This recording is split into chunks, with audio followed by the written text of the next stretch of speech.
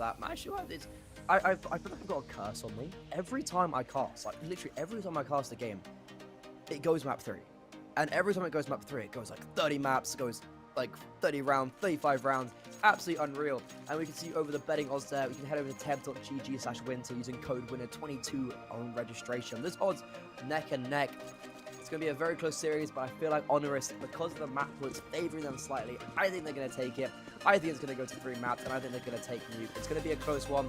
And guys, strap in, grab your popcorn. I'm grabbing my throat lozenges because God, it's already been a long morning. And this is win for a banger of the second game of the day.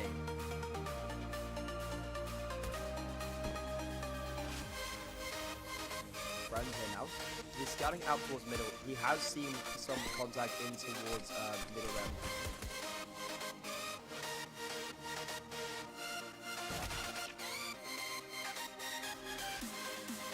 And it is going to be him taking that first contact in towards middle.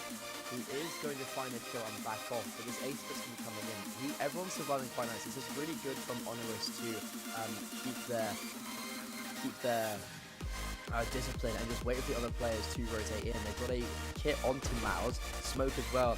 Neo's going to be taking first contact. Is going to be taken down by Ragger, a player I highlighted at the very beginning to be quite prolific. Friend is somehow surviving with his life. He survived with so long, but Seminite, so nice from him there. And it's just going to be Taz now. One of the legends of the game isn't going to be able to do too much here. And Nexus, they win, keeping 3 players alive. And I said Mirage is going to be their map, and I think it's going to be Honoris. They look quite, I feel like they've always been quite weak in this map, in my opinion. So I don't see them doing too well here on this map 1.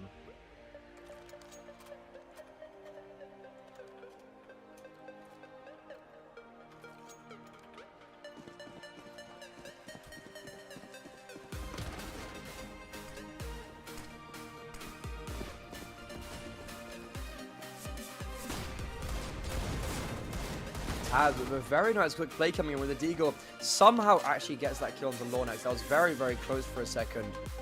But it is Honoris with a man deficit already. They've got the guns. Not that it had to force into this round.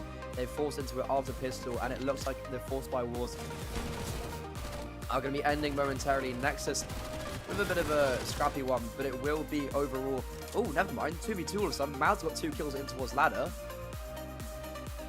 And that's made it very winnable all of a sudden. However, Ragger, I feel like they're not going to expect him to be here, and they do not. He's having a pretty good game so far, 4-1. And it's just Reggo left alone. Oh, what a Deagle shot onto Ragger. Just like him versus Seminite. And the Deagle doesn't connect literally a centimeter above, and it would have been a headshot, but it is going to be Nexus, the Romanian team, picking up a second. And Honoris, technical pause is coming out. I'm just going to quickly check what that is. Nothing just yet has been said.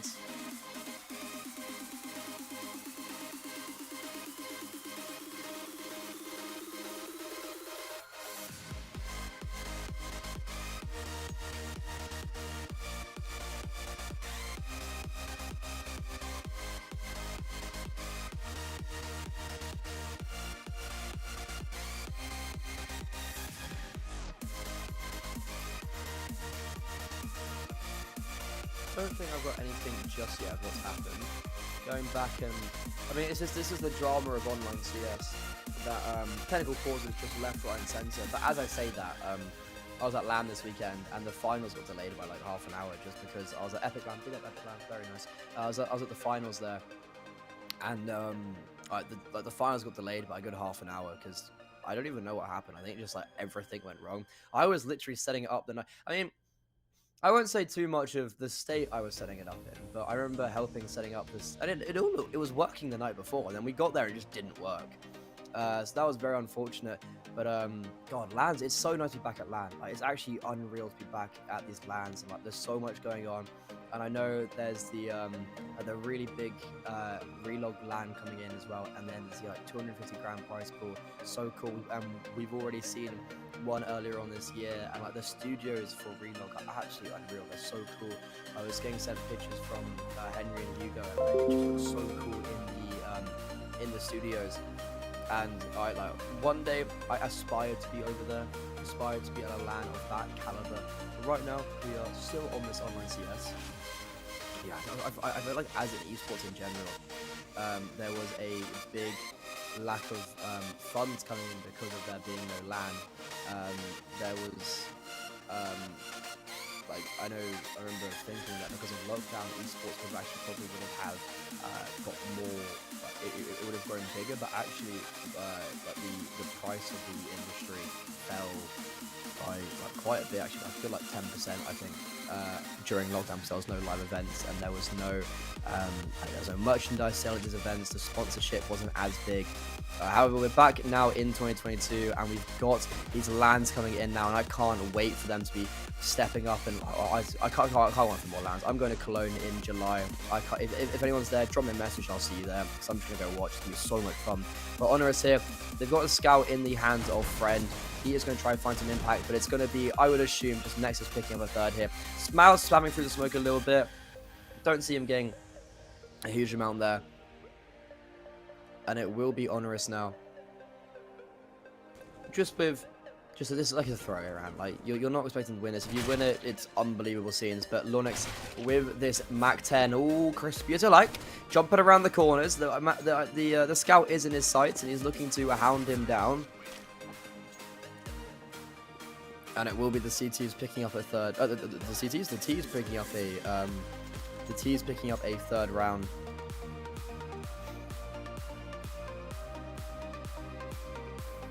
And you can see at the bottom of our screen our partners over at Pinnacle, best CSGO odds in the scene. You can go over there if you want to test your knowledge. Head over to that. You can click on the banner down below, and you can use the registration code WINTER22. Please remember, bet should be done in a safe and fun environment, and make sure to bet what you can afford and strictly over 18s. We're getting back into this gun round now, and it will be this mid play coming out thick and fast. Mac 10 already being sent into connector. And he'll be finding some impact towards short. I don't know if he's going to be. He does just about get that kill. Long range battle attack, and the Mac 10 actually comes on top of the A1S. Not normally something you see there.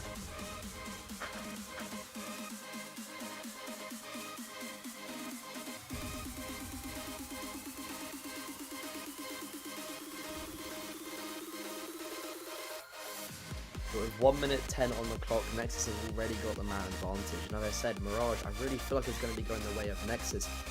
What I'm interested in is, can Honoris then, can they reset going into Inferno, and can they take their map pick, and then on Nuke, can they play the game that I know they can play? There's going to be the AXE coming in now. Neo is going to be dropping a smoke by his side, and this man has 15 years plus experience playing this map. So you'd hope he'd be pretty good on his A-bomb side, but he's only good for one.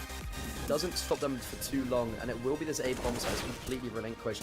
Semonite is actually going to force Taz into the open, but unable to get that kill. Very nicely done from Taz, and he equally has about 15 years experience on this map. So can that show on these retakes and on these post plants?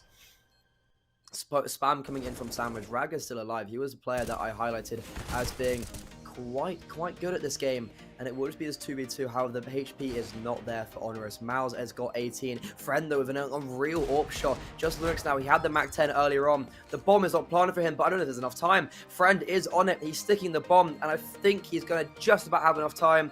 Time is ticking down slowly, and literally milliseconds in it.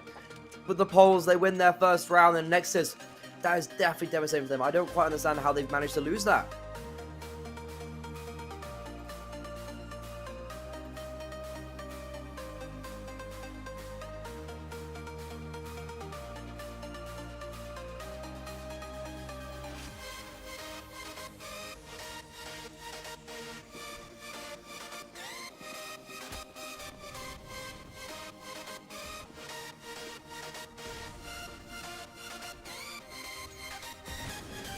There's faster B player coming in as well. I think they're just faking out there's only one player there, and he just popped out. Rag is on this bomb site. He's got the first kill, fully blind. Now it's just Miles left alone on this bomb site, and Ragga filled in with XLO.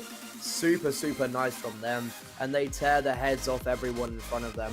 Honoris, they've won a round, but completely been silenced straight after. And I feel like this could be a round going the way of the Romanians.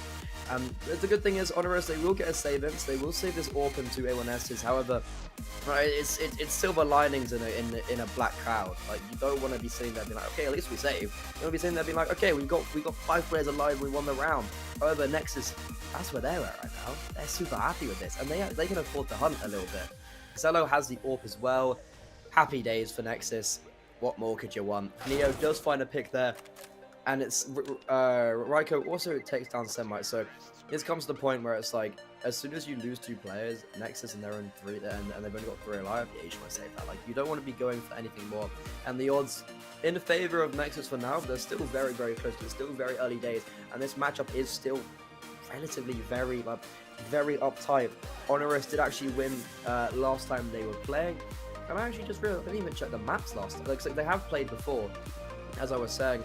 It was actually Inferno, Vertigo, Dust 2. So we're only seeing Inferno today, and that was won by Honoris, which I was saying, like, map 2 is going to be Inferno, it's going to win. And, like, Honoris are going to win that. I would assume so anyway.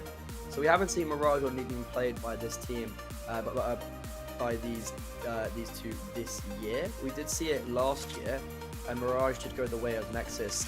And we saw it twice last year. Mirage went twice the way of Nexus, and then same fashion, Inferno went the way of Honoris. So I feel like the predictions, like, this is a very staple of their map pool. Nexus are going to take Mirage, Honoris are going to take Inferno, and then Nuke's just going to be a bloodbath.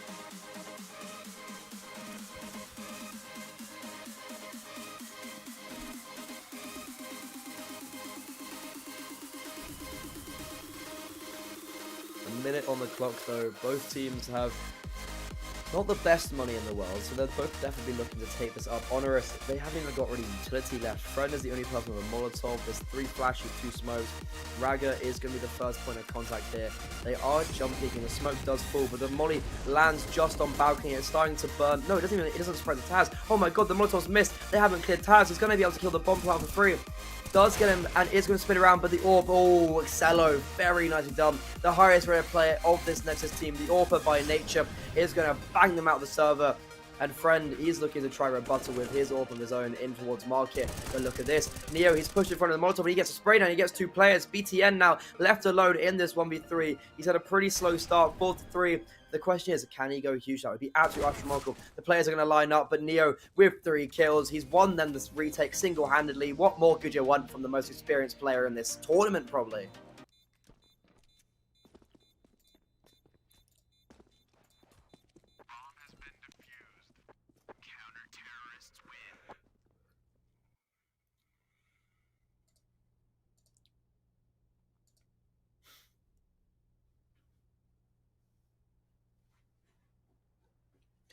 Oh, these series are unreal. I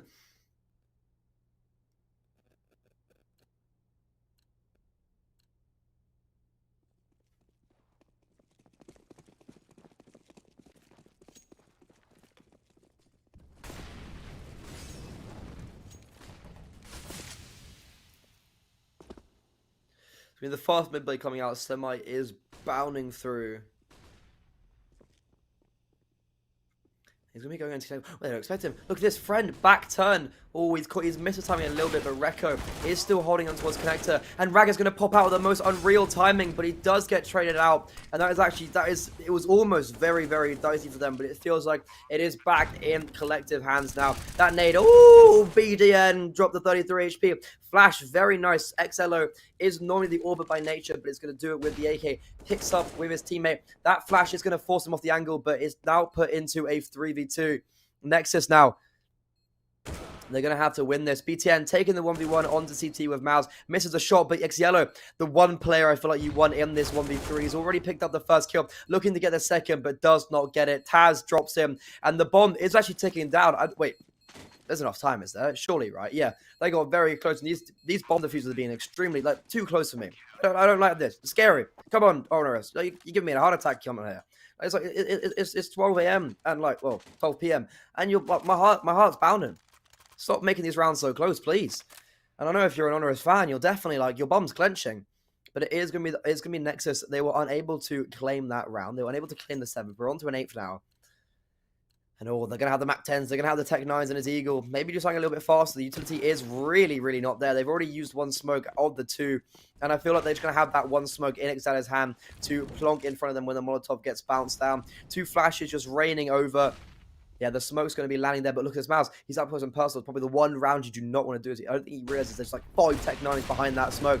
And he gets the first bomb being dropped. He drops into the fires. And oh, Miles with the no scope. Cold Zero style. But it is going to be Lornex and Raga. Make it just Raga left alone. The orb picked up, does do some damage there. If he gets one more kill, it's a little bit expensive for this Honoris side. And oh, wait, hold on a second. That was actually such a crisp shot onto Neo. It's Raiko and Taz left alone now.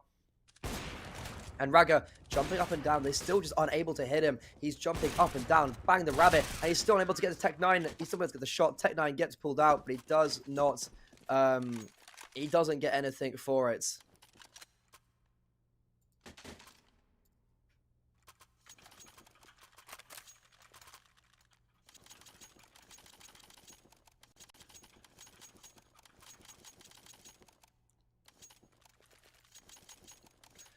Was a lot of damage though done, and you can actually see it on the economy. Like, look at that. They've literally got 650, 700, 300. Like, that's a bit dicey, I can't lie. So Nexus, if they're able to pick up this round, this could be very good for the longevity of this first half.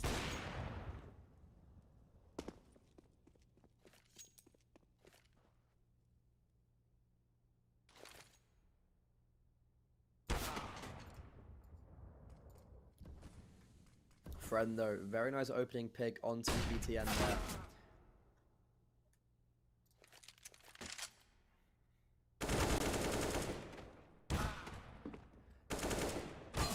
And it is Lornex being dropped. Honoris keeping all 5 alive. This is pretty tasty from them. And the timeout rightfully so being called, and we can now take a second just to take a just breathe. Everyone in chat, just take a breather, go get a glass of water, and while you get a glass of water, I can tell you about our amazing partners over at World of Esports. Because honestly, I've just made my team, I've just signed up, and I want you guys to send me your teams on Twitter as well. I've already had one person send me their teams. It's actually really cool to get some interaction here. But if you don't know what World of Esports is, that you can test your knowledge by creating your own dream team. Like, it's like a fantasy, it's like fantasy football, but for esports. You can battle against other players, joining an exclusive fantasy league based on Pinnacle Winter, and you can do it on any other tournament as well. You can click the banner below the stream and sign up. You don't have to pay, it's completely free. All you need to do is just register.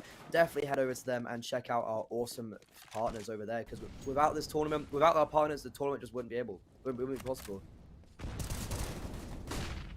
Now they have the Tech 9s. They're going to get dropped momentarily. Friend with this orb is playing whack-a-mole right now. He's banging them out the server. They're running into his crosshair, but Raga, he's trying to be a bit tasty with that deagle, but he's not going to get anything for it. Honoris only losing 1 member, and their economy is looking pretty juicy right now. Nexus, they've got to start putting some rounds on the board. I was saying how Honoris, there was no way they're going to win Mirage, but I might be biting my tongue a little bit now, and this is 5 rounds in a row. Honoris, pretty good rounds as well.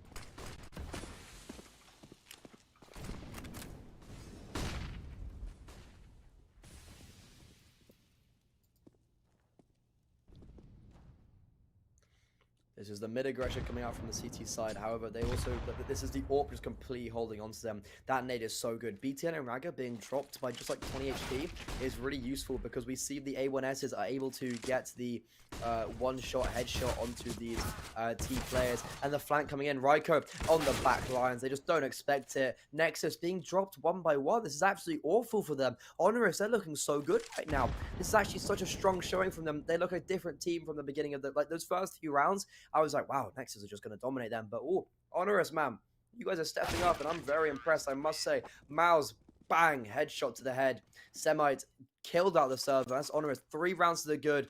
7, wait, is that 7 and 6 in a row? So, not too bad. And then another timeout called. So, grab a glass of water, sip on that, and we've got another partner to talk about.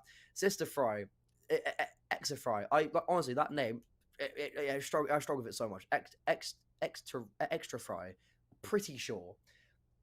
you can head over to them. I feel like everyone knows who these people are as well. They're a peripheral company that you can get anything from a keyboard, mouse, headset, and you can also get these really cool customizable options for like your mouse, the top of your mouse. So I really want to try pick up one of those. See what they look like, and if anyone has one as well, send me a picture on Twitter at @GurmyRanar, because I'm really interested to see what they actually look like, and if they're nice. And if you have any products yourself as well, if you have any like favorites, put in chat what your favorites would be. But you can head over to any of their shops and use the code winter. Pretty sure it's just yeah, you can use code winter10 for 10% off, so make sure to head over there. And it will be the XU coming in now though for Nexus. Spam through the smoke, it's going to do a lot of damage. Neo peppering down the players one by one. Lunix on 4 HP, Raga on 43, BTN on 40. Haven't seen anyone yet, and that nade, oh, it's going to do so much damage, and it does. It nades the bomb out of his hands. Man advantage for Honoris, and look at this, the utility just coming in left, right, and center. These players, they can't get a break. Semnites is finally going to get a bomb down, but at what cost? XYellow and Lornex left alone. Make it just Lornex. He has like 6 HP. He's going to get dropped out the server. Honoris, super nice from them. 8 rounds to the good. That's 7 in a row right now. And this Romanian side, they need to find an answer. They need to find a callback. They need to jump onto this and see what they can do.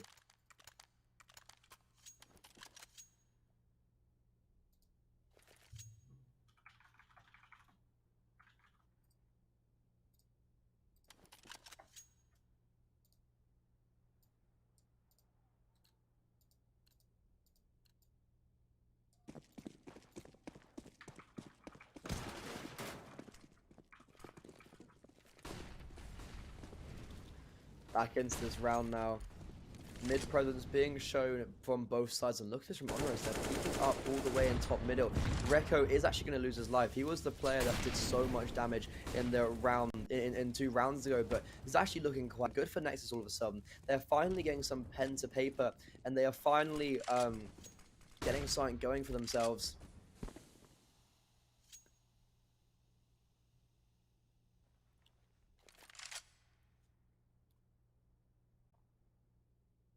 They've got the man advantage, but they also took a lot of damage against those nades. You see Lornex and BTN, they're on 33 and 48, but equally Neo with the AWP right now. 8 HP, big Bogdan Law right there. Give your AWP to the low HP player. So he's still in the round, and he still can do a lot of damage with that.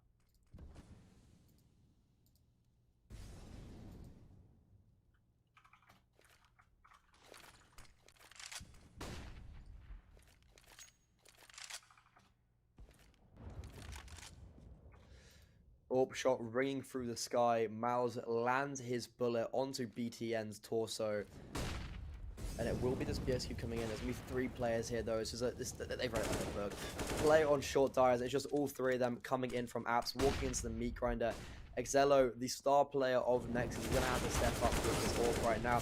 He is not going to be able to do anything. Friend is going to get those last 2 kills. He's got 3. Very nice B-hold from him. And Honoris, they're on to a 9th. This is such a dominant CT side from them. I did not, honestly, not expect this whatsoever. Every time I've watched them on Mirage, they just haven't been very decisive. But if you want to get something decisive, head over to Skin Baron right now. You get €2 off, and you can type in those codes. Quick, first come, first serve, and head over there right now, ladies and gentlemen.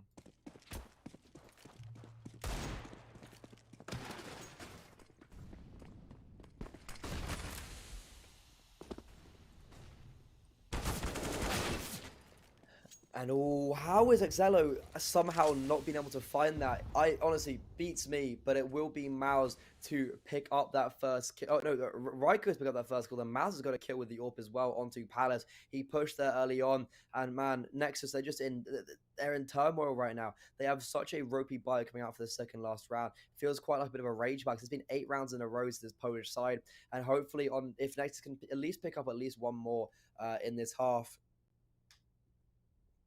or when it gets on the T side, hopefully we can see just a little bit more from them.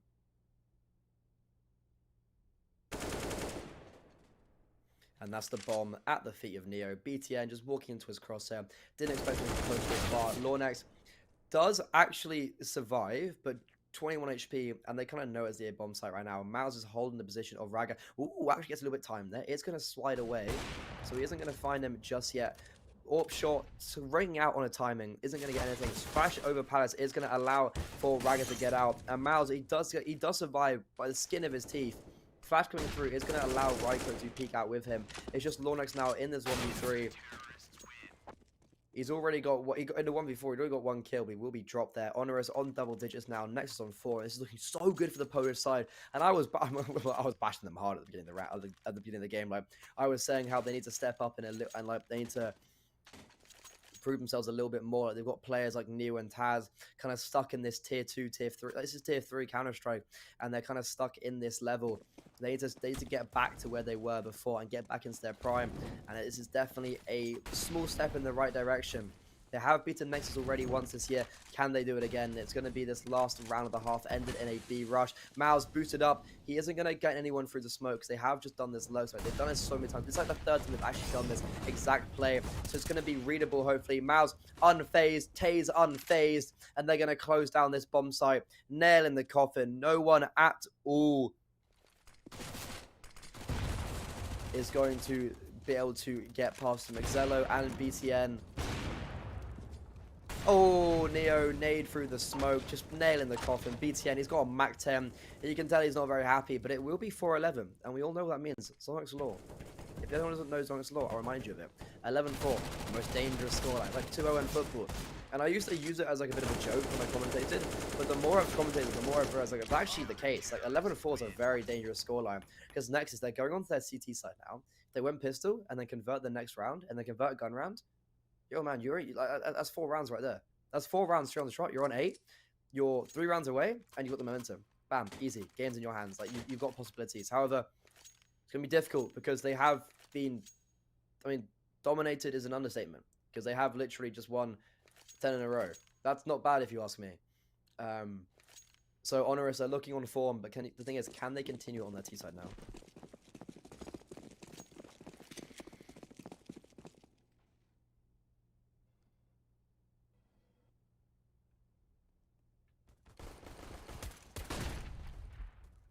And finally, Nexus find an opening pick in this round, and it's going to be BTN and Excello. They got triples already. They're looking funky and fresh already on this CT side. And it's going to be Excello just pushing up. Like, he's had enough. He's a good player, and he's like, I don't want to be caged up. I want to get some kills. I want to show you why I have a 1.15 HLTV rating. Nexus, they are the best team in Romania right now. They just won the regional LAN, taking home quite a fair bit of money. So I feel like they're looking to prove themselves, but Ryko here, hardly. He's in this 1v5. He's already got 1 kill. 2 low HP players as well. So, I mean, the clock is not what you want at long range, and they are peppering him down slowly by slowly, but it would be quite cool to imagine him actually winning this 1v5.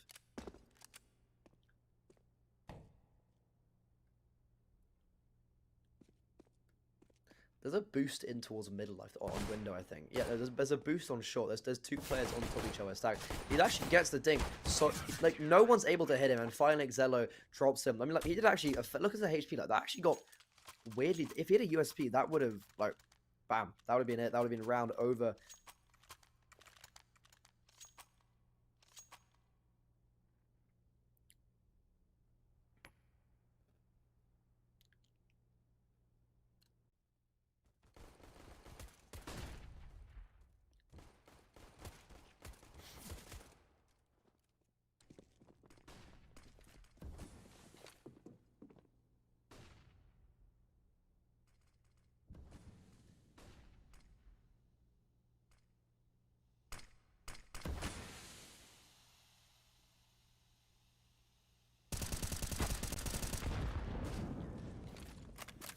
It is going to be this A pop coming in from Honoris. They're just contacting out, and they found contact now, so they're going to explode. But Semite, on the Balk here, supported by his teammates, is doing so well. Neo just looking through the smoke here.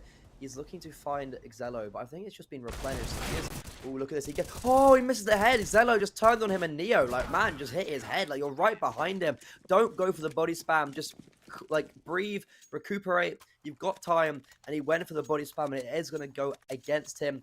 Honoris, that was their force buy, and because they didn't get a bomb down or really anything for it, they're going to be forced on this eco. And as I said, 11-4, most dangerous scoreline. Nexus, they've won the second round by in a very dominant fashion. If they stay alive now with 4 or 5 players and convert this, and then win the first gun round, man, they're straight back into it, and they've got the momentum.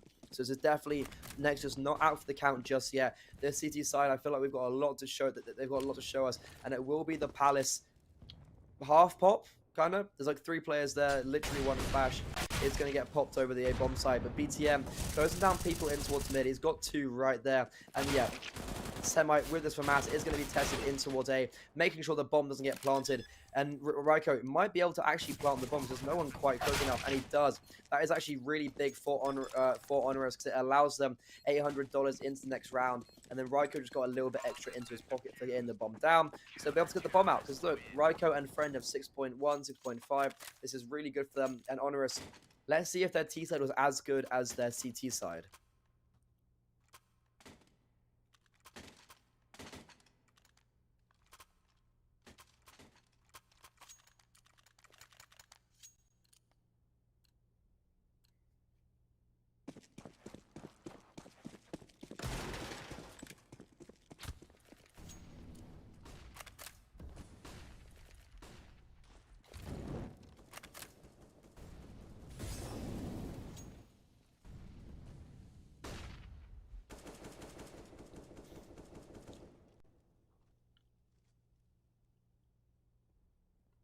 The big greens are on for both sides now. Friend has an AWP. Xello has an AWP. Let's see who can reign the strongest now. That's the question. Who is going to be able to be more dominant? Who's been able to take this map to themselves? This is the map pick of Nexus, and I really feel that Nexus have to pick this up because Inferno is going to be so hard for them.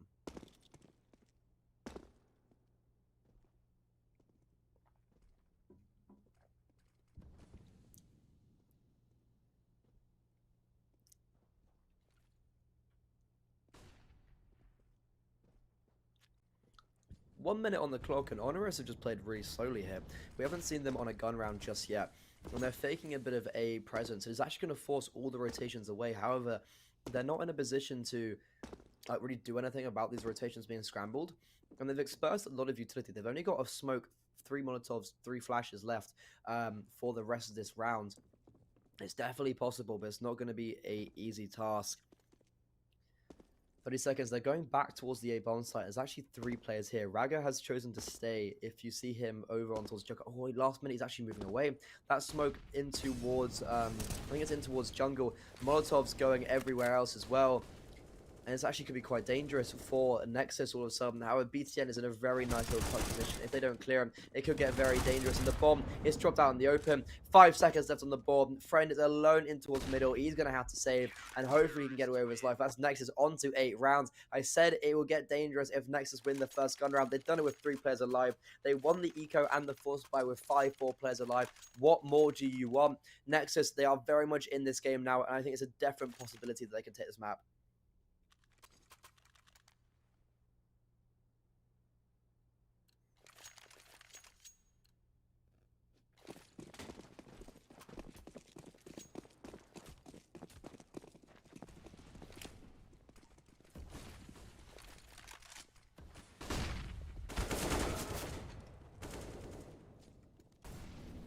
First kill going the way of Neo. Finally, Honoris picking something up on the board. They forced into this around the orb. They have very minimal utility, but they do have full loss bonus. And they will actually take some map control successfully for the first time, it feels like, all game.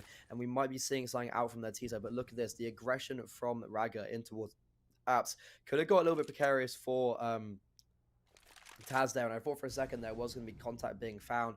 It was one of those gunfights where whoever won would have won the round for their team. If Taz had died there, that would have been really unfortunate. But if Raga dies here, this is so bad for Nexus, but it's not going to be the case. Raga picks up that kill, puts it back into a 4v4, and they've got all the control towards the B-bomb site now.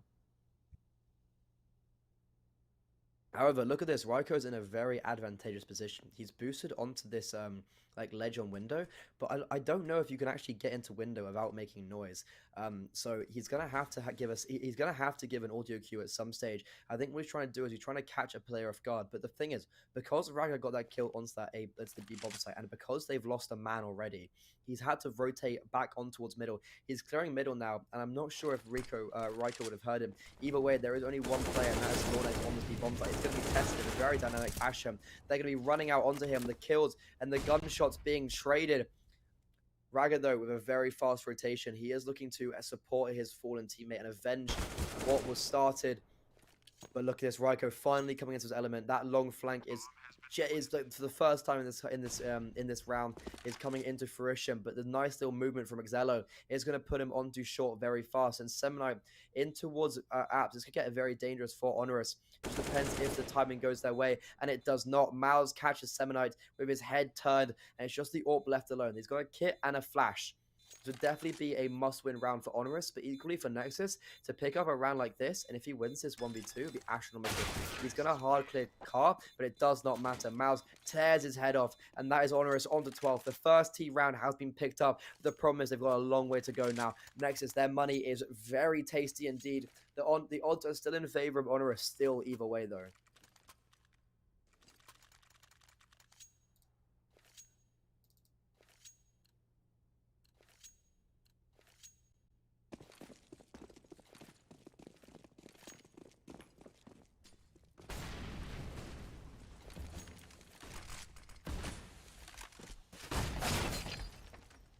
That's going to be the first pick going the way of BTN. Friend with that big green was trying to get something going. I can see what he was trying to do there, but it's very unfortunate. Unable to do so. And it looks like... Oh, actually, wait, hold on a second. Honoris are bounding out of this A bomb site, and they actually are getting the kills. However, Nexus, they are here to step up. They are here to try and hold this bomb site.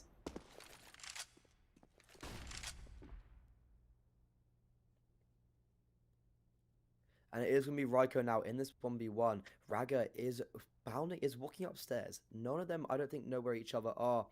And Raiko, he's just holding his discipline. He's not peeking out just yet. And Raga seems to think he's in towards Palace. So he's holding that position. With a minute on the clock, Bomb is in the back of Raiko. So he has time to work with. Does he expect the player to be stairs? And I don't know if either of them have seen each other directly yet. Raiko is going to try and make his way under Bauk, but he misses the movement. The shadow, he was trying to get into shadow, but just kind of scuffs up his movement a little bit there. Sometimes those lads can be very fiddly, and it is me Raga picking up the 9th round for Nexus, converting straight away back again. And I said, Honoris, you know, they won that round, but God, there was still so much to work with. They've kept only one player alive, so their money is very, very weak. This is really nice from Raiko. He tries to bring it. He brought it in from a 1v3 into the 1v1. Was unable to cross it at the final hurdle, and it is going to be Honoris now. 3 rounds advantage, but it's slowly closing.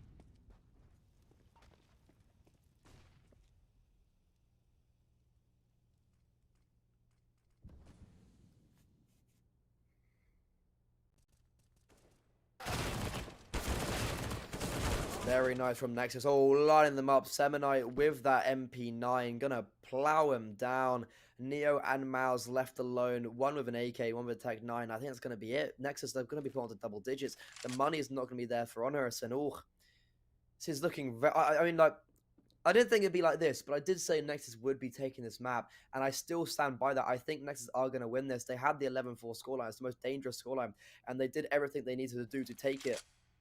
And AK has been picked up by Mouse here, so he does have the upgraded weaponry, and it's going to be Neo find that opening pick onto BTN. 50 seconds left on the board, they have time to work with.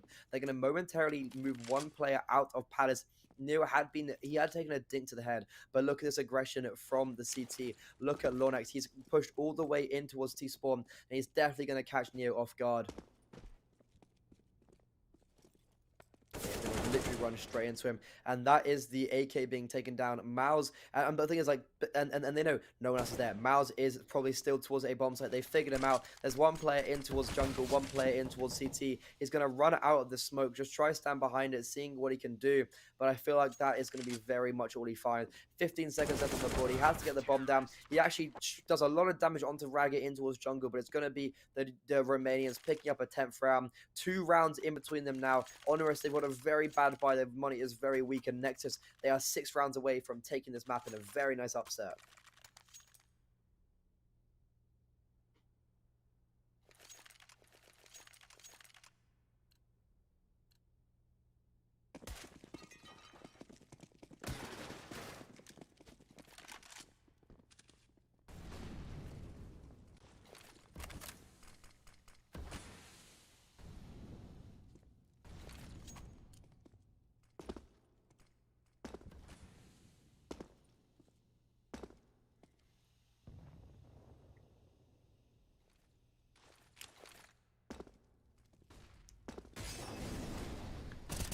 XQ coming in. It's an A pop. Honoris, they have quite low money and they have quite bad guns. So they're going to be running onto this A bomb site. But BTN is there with his teammates and they're going to close the first point of contact down. Bomb is going to get planted and it's going to have no resistance immediately. However, the problem is, look at this. Honoris, they have no utility to actually work with. Ryko is run through the smoke, but it's just going to be, like, these AKs are just going to pile them down. Taz almost got 2 kills there, but CTs are keeping 4 players alive. They still have, utility to work with as well. I think that's the important thing to look at, is that Honoris, they had the bomb site, but the problem was they had no utility to fend off any of the upcoming players that were coming onto their position. And Nexus, 1 round in it now. Honoris, they do get bombed down, and they would have had a buy regardless this round. They're just going to have more of a healthy one. They're going to probably have an AWP out coming on friend, and it's going to be Nexus. They need to take this round. And if you want to head over to Pinnacle, teb.gg/winter and use code WINTER22 to sign up, you can test your abilities. You can bet on the latest games, including Honoris versus Nexus, but make sure to do it in a fun and safe environment. Make sure you can afford what you bet and that you're doing it over 18. Oh, what a nice bit of play there. The Molotov forces friend out from behind the box, and lovely little Norse AWP shot from Raga. Double AWP setup is so crucial on CT side here. There's nothing you can really do about it, especially when they're hitting their shots. Raga and Exelo, probably the 2 players you don't want to be seeing on AWP because they're just so good. And Honoris, they are scared now. This was an 11-4 half, and it's about to be 12-12. Nexus are playing so out of their mind right now, and their CT side is going to be so dominant.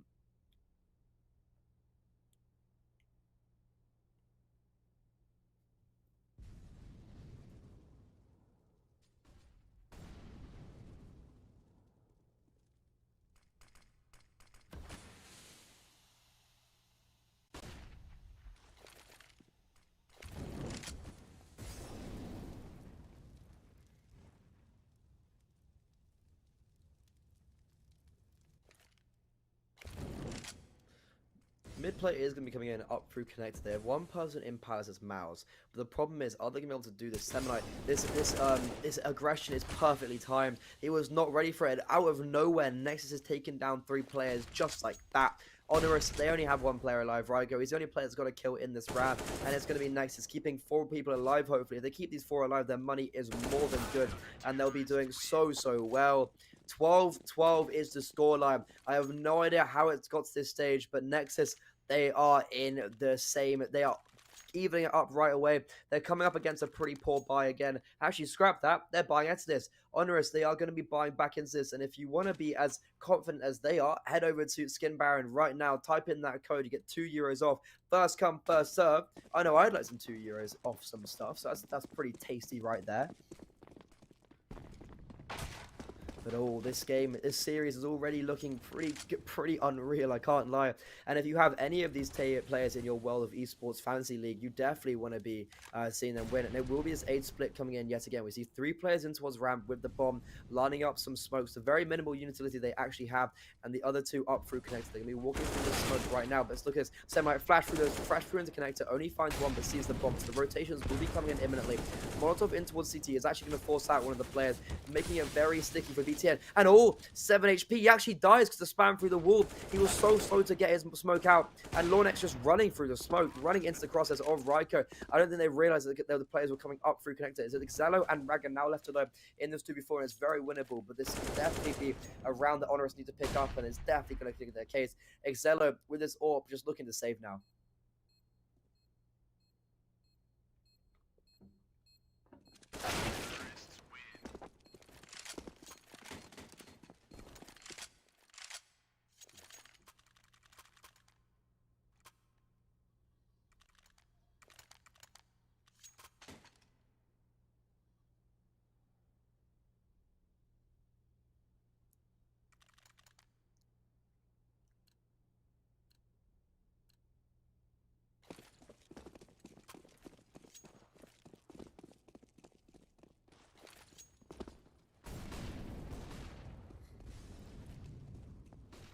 Nexus, they do still have enough money to balance this round. However, this will be the last round they have a significant amount of money. So they definitely need to pick this up.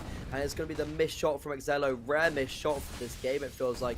Raiko is going to be tearing his head off. But the quick trade from Lornex is definitely what they need. But look at this. Raiko, he's taken a gap in this defense. He's jumped into window, and BTN might not expect this. He might get caught off guard. He might get caught with his pants down. And they're both... There's a smoke in between them. I'm going to be interested to see if anyone expects anyone to actually be here. Smoker's fading now, and it's going to be, ooh, BTN dealing 81 points of damage. No, 91 points of damage. And it doesn't not matter because Raiko does get traded out eventually. Lornex spammed through the wall, and Rago, tasty little flick shot. That was like a wrist break. That was such a out of nowhere unneeded flick. But the flash does come in, and Seminai is standing on this box. But they don't clear the corners. Friend, I thought he saw the barrel of the gun, but it doesn't seem like he did. Mao's now left this 1v3, and he needs to be picking this up. He spots one player. He knows where the second is, but he doesn't know where the third is. So the bomb is down in control of Seminai. He knows where the gun barrel is. Flash, everything going their way, and Mao's being dropped. That's 3 players staying alive for Nexus. That's 2 AWPs being brought over, and Nexus, both teams 3 rounds away from taking map 1. And if Nexus take map 1 of Honoris' pick, man, that's gonna be huge. That's gonna be so big. As soon as if this goes 2-1, if this goes 2-0, actually wait, no, sorry, what am I on about? This is Nexus's map pick. This is definitely what it should be like, but Nexus is making it so much more difficult than it has to be. They've had a very tasty comeback. Their T side was just not what it should be. And it is going to be Honoris now with the AKs and an AWP still out. But, ooh, the AWP. Very nice pick on Lornex, taking down the B defender, causing Raga to stay here with the rotation. And like what Nexus needs to do now here is they need to make a play. They need to push somewhere as a group. And they're not even doing it as a group. Raga is pushing up in towards middle, and he sees the AWP of Friend in towards TV, and he snipes him down. Bullet to the torso, flying through the air. The AWP had to sing, and it hit all the right notes.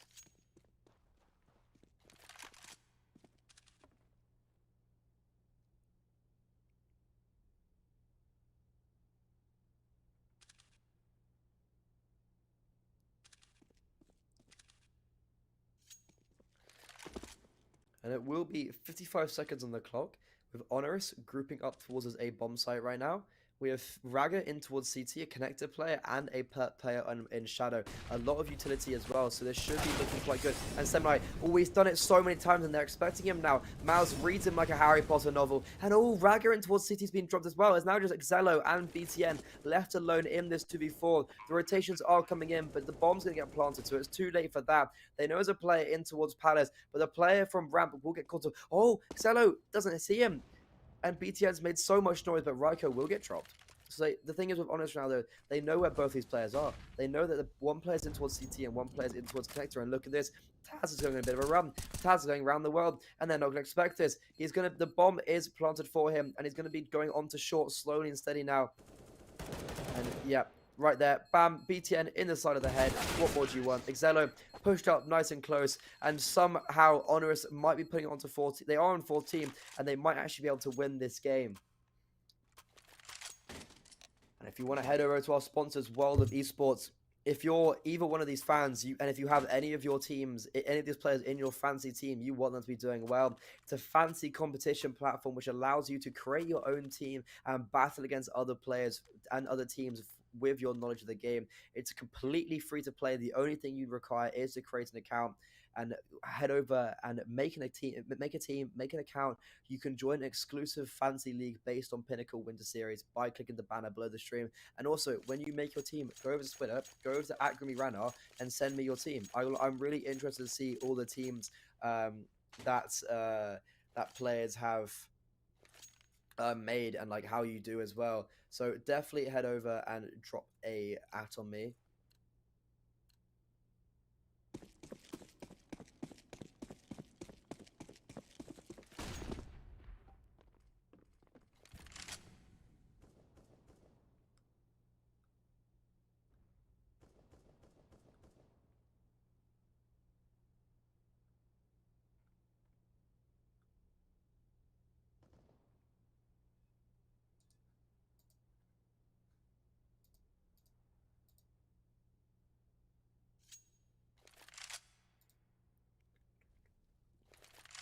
But for once, Honoris, they finally found some momentum in this half. They're up against 5 USPs.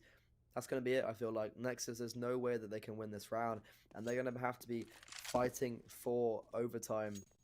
This is looking really dangerous for the Romanian team on their map pick all of a sudden.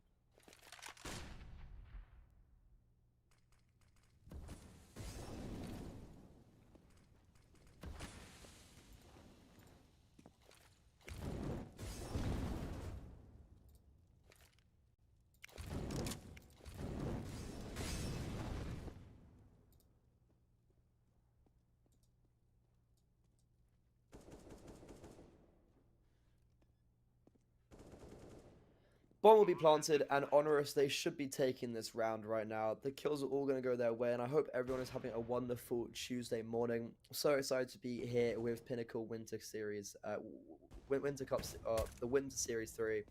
And we've got some unreal Counter-Strikes come up for the next couple of weeks. This is the regional Swiss stage, and these teams are 0-1 right now. So whoever wins this will go 1-1. Whoever wins this will go 0-2, and join the likes of Entropiq Prague, who actually got 16-0'd by one shot. It was unreal. And then also join the likes of UNGENTIUM, and then whoever loses this game, and then also looking over at the other game in the bracket right now. The other 0-1 team is Into the Breach versus Cova, the big UK team. Big up my UK brethren, which actually has Smuya standing in for them right now instead of Isk. So I think there's some sort of problems with like he's from Ukraine, so I think there's some sort of problems with him playing and all that stuff. So very understandable. And it will be an Honoris timeout right now. That's definitely what they need. You can go look at the bottom, just €2 off, first come first serve over at teb.gg/skin baron. You can use code winter22 as well when signing up. So this could be very much the last round of the half being played out right now, and these series, like I feel like it's like the Grimmy luck. Every time it's ridiculous lengths. It either goes full 30 or overtime. Every time it goes 3 maps, and like I'm 18. I'm like, I'm too old for this now. Like, I'm getting knackered, getting very tired, and it's like the art. But it's so much fun though. These are absolutely phenomenal games on today. The games have just been so good all across, just everywhere really. And Instant Breach actually took the first half of Mirage against Cova. They beat the Finnish team. We're getting straight back into this, 15-13 in favor of Honoris, and I can't. It's gonna be very exciting to see how this round plays out. Fast pick into lower tunnels from Excello. He's going to be trying to find some contact. It's going to get away into connector. Gunfire going back and forth. But look at the utility of Nexus. A minute 30 was on the clock, and they've got smoke and nade. That's all they've got left. Honoris, they have more than enough to work with. And this is definitely looking like it will favor the Polish team going into this round. And it could be a 30th going straight. It could be a 16th going straight in the way of Honoris, unless Nexus pick this up.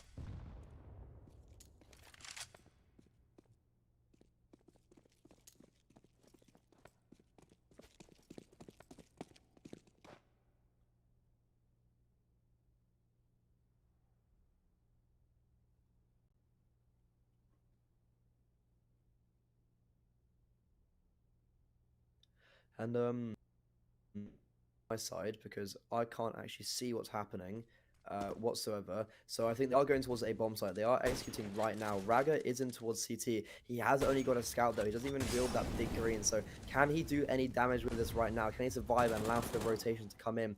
There was 30 seconds on the clock when the execute hit. There are no kits on the board as well. So if Honoris are able to get this bomb down right now, it could be quite dangerous for the Nexus side.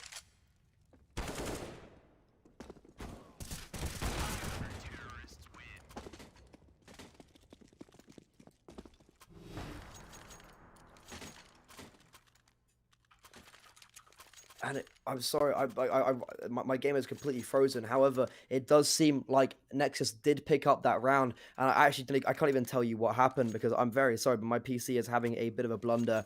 It's not actually mine. My PC parts got a bit misplaced, let's put it that way, at LAN, and so I don't have my normal setup. I don't have my normal PC. This bad boy is keeping me going, and I'm back into it now, ironically, so I can see this round. But Nexus have picked it up. We're on to 15-14 now, and that whole round just completely blanked out for me. But it is going to be ECLOT picking up that first pick as the round onto Ryko. Ryko's been a big hitter, 27-18. That's a huge scout to take already, and it is going to be BTN as well. I think we're going to overtime, ladies and gentlemen. I think Nexus, they don't want to end it right here. They want to take it. Semi, the problem is he's played this position so many times. You can see Mouse is expecting him. This has been like the 4th or 5th time there's been contact. Smoke in towards ramp, in towards Palace from CT is going to stop them momentarily. It's going to be this A hit coming in. 2 from Palace, 1 from ramp. Molotov on ramp is going to stop them momentarily. But I think Nexus, this could be the round going their way. Mouse is just grabbing that smoke, turning off. We can see the X-ray being flickered on and off, but they can't see anything. And Mouse, ooh, just about gets the kill. 12 HP though. And that's a lot of info, I feel like, going the way of Nexus. BTN just trying to survive. I don't think he realizes that Taz is out already. And now into a 3v3 all of a sudden. Lornex, oh, Taz! Hold on a second. How has this happened? It was a 3v5 in favor of Nexus. And all of a sudden, it's now up into a 2v2. ECLOT brings it back finally from CT. But Taz hitting some very crispy shots. Lornex was unable to get anything going. And it will just be Raga and ECLOT left alone in this 2v2. 35 seconds left. The bomb is down. So Honoris, they at least have... for Nexus, it's at least AM. The bomb is being planted right now in towards default. Mouse is very low HP from the earlier interaction against Seminites, and it will be Taz continuing his reign of dominance. It's all onto ECLOT now. He doesn't know where he knows where at least one player is. He knows he's in towards bench area. He's peeking him. He tears the body off Mouse. He kind of knows where where Taz is. He's jumping around the corner, making a lot of noise. He spots him out, and he misses the shot. Taz, 4K in the round. The most unbelievable scenes I've seen all game. Honoris, they pull it at the last moment. They take the map pick of Nexus in the most unlikely circumstances. Oh my God, Taz. I was picking you up at the start with Neo, the most experienced player in this tournament, and you're proving me right. Hopefully they can continue this form onto map 2. It will be Inferno. It will be the map pick of Honoris, and I will see you very soon, ladies and gentlemen.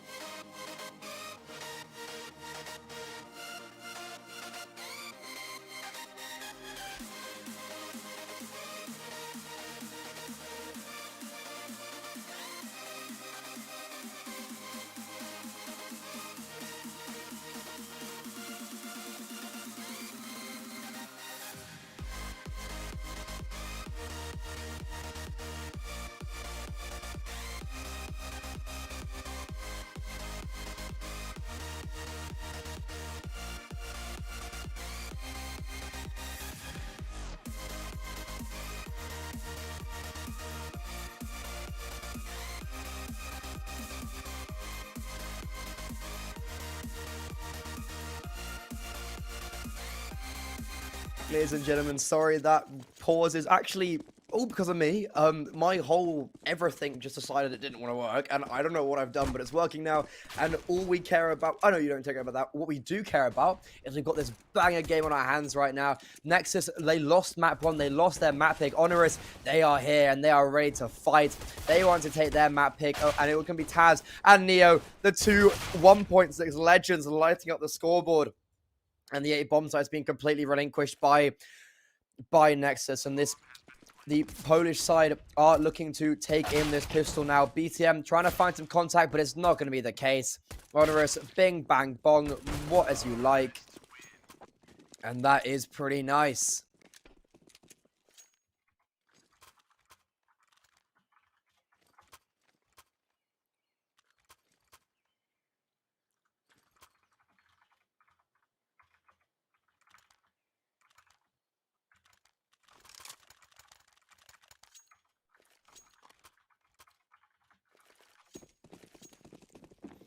And it will be Honoris taking up their pistol rounds. They'll be onto these Galils and SMGs up against the Deagles and Scouts. Still possible for Nexus to be taking this though. Like it's not exactly unattainable. We've seen people win with less. I've seen full ecos being pulled out the bag here and there. And hopefully we can see this Romanian side put up some fight right now. They'll be heading over towards this A bomb site.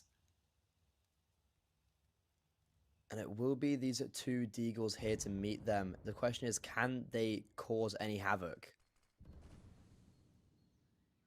Smokes are being placed in towards long, but that's actually from BTN. That's actually from the side of Nexus. And look at this, the banana push. Lunix has actually taken down Friend. He's here with Xello. It's actually very, very nice from Nexus because Honoris, they've got 4 players alive. They've got all rifles, but look at them.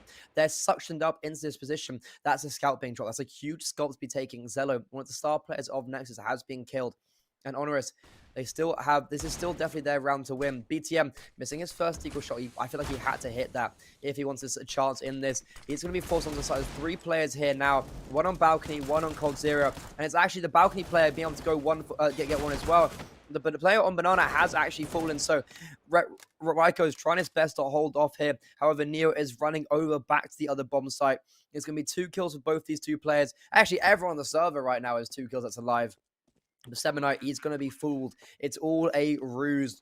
And it's going to be the bomb being planted on the B bomb site. He has no kit, but he does have a flash head armor and Galil. If he goes to us, he's going to have to go very fast. He's going to have to hit those shots very quickly. But look at where this bomb is planted. You can see on the map, it's planted in the middle of the open. So it's going to be planted for everyone. He's just going to save. He's going to take his Galil and go home.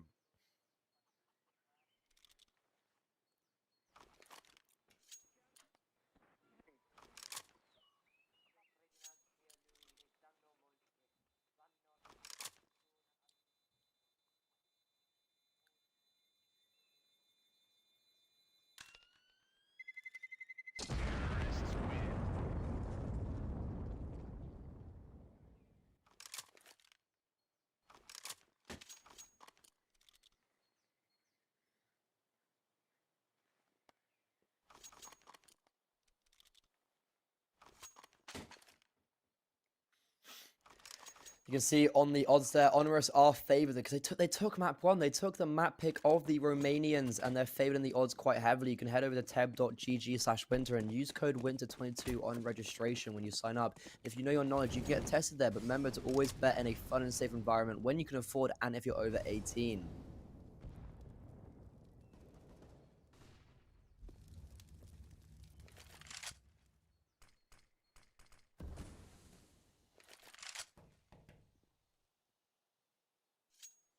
It is now this 3rd round. Nexus, I don't see them doing too much here. The best they can do is some damage, but Honoris, I've seen them, I will give them credit. I thought on Mirage, it wouldn't be anywhere near as close. I thought they'd be smashed out the park. And honestly, fair play to them. They impressed me a lot more than I thought they would. However, I know for a fact their Mirage is pretty, their Inferno is pretty good. I've seen them play against a multitude of teams, and they've done pretty well on it.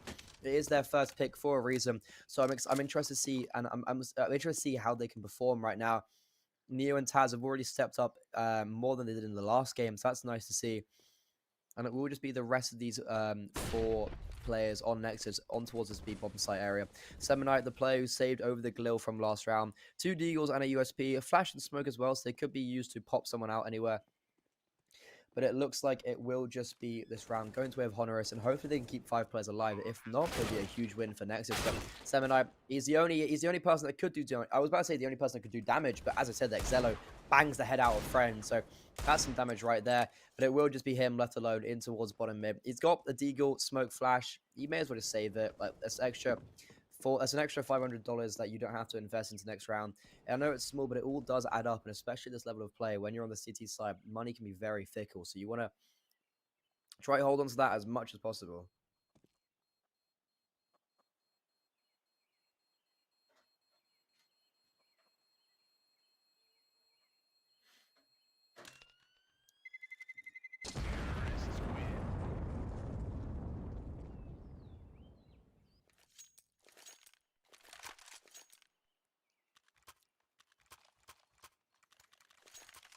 It's a good start for Honoris, exactly what you would want to see. They are a team with a lot more experience. They've been together as a core for quite a while as well. It's going to be an Honoris timeout just coming out, because honestly, you don't need to have a timeout when you are losing. What I like to see is that people taking timeouts when they win. To just talk about stuff, be like, okay, this is what we're going to do in this one round. And also in a little bit, next, let the other team dwell a little bit and let them just kind of sit there and bathe in the defeat. And I think this should be a really good game we got on our hands. It could be quite dominant. I feel like Honoris actually have a chance to just run away with it. And for everyone out there, happy Pancakes Day. I hope everyone is having a wonderful day. I know I'm making some pancakes later, and I can't wait because I haven't had pancakes in ages. But like pancakes are great, no? It's kind of just something you tend to have, and it's like national pancake. I don't know if that's an English thing, like an Irish thing. I'm living in Dublin right now. I don't know if that's an Irish or English thing, but if anyone else internationally is celebrating National Pancakes Day, enjoy your pancakes. And it is now going to be this first gun round coming out for Honoris. This is them running up mid, and Friend, oh my god, Friend, you're just catching Ragger off guard. He just runs through the smoke. Ragger had a nade in his hand. He was going to go nade mini pit, but it does not matter. He's going to be able to get there. He's going to be completely banged out the server. And it will be, however, Nexus though holding down this A bomb site very nicely. And it's turned to a 2v2. Wow, this game is really going to all the lengths. It's just going back and forth and back and forth. And it's just now Xelo left alone in long against Neo and Raiko. Bomb has been planted on the A bomb site. Xelo has an AWP in hand, and he also has a kit. He can choose to trade his AWP for a pistol, for a rifle if he wants. However, he's not even going to get the chance because Raiko is going to bang him out the server. That is Honoris on four rounds already. And you can see our wonderful partners over at Skin Baron. They have a €2 off code. First come, first curve. Go type it in quick. 60 Mo. What does Mo do anymore? Does anyone, like, do you guys remember the streamer Mo? Like, what does he? I saw his stream highlights a little. Like, I saw one of the highlights a couple days ago. I didn't even realize he streamed anymore. It's cool to see someone like that still in the scene though.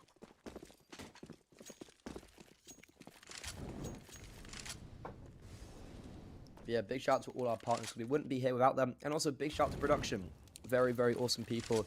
They've had to put up with my fierce technical issues the whole day. So big shout out to them. And the show wouldn't be here without them, really. Like, the only reason this is possible is because of them by and large. And big shout out to everyone behind the scene as well. And Mr. Nuke. Mr. Nuke is a very lovely man. I do like Nuke. He's very, very, very helpful when it comes to everything. And it will be the 5th round being played out now. Nexus, they lost their gun rounds. They're forced onto these Deagles. However, look at this. Ragger's up close and personal in apps. And if Mouse chooses to just walk into his crosshair, it could get a little bit precarious. However, Honoris, they're playing it very slowly. And Ragger's aggressing at the same time. I think they both spot each other simultaneously. And they will both just choose to fall back.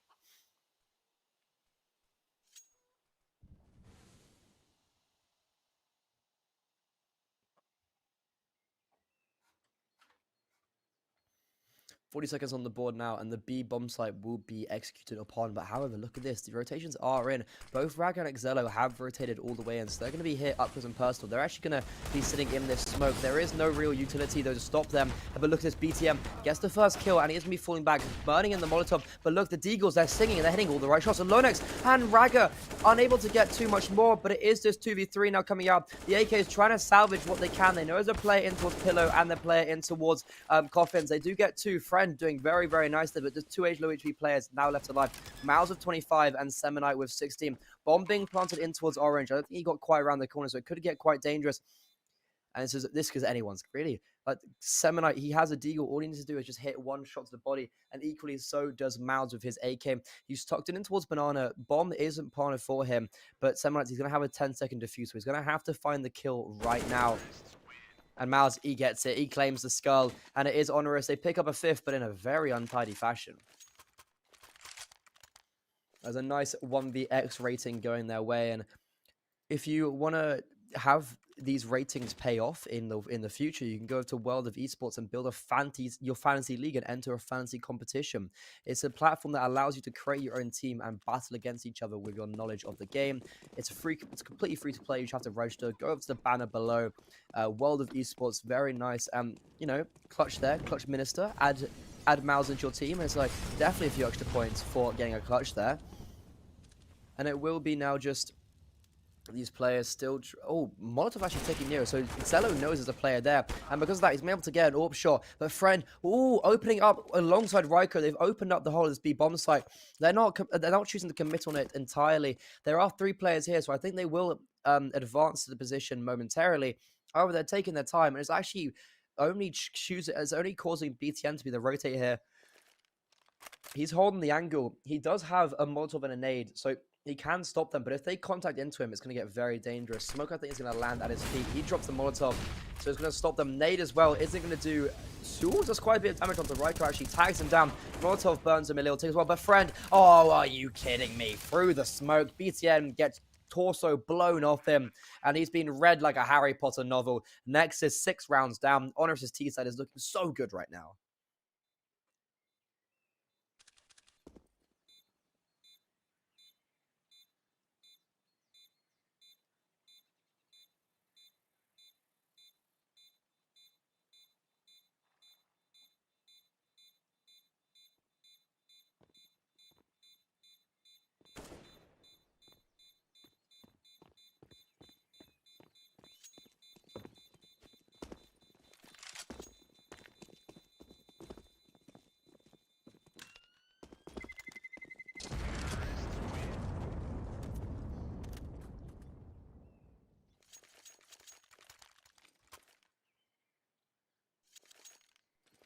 And that is Honoris. 6 rounds to the good. Magical stuff right there. Nexus, they definitely are not having... They are definitely not having too much fun, I can't lie.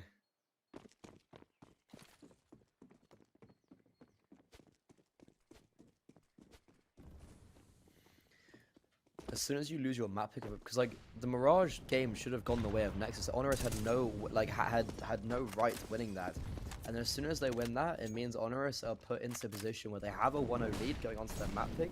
That is literally just best case scenario.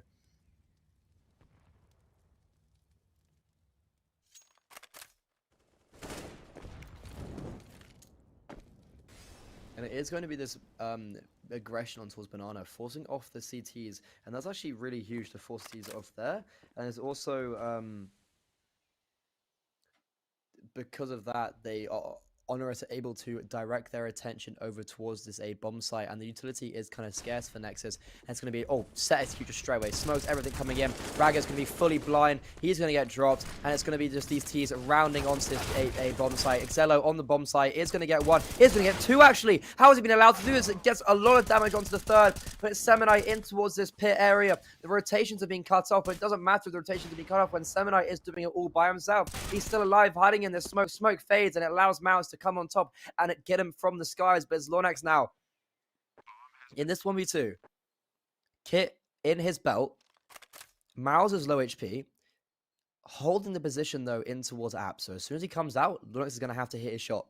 Friend, though, he's had a really good game with this orb. And Lunex, he kills the player on the pit. And just about almost kills the player on Friend. Friend orps him through the sky. And that's Honoris on a 7th. Super nice set play for them. It worked so well. It got a little bit closer towards the end, but it did not matter. And that is wonderful from them.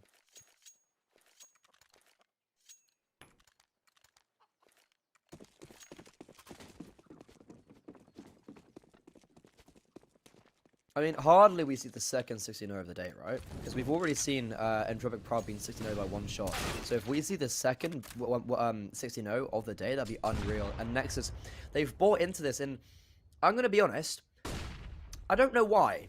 Their money's not very good, and they've already lost the man advantage. And as soon as, as soon as they lose this round, their money's in the bin. Honoris are kind of guaranteed 9, and like, on a T side, 8 rounds on 7 rounds on a T side, let alone, is pretty good on Inferno, and they're probably going to get more. So this is really not looking very nice for Nexus.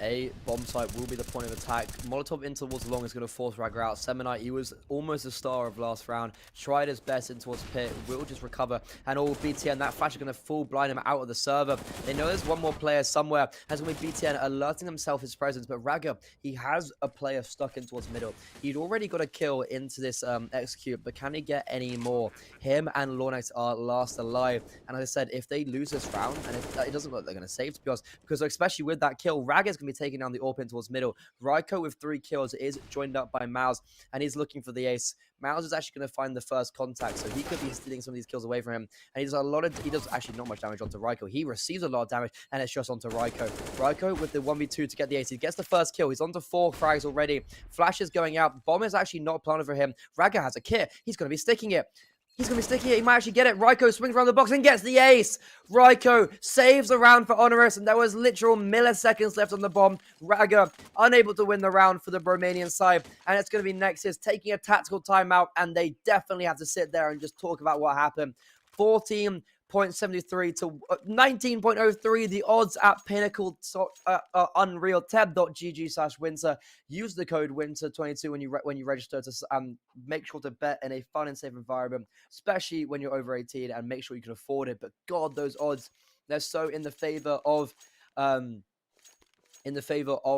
Honoris, and we saw the same last game. Like, the odds were so in favor of Enterprise at one stage and so in favor of Honoris. Not Honoris. Oh my God, what was the team? I was literally just watching them. I was screaming their name for half the.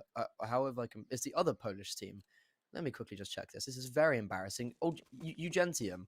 My bad. UNGENTIUM. The odds were swinging back and forth in such a weird manner. But I leave it UNGENTIUM. Enterprise took it. And it was a very good series. And Honoris now, man, they're looking clean. Nexus, I don't even know. I was about to say, I don't know if they can find a rebuttal, but that's a rebuttal right there. And that's an even bigger rebuttal. BTN and Ragger, both headshots, getting those players down. And Taz, he gets a kill, but it has been tagged down to 20 HP for his troubles. And it will be just B bombs. I think they're just going to go into it. There's only one player on the site, and that is Lunex, if I'm not mistaken. Yeah, Exelo is here behind the smoke. But as soon as Lunex hits that first Deagle shot, oh baby, Lunex is going to allow Exelo to run through the smoke. He's going to run Shrine to Taz, and it's going to be Friend left alone in this 1v3. He doesn't get a single kill from it, and it's going to be Nexus breaking the curse. They've got a ball on they've got a round on the board, and they're finally getting something going. And you know what they're doing? I feel like they're using Exifry mouse probably, because you can head over to our wonderful sponsors over at Xtrify. Xtrify. Man, that name bounces. It's very hard for me. but they do. Everyone should know. Everyone, I assume, would know who they are. They have unreal peripherals. They have high quality products from mice to headsets to keyboards. You can get customizable options for your mouse at the top of your mice shields as well, which I really want to see a picture of. If anyone has one, send me on Twitter at me right now. We're back onto the B bomb site now. Taz, he's running in with the Mac 10. He's going to be clearing this bomb site. BTN has to go huge, but he's going to fail at the first hurdle. Taz, he's lost a round, but he wants to quickly have a fight and find a big rebuttal. Lunex now is on this bomb site. He's running through a flashbang. He's going to be good for one. Does he get a second? Pulls out the Deagle, spams Taz out from the sky. And oh, what a shot on the friend. Oh, Miles, are you kidding me? How are you doing this, Lunex? He's got 4 right out the sky, and he's looking for the ace, and he's going to find it. Lunex, are you kidding me? How has he just done that? He's given Nexus their second, and Honoris in absolute dismay. That was absolutely unreal from the Romanian player.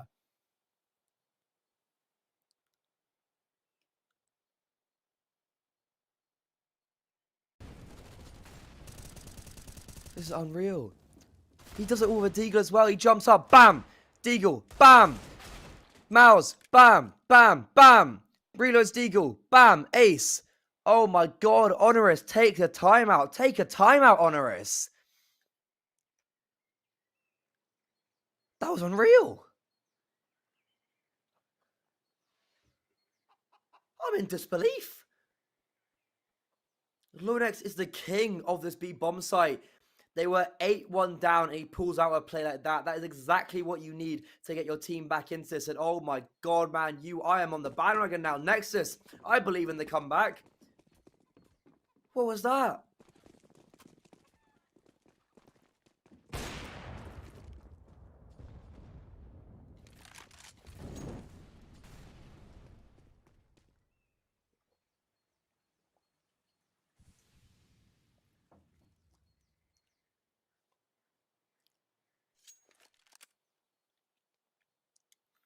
Both teams have a very different buy. Honoris, they've won 8 in a row. They've lost 2 in a row, and they're right onto these P250 Deagle, P250 and 2 clocks. Like, absolutely unreal, man. I'm in genuine disbelief. That was actually an incredible player. That's definitely, I think that's the best player I've seen all year. That was, wow, my voice is not going to be happy after that one. I was literally screaming. But it is going to be this all-fine first contact. Misses the shot on the jumping player, and they will be wrapping onto him onto CT. But he does miss it. Actually misses the second one. He's missing a lot of shots right now. They're running him down. XLO with the USP. He can do it with the USP, though, that's for sure. And it's just Raiko now left alone in towards bottom middle. Bomb is in the grasp of these CTs. 5 players alive. This is definitely what you want to see if you're a Nexus fan. Building that economy, keeping 5 players alive. And oh baby. 8-3. Still a long, it's literally 5 rounds between them. Nexus can, there's 4 rounds left as half. And Nexus can get 4. If Nexus get these 4 rounds, they're put on to 7. And honestly, I think the momentum's in their side. Because look at the odds. The odds have already come down. It was 19 point something, and now it's 7.68. The odds are agreeing with me. I feel like Nexus, they're going to have speed of my mic, sorry. They're going to have to put a shift in. There's a long way to go, but it's definitely possible. And hopefully we'll be able to see something come out from these boys and make it a little bit more interesting.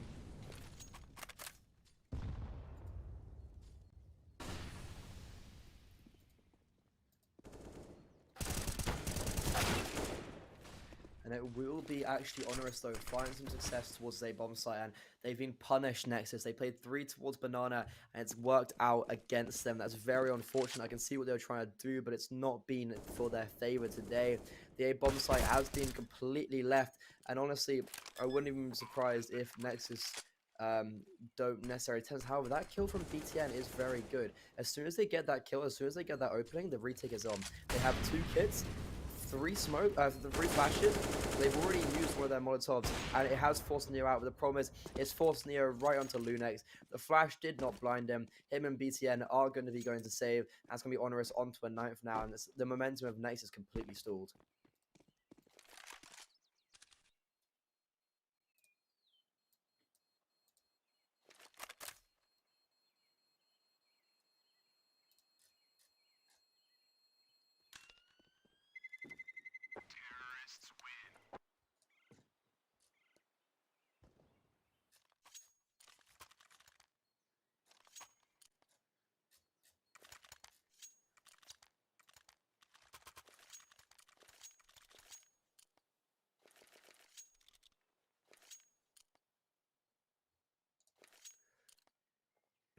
Oh my god, I'm actually still in disbelief. That ace was.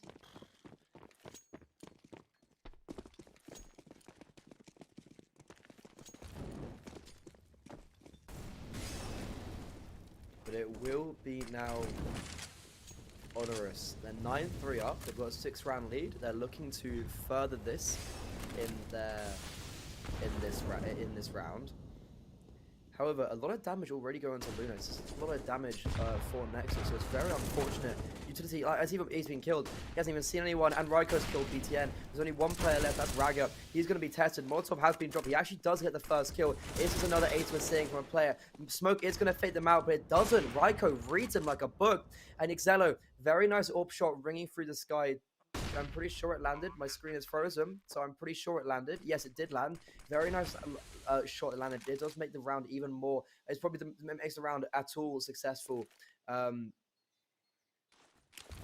it will now be just 2v3 retake coming in. AWP shot ringing through the sky, ringing through the smoke. Seeing if we can find a pot shot. Bomb is clicking down, and it is really AKs firing back. A1S is still alive though, and it is just going to be Honoris picking up a 10th now. Raiko and Friend, they clutched it out. 5 kills between them, and that is super, super nice from the Polish side. Nexus, they are left in a state of turmoil right now, and if you want to be a little bit more lucky, you can go over to tab.gg/SkinBaron, use the voucher code for €2 off. You can go take a screenshot of it right there and bang it on. First come, first serve, and pretty lucky to have it there, I'd be honest.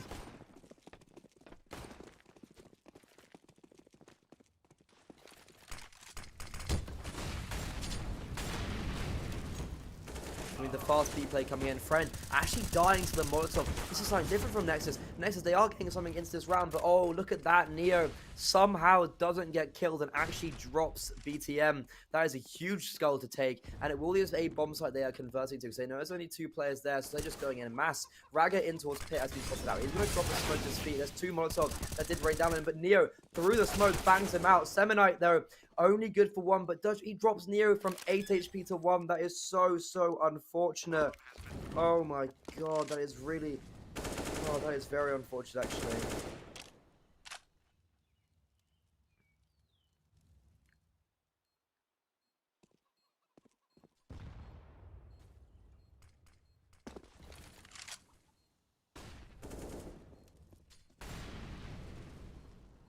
Lunex now, left alone in this 1v3, is going to fall at the first hurdle, and honestly, I actually don't quite get how they've lost that round, because Nexus had everything going their way, and they should have known the rotation was going to go towards the A bomb site. They should have expected that, like, because they know there's 3 players, like, it was very, very obvious that there was 3 players towards it was very obvious there was 3 players towards that B bomb site. They should have rotated onto A. And it will now just be Exelo. He's trying to get something going. I like this. He's trying to do something different, but it's going to get punished. Very unfortunate for him. And it is going to be going in the favor of Honoris. Taz picking up that kill. And it is going to be this B bomb site being tested yet again. Lunex swinging out. And I think he is going to just survive momentarily. He does take a kill for his troubles. So that's definitely quite big to get it back into a 4v4.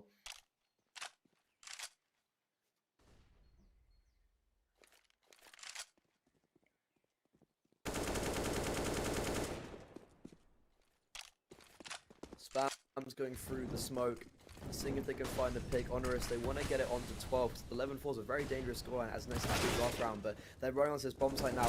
Honoris is going to find first contact, is going to get dropped. There's only now BTN alone on this bomb site, and I think he is going to get dropped momentarily. The bomb is going down. That is probably the round going the way of Honoris. 4v2 in favor of this Polish side. Very nice from Taz to open up this round in a very dynamic fashion. Semonite and Raga, they've got an MP9 with no utility, a A1S with a kit and a flash. Flash is just going to rain through, and I feel like it's going to be Honoris just picking them off one by one. Raga coming in through towards Coffins. AWP is going to find him, and the A1S does actually get 1 kill, gets a nice dink, but it is going to be 3 players. Time's ticking down. Friend gets the AWP kill, and that is Honoris on 12. On their T side as well, like I said, their Inferno was good, but this is better than I thought it would be.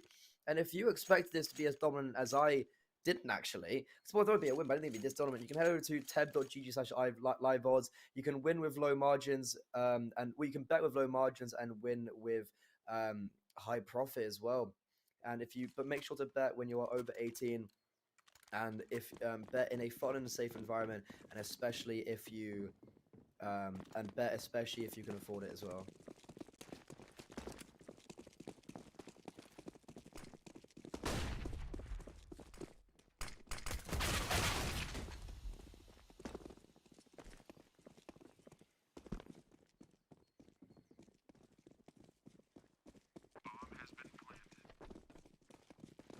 Because the round is going underway. And it is going to be Nexus. Actually, maybe picking up 4 players are getting from CT. Seminai, he's looking for a clip here. He's got 3 kills, unable to get the 4th. That is really good from him. Unbelievable, just tearing down the players. He was matrixing around those bullets. And Seminai, that's definitely one for the highlight reel.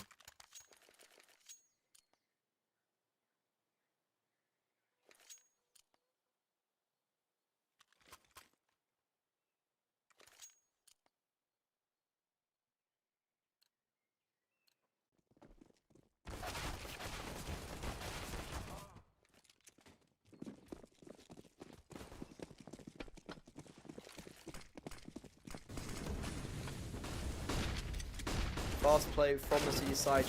They did lose pistol rounds, so they're changing up a little bit. And it is actually going to be going the way of Nexus here. They're actually getting some good impact all of a sudden. And it will be the 3-man advantage. And it will be probably the most likely the 5th and the 6th going the way of Nexus. So the game is not over yet, but it's going to be a long way. It's going to be a long battle for them to get up to where Honoris is. And we've seen them, like we've seen them do it before on Mirage. They did a very, very tasty comeback.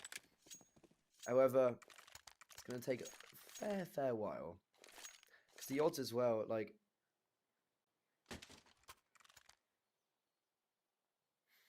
The odds are not looking in their favor. 18.18, that is really, really, really not too fun.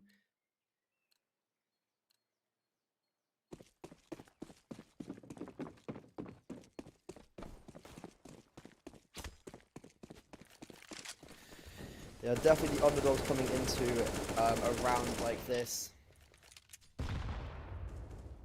A round like this, a game like this, and it will be Honoris with a P250, 2 P250, 3 P250s actually, a Deagle and 1 flash that has actually just been dropped.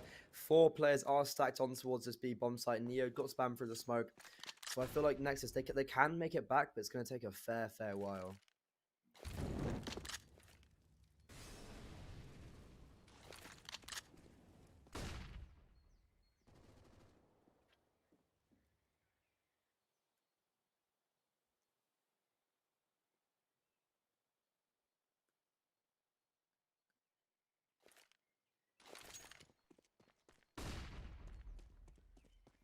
Yeah, they're going towards the A bomb site now. Nexus, they're just gonna not give anything up, and it will be Honoris probably just saving this because like there's a Mac 10 in place. You don't want to farm that.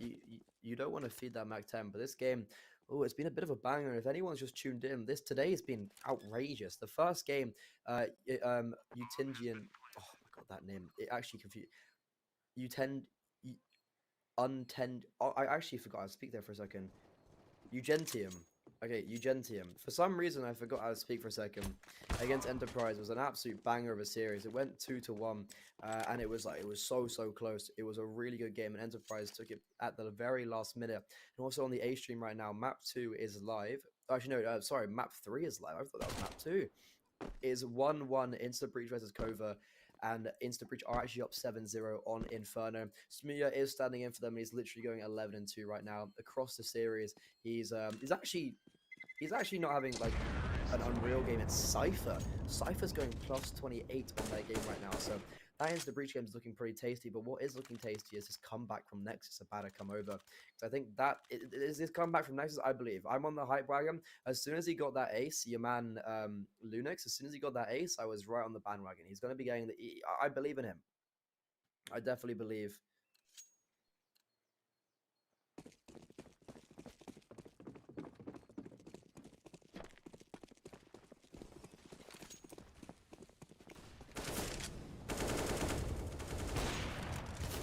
his friend. Oh, what a nice shot on Costello there. He does get traded out, but that's a nice little aggression. However, the AWP out of his hands, that's like, that actually is quite big because Ragger's been able to pick that up now. So Nexus have been gifted an AWP in this round, and Honoris have lost one of their key players. I can see what he was trying to do, but he just didn't have the support to maintain it. There are still 2 players, though, on this B bomb site. Neo and Raiko. Smoke is going to stop them momentarily, and those retake nades. However, that nade onto Raiko, oh my god, look at it. 46 HP, he's been clocked down completely. Only 2 players on towards Banana right now, but I feel like it will be more coming momentarily. There's going to be a boost up on towards New Box. There's actually there's no Molotovs. So if Nexus are going to be committing here, they're going to be going in with no Molotovs, just flashes and smokes. So a boost onto, like this boost is going to be unreal. But look at this, they're scared of CT. They're all looking at CT. And especially with that smoke, I'm looking at the mid-map right now. Semonite has completely taken control of CT, and it's going to be them coming onto this bomb site now. Neo is going to be taking a lot of damage, and Raiko on towards this position he's not even going to get one. He's going to be dropped, and Neo's going to get dropped as well. And Nexus, they've got the bomb site for free, and it's going to be them getting a 7th round. And man, all I'm saying, 3rd map is looking ever so more likely. That's all I'm saying. It's still a long, long way. Long way. But it will be Nexus on a 7th right now. Honoris, they've got the lead, but this momentum, it's slowly shifting in the way of Nexus. And honestly, that ace from Lunex, as soon as he got that ace, bang, straight away, he's just straight away changed the momentum. It was 8-1. He went into 8-2, and now it's only 12-6. Like, it's still that it's 12-6. Like, the scoreline is still not very close. But honestly, I feel like that ace changed the momentum so much. Himself, his mentality is like, that ace was also unreal. Like, he got the first kill with the rifle, and then got a 4K with the deagle against rifles. Like, that is such a crisp ace to get. Headshots, pretty much all of them. At that mentality, bam, your whole team's hyped. They took a pause after, everyone's screaming. I've been there. Over Atlanta this weekend, I've seen Mr. Kyle Swaggy Wilson. It was my mentality, even though it wasn't me, my mentality is bam, straight away. I'm back in the game. I'm so excited. Like, I'm so hyped up. And that's exactly what's going to be happening right here.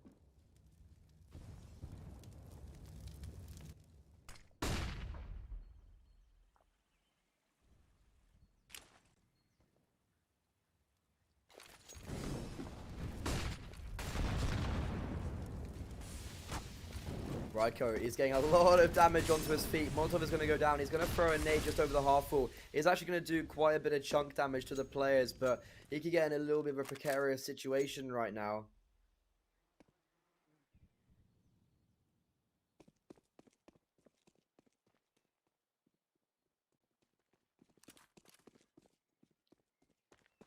Taz has picked up a kill, though, onto Exelo, and it will be Nexus heading towards this B bomb site.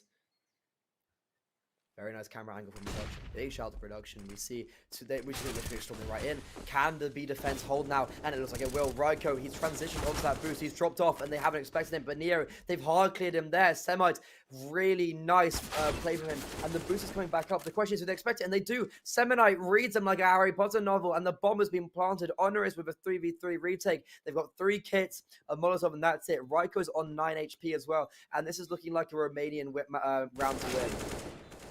Especially with that kill. Bang, Semonite. Ooh, but look at this. Mouse has got a kill as well. All of a sudden, okay, never mind. Ignore me. Semonite's unreal. And Raiko with 9 HP is looking to close it out. Oh, hold on a second. And he wins this. No way. Raiko, are you kidding me? Honoris, they win in the most unlikely circumstance. And that's definitely going to be a pause coming up. How did they not expect that? That was literally the time was gone. There was no time left. And Honoris, they win. Not even Honoris. Raiko wins it.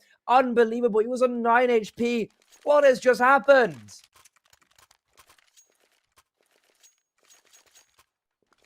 By Jesus, this game. I'm going to bed after this game. Like, what is happening? This is unreal. How has he been allowed to do that? This game has got everything. And it's straight back away. Nexus, they've got to buy back into this. There's still time left. I wouldn't count them out just yet. 7-13. I've seen a lot more steep comebacks in this. Trust me, baby. Trust me. I've come back from less. It's possible. But this play right here, this apps pop, this could catch Mouse off guard. We'll see what happens. He has to turn away from that flash, but he doesn't get the first kill. He somehow takes down Semonite and Taz as well. How has he been allowed to do that? Friend is still alive in towards short as well, and the rotations are there. There's 3 players on this A bomb site, meeting the 3 players. But oh, what a nice shot from BTM that quickly traded out. Lunex with Zello, but look at that, he's 2 HP. That is not what you want. However, Raiko on 9 HP the round before was unbelievable. So it's going to be these 2 players now. Make it 1. Neo walking into the crosshair of Zello, but look at this, Raiko, man, I've seen him before. And this is an easier clutch. He can neutralize the fight so much easier. He's gonna, smokes fades, he sees the orb, but he misses the shot, turns around, gets the rifle. No way, are you kidding me? Is he about to get this USB pull out? No way! Raiko! Are you kidding me? That's 2 1v2s in a row. This is absolutely phenomenal from him. The Polish team on 14 rounds. My voice is about to implode, but I don't care. He is absolutely phenomenal. 22-10. This man is on fire.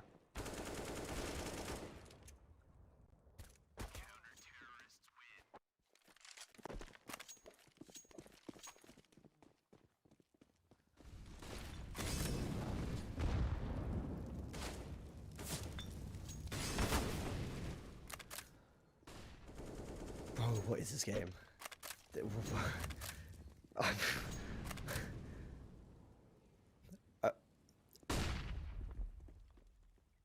I'm actually in disbelief of what's happening. It's going to be the B bomb side. It's going to be the point of attack now. Raiko, is he going to stand strong? But he doesn't. He actually falls at the first hurdle.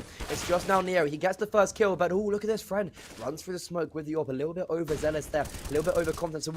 But that flash is unreal from Taz. It allows Neo to peek in behind it. It's now BTN alone with Raga. But the flashes are coming in left, right, and center. And somehow Honoris are winning this round. I do not get it. The utility is just so good from them. And it's just Semonite now left alone in this 1v3. Is coming in from CT. Honoris, they're looking to find match point, and if they win this, the money of Nexus in the bin, and that's it. Neo with a 4K. He was dancing around triple there. He was dancing around the smoke. Flash, bam, kills left, right, and center. And what more do you want from one of your veterans? And oh my Jesus God, people, this is unreal, this game. What is this map? It's 15-7, but it feels like a major for me right now. See the replay here, like, it's like, yeah, fair play to Neo, good aim, but it's just Taz. This is all Taz and Mouse with their flashes. They've allowed him, and they've enabled him with those flashes to get those kills, and this could be the last game of the map and of the series. However, Zello, he has something to say about it. Zello, he for sure has something to say about it on the half wall, tearing heads off left, right, and center. Nexus have full control of this B bomb site now. It's going to be a save. Honoris, they've saved. I can breathe.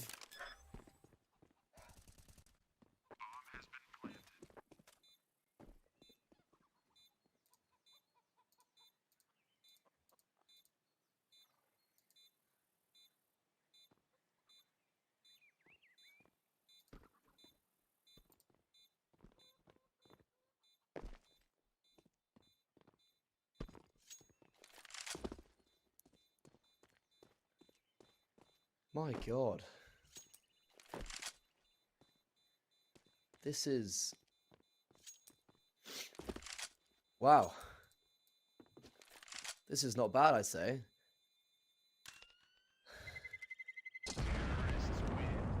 And it is going to be Nexus picking up an 8th here. So they literally have to win 7 rounds in a row to get to 15. And that's them still putting it on to overtime. They've got so much to come from. And the Pinnacle odds do not believe. 79-1. Like, Pinnacle do not believe in Nexus whatsoever. And honestly, I don't necessarily blame them. It's definitely going to be quite hard for them to make it this far. And it's, yeah, this is looking unbelievable right now for this for this Polish team. They have got a fight back in here, but Xelo, he's a star player. He's the AWP normally on this Nexus side, but he's doing it with a rifle 2 rounds in a row. He's completely opened up this B bomb site, but look at this. They're not actually choosing to go to the A bomb site. Nexus, they're overcomplicating it. They're overthinking it. That's going to allow Taz to get 2 kills, but look at this. It's now a 2v2. The bomb is in the open. The rotations are allowed to come in, and oh my god, no way. Is that actually going to be it? It's now Xelo. He opened up the B bomb site, but Nexus, they overcomplicated it. They tried to go to the A bomb site, but Honoris, they did not budge. Taz and Raiko with 2 kills already. 1 minute 5 seconds on the clock. They kind of know where it's coming from. There's 2 players behind this smoke. Molotovs are going to be taking them down. He's going to jump into apps, and if he does, they're going to hear him. And I think it's going to be game, ladies and gentlemen. It's going to be map and series going to the way of Honoris. Jesus Christ. This is really, really good play. Just good Counter-Strike from Honoris. But honestly, it's one of the things where Honoris are playing well, but Nexus, it's just them playing poorly. Honestly, this is them just not playing well. They've had so many opportunities. Like that round, they had the B bomb site on lock, and they chose to go A. They overcomplicated it. They overthought themselves, and now Raiko and Neo are here. 25 seconds, and there's been so much time dwindling down. The bomb is in their feet. Xelo is going to peek into Raiko, and that's going to be it. That's game. 3K for Raiko. That man is on fire. His stats. Jesus, that was actually unbelievable. He had his stats that game were actually unreal, and fair play to him and fair play to everyone on Honoris that stepped up. Nexus, I thought they had that towards the end. I thought the momentum was shifting, but literally it's just Raiko. Just straight away, that is Raiko picking himself up and winning those 2 1v2s in a row. And then the very next round, Neo on the back of that B bomb site being supported with flashes left, right, and center. We're going to bring the bracket up right now as well to show you. I'm going to look at the other game as well, because there's another game going on right now. I'm not sure if it's been won yet or not. Into the Breach versus Covert. I know they were on map 3, and it is so Smooth is actually standing in for Isk, because Isk is from Ukraine. So it's 10-3 for Into the Breach. Smooth having a really good game, but Cypher, Mr. Kai is playing a +28 game. Fair play to him.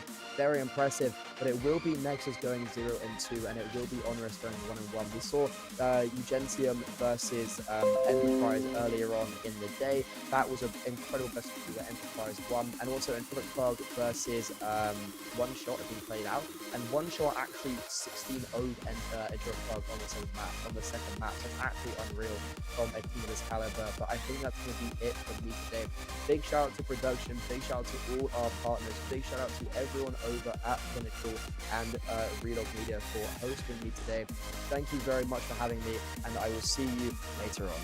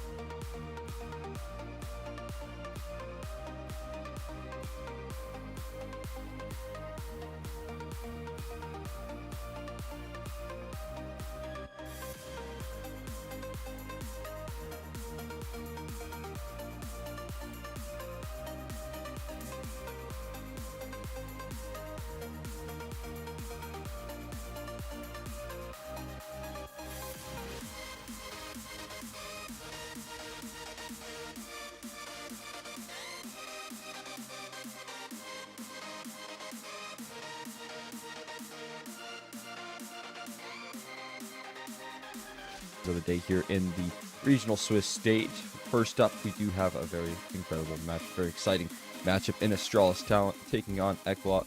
We are ending the day, I believe, in the 1-0 section, so both of these teams taking W's yesterday. Obviously, a lot to be said about that individually, as they stand in pretty good form. Even if they do drop these maps series today, they'll still be in good standing at the moment, you know, with a win. A loss would put them at 1-1 here as we take a look at the current standings at the moment. You know, a lot of good teams, again, heading into that kind of scary territory. You can see Entropiq, Prague, Nexus, a couple of teams in that 0-2 standings, and you know, still moving up as well. I mean, it's good to see Isuba able to collect themselves a win.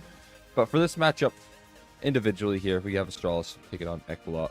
And I think for the most part, the Astralis Talent, they should be feeling a little bit comfortable. You can see that those odds kind of favoring them at the moment, just slightly. But ECLOT, they've been a team to be proven to really take teams that are maybe favored to the brink here. A very composed roster over there on the ECLOT side of things. And they also have a little bit of firepower increase with one of their new players that they are going to be fielding in for at least this event, and they've looked rather good doing so as well. So it's looking pretty good over for this initial matchup. And again, like I had said, both teams kicking things off in that 1-0 start, so they should be feeling a little more confident as well, and that has to be a great way to kick off this regional Swiss stage, giving yourself a little bit of comfort here. But talking about the rosters, I mean, first off, we can take a look at some of the Astralis Talent players. A lot to be said about this team individually. Looking pretty exciting as that young and up-and-coming roster trying to field in new players. I think that obviously has to be said. Besser leads the pack here by quite a wide margin in terms of the experience and as well as the fragging output that he consistently delivers for this Astralis Talent team. I think he's sitting at like something crazy at like a 1.3 impact rating currently, and granted, some of those are up against other talent or like youth teams, but with all that being said, I mean, it's still an impressive scoreline that he's able to consistently output. I think another big heavy hitter that can be named in this is Berzer over there as the Opera in Astralis Talent. Very flashy when he is hitting shots. He has a very high ceiling, in my opinion, and can soon deliver, you know, given enough time, a very effective, nice 1-2 punch with Besser and Berzer kind of leading the charge here for Astralis Talent. But over on that ECLOT roster, like I had said before here, I think that one of the more impressive and newer, at least, additions for this event is going to be Dietor. He has so far done really good work for this roster. Over the history here, he's been putting up some pretty good numbers, at least in his first initial best of 3. I think this is one of his first ones that he's played with a team, and so it's exciting to see him joining up and adding a little bit of increased firepower when it was definitely needed. It definitely needed some help in that role. And then Caspit, of course, with the AWP, is going to be another big player to keep your eye out for over on the ECLOT roster. He can consistently put up some decent numbers, and when he does, you know, they should be able to take at least maps, if not maybe even series, off of teams, even if they are the underdog. So definitely keep an eye out for those two, that's for sure. But very exciting stuff in this matchup. I can't wait to get into it, because yeah, it's going to move on team 2 and 0, and I feel like both of these teams can kind of be considered underdogs potentially in terms of trying to make their way in towards the main Swiss stage. That'll be a big accomplishment, get a lot of experience under their belt, because ECLOT specifically, not a lot of HLTV experience under this name. But we'll take a look at these vetoes here, and I'm actually surprised to see this. So not going for their perma-band of Dust 2, Astralis Talent have actually target banned here the likes of Inferno to try and punish and really catch ECLOT off guard. I think that is a brilliant decision, considering they even get that Dust 2 ban in the second phase. That was the one talking point that I was going to really bring up in this veto. So far, ECLOT, they've consistently put up incredible numbers here on this Inferno map pick, and now that they don't have that in their pocket, I wonder what the series is going to shape up to be. Obviously, leaving over Vertigo as well for Astralis Talent is a big pickup for them. And so overall, in the end game, Astralis, they've certainly won the vetoes. They should be feeling incredibly confident in that sense, considering that they don't have to worry about Inferno 100% of the win rate as of recent. But kicking things off on the opening map here, kick things off on Mirage. This is still the map pick of ECLOT. Just going to make things a little more tricky at the end of the day, considering they didn't get their map of choice here, that's for sure. Starting things off in the pistol round right now, we do see a couple of These T-sided players heading over towards the A bomb site. Seems like a commitment from them. And actually, interestingly enough, no one towards B to kick this round off. They'll be well prepped to deal with this A execute. Smoke's rolling on off here. 2 players on the site to deal with, one in CT as they start to pop out. One goes down the ladder and they're struggling to deal with it, but the crossfire too strong. MBQQ able to find an answer, but Fesser still hanging on for not much longer. It's just MBQQ left, last man standing as he looks to maneuver. Fesser go and grab that bomb. Oh, he's getting flanked. No way. Not expecting this, but a missed opportunity. And that might open up opportunities for himself. Not quite, though. As Vigo able to answer things eventually. And Astralis talent kick things off with a pistol round victory. Not a bad start for them. Gonna keep it up. A very clean read of the situation there, I will say, for the Astralis talent roster. Able to bring over that sort of A pressure. I don't know if it was a good read of the situation or maybe just a lucky gamble stack there, but nonetheless, works out well in their favor. Although in this run, I think they would like to recycle that stack here, considering they only have 1 player to deal with this. Was going to be a follow-up A execute here. They're already utilizing that full use of utility, making their way out here. Nate's going to do a good bit of chip damage, but again, that site is compromised at the moment, so they'll have to figure out a way around this. Berser blinded up here. Might be able to spot a gap in that. No smoke comes through the top of connector, so a well put together execute coming through from ECLOT at the moment. Not a single kill back either in these executions. They're going to start to collapse in upon jungle. Kafita able to find it and look at the numbers. They all start to drop on this T side. It's up to Fesser and Berser, 2 of the heavier hitters here, but 1 goes down, leaving all the pressure on Berser. Might be a little bit too late to strike here, although he is able to collect 1. Is there going to be another? There's no kit, so he has to pull the pit on this. Struggling to control the spray, but eventually we'll find it. There's a kill on the other end of that box. Might not be necessary, though. I think he has the defuse nonetheless. And so closing out the round with a great recovery there from Berser Fesser. Great work from the duo. All techs as well stepping up in that round, but closing that one, although expensive, I wonder if, yeah, that'll trigger an immediate force spike coming through from the ECLOT roster. They were happy with the success of that last round. I mean, even considering they didn't get that plant and the pistol, able to do that much damage is quite a good find there. Here's Fesser. Some of that experience, some of that playmaking ability. Might have given up the game there just a little bit over on the MBQ side of things, though. Allowing Berser to fight himself back into that one. Oh, this is absurd positions. Oh my god, he gets away with it as well. Can he get out of here is the question. No way, he can escape. What? 2 kills? You've got to be kidding me right there, mister. Able to find 1, at least on this A defense. But man, how did Vigo make a play like that? What are you even supposed to do against that? His back just turned, he just swings out, adjusts properly. I cannot believe my eyes. Fita is down low as well, so. And this shouldn't be too much of a difficulty overcoming this. Gonna make his way out of Palace. But might be dealt with here from Vigo with a 3 kick. Gets caught, I think, turned away. Fita might have spotted him, I'm not sure. But he's just gonna hang about in Palace for the meantime. There's enough time to work around this clock. Might not want to make any noise as well, so could go down the ladder silently. Waiting for a mistake to come his way. Down the ladder he goes. Spotted out now. That's 1 kill in. The A-ramp player might be able to deal with him, but a safe default plant should alleviate some of that stress. Oh, he almost catches the nade, but he stays alive for a little bit longer. 1 more kill would be great, but no, he will fall. Not enough HP to really work around that, but does deliver ECLOT a bomb plant as well. So, I mean, it's something to write home about. For that T side, might be able to continue the pressure if they so choose. Pretty decent money.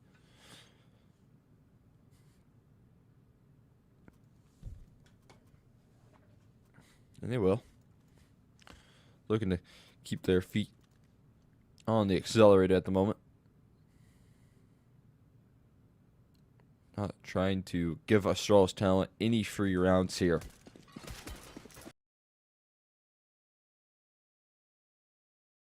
So far, quite a bit of them have been close, so they're really hoping that one of these can be pulled across the finish line. And another little bit of mid trickery coming through from the Astralis talent roster. A boost coming forward. Caspin, will he spam it? Might be a little bit too late to the party.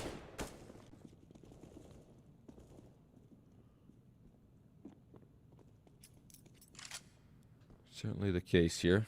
And a buddy system for the regaining of this mid control is in play here for ECLOT. You can see 2 towards the top of mid, 2 towards underpass, ready to try and find their trades.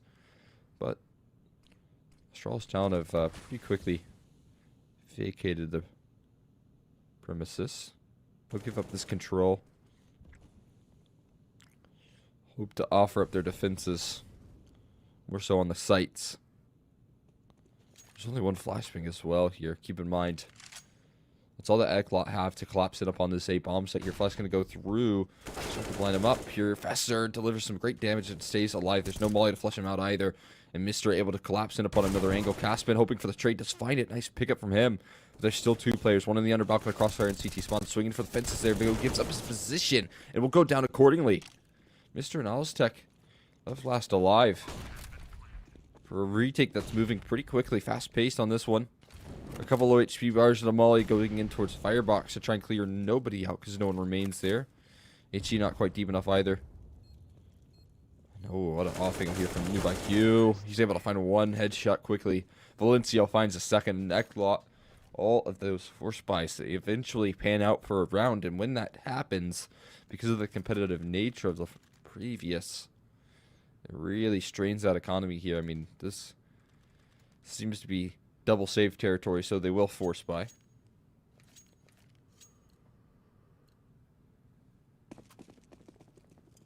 If Astralis talent dropped this one, could look at a tied scoreline, although they still bring out some pretty solid weaponry nonetheless.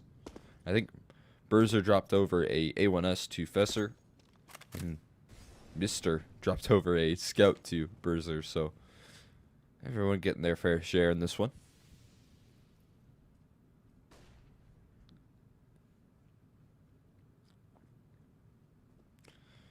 I think Fesser knows he needs to make a bit of a proactive play with the entrusted rifle. So he looks to make his way forward in towards middle, holding down from connector at the moment. The flash won't grab him. Takes a couple pop shots. Wanted to go proactive, yes. Wanting to give up his life for free, not quite. So he's going to fall off, take a different approach. Smoke gets recycled here towards window at the perfect time there for ECLOT. Well done from them. Again, Fesser's looking to be a real factor in this round, but so far has been nullified. Looking to maybe potentially fake out what the round they did in the previous, where they try and collapse in upon A from connector. Instead, they're going to walk up catwalk common in these eco round, or rather anti-ecos, kind of anti-force buy in this case. Great read of the situation here. Aliztec, he needs to do a whole lot from this balcony position. Hard cleared, though. My God.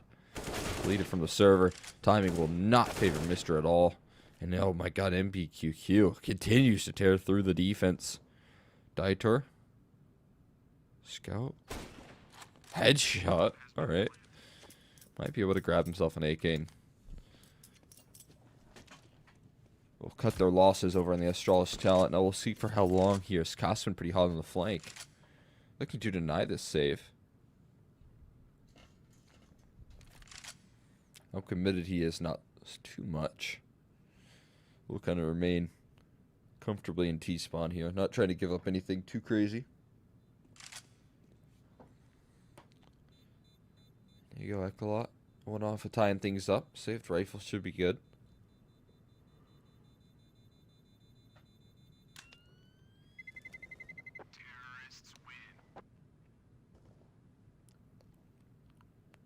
I mean, he can't really afford to buy any armor with this. He could. And he will. Alright. Does leave a bit of strain in the next round if it comes down to it. But if you can do good damage, it'll all be worth it. You can make your money back with 2 kills. There's no big deal in that department here. Pretty quick A execute lining up here. For ECLOT, just get those smokes ready. Lining them him up here. This is the proactivity, though, that we see coming through from the CT side. Up towards the top of middle. They're going to grab that early control here, but they aren't going to be met with anything. Instead, a quick A execute pulled off here. Oh, and it's been spotted. Dignitas finds the first. They're trying to find anything else here. Boost above the smoke. Berser is able to find one. And there you go. Another tap through the smoke as well. Coming through from Alstec. Getting chased down from the Mac-10. Will not have any luck further than that. Berser again still has that rifle. He can still do good damage at the moment. Professor, though, shouldn't have any success turning this corner. Shadow's been shown. Dignitas. Oh, actually finds a dink still. Nice damage on his way out. And now it is damage control here for the rest of ECLOT. Trying to stay alive for that much longer. Dieter, nice headshot from him to close things out. And there you go. Able to tie things up pretty quickly. Berser's still not put on the AWP just yet, though.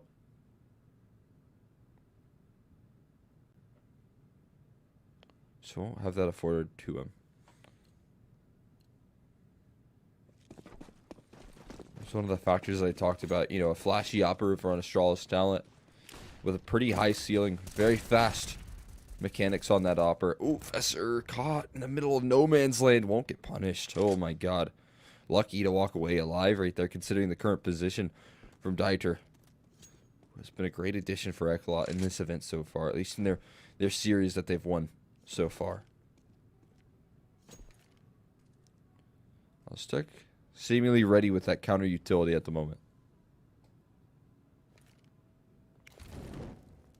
The execution coming through here on the B side of things. It's just a bit of a fake. Baiting out that counter utility here from the CT side. And attempting to collapse in towards middle.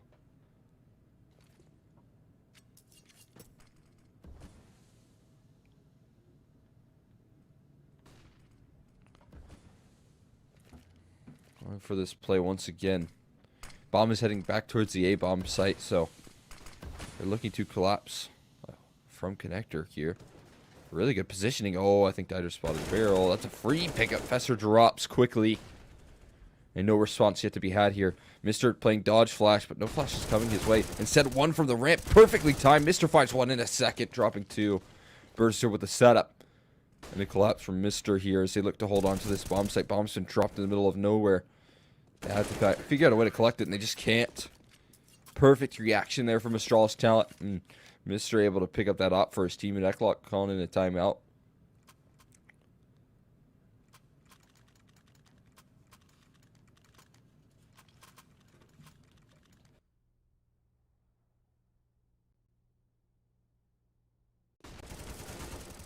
Look at this great setup right here. What a phenomenal round from Mr. and Berser on that A-site defense. Great reaction, especially considering that was a 4v5 at one point with Fesser of all people falling in the early stages.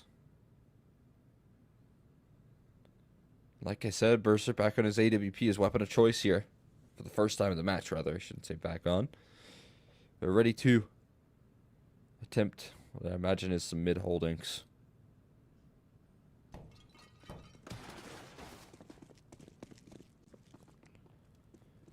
Now he will be posted up towards A, actually.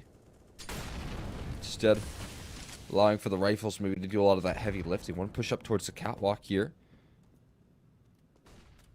Vigo's been having a good game so far. Very incredible shots he's been hitting. So, has to deal with two towards the top of the middle. Gonna swiftly fade away as that smoke will soon to follow. Fade away afterwards. Execution, it seems, faking things out a bit towards the A-bomb site. They haven't really committed fully. You can see bomb is dropped in a pretty neutral location, but I mean, as they walk out, Berser's just going to pick them apart. One kill in for him, and that deters.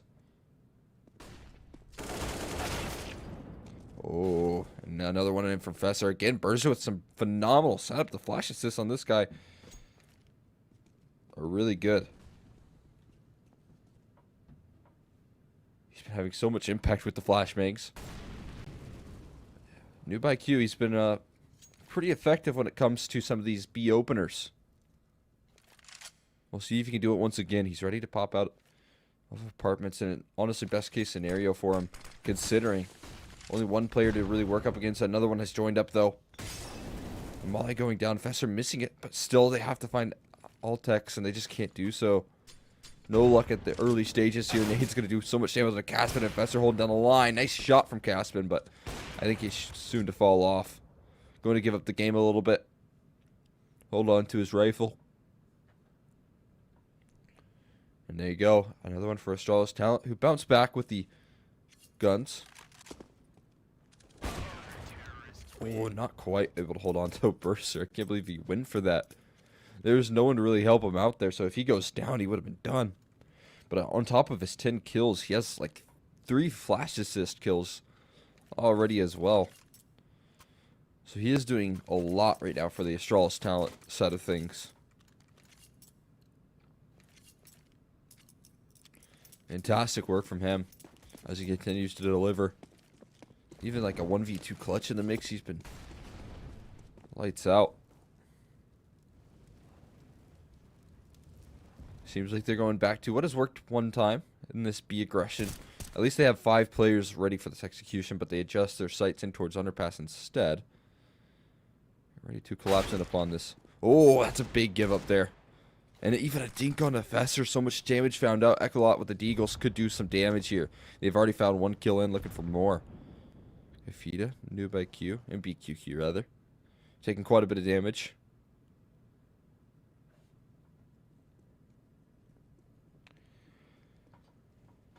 But there isn't too much commitment being made just yet. Instead, they're holding off in towards a more passive setup. They're really relying for the most part on Allstech doing a lot of the heavy lifting here, but the rifle has been retrieved in Dietrich's hands, and he has armor to back this one up. So that offers up a whole lot more potential here. Now they can kind of afford this more heavy A-man lean, considering the fact that they have so much information towards the B side. 1 kill found from Allstech.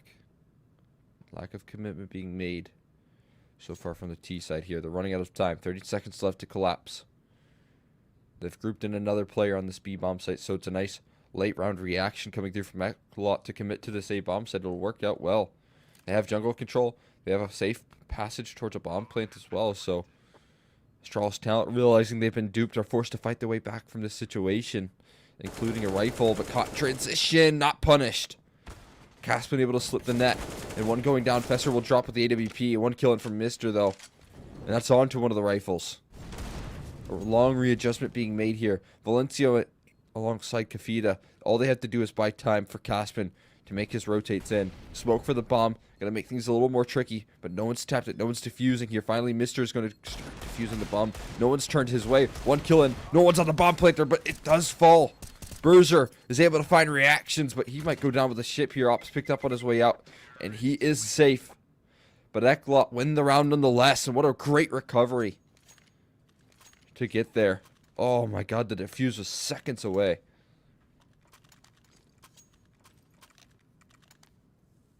Timeout called from ECLOT. Have to be extremely happy with the result of that round.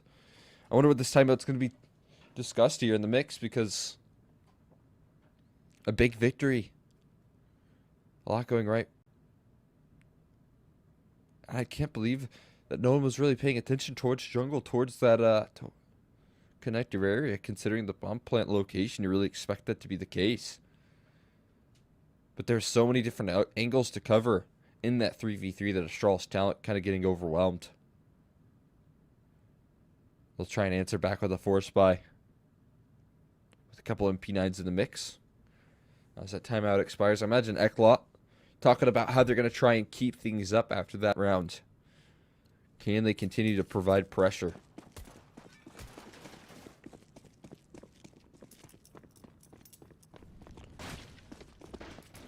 I like this boost up in towards apartments. This is perfect. To try and allow for Burzer to take space here. He's forward. But so is MBQQ.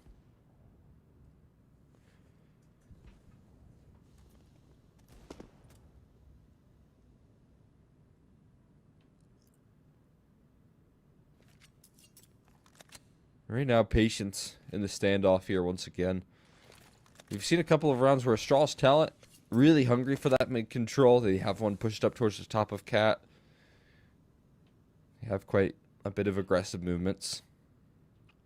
Then you have rounds like these where Astralis talent just kind of concede this control fully and allow for ECLOT to take it free of charge.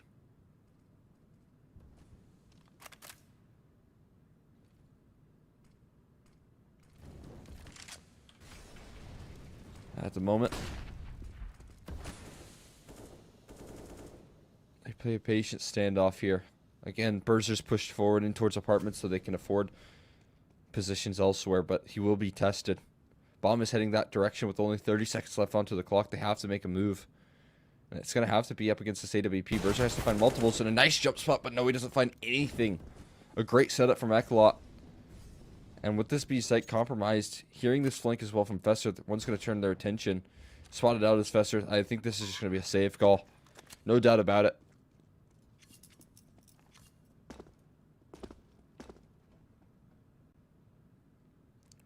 What a great setup right there. The jump spot coming through to make sure that that Opera can't have impact in the deep position.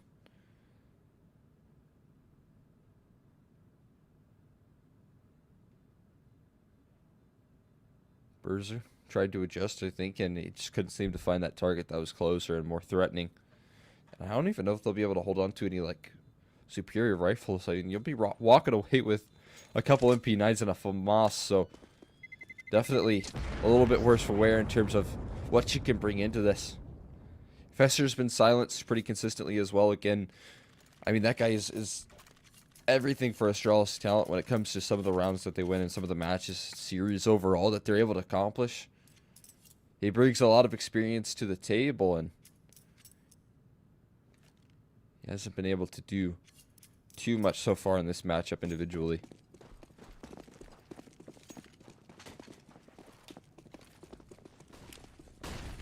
We'll see if anything can change that. Fester has pushed with the USP in towards middle. Kafita might be ready to deal with this here. Be aware of this position. And able to collapse in upon him. One kill in, at least he gets one with the USP. I think that's a trade you'll take any day of the week, but B is a bit lacking in the defense they can offer up here. There's a fast flank coming through from Mr. that can potentially spot bomb if timing favors him. It really is going to be a race in between these two players. MBQQ going to go and recover that. I think he's made it around the corner safe and sound from the player in Palace. So Mr.'s flank will continue to be pulled. They go in the meantime. Left with the cat duties, and he will find one. That flank is continuing to pull off here. Mr. does strike as well, so 2 kills in. He turns his attention. He hears these footsteps behind him. And oh my god, MBQQ looks away at the worst time. Still able to 180. Mr. though will drop another. And oh my god, Astralis talent. They pull that round out of the hat. There was some perfect timing.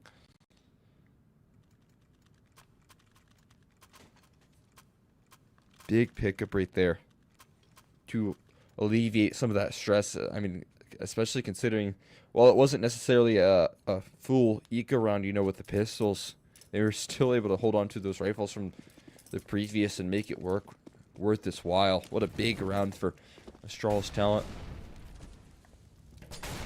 Molly going in and peeking behind that Molly over towards A. Burzer being ready, but oh, can't hit the shot in time.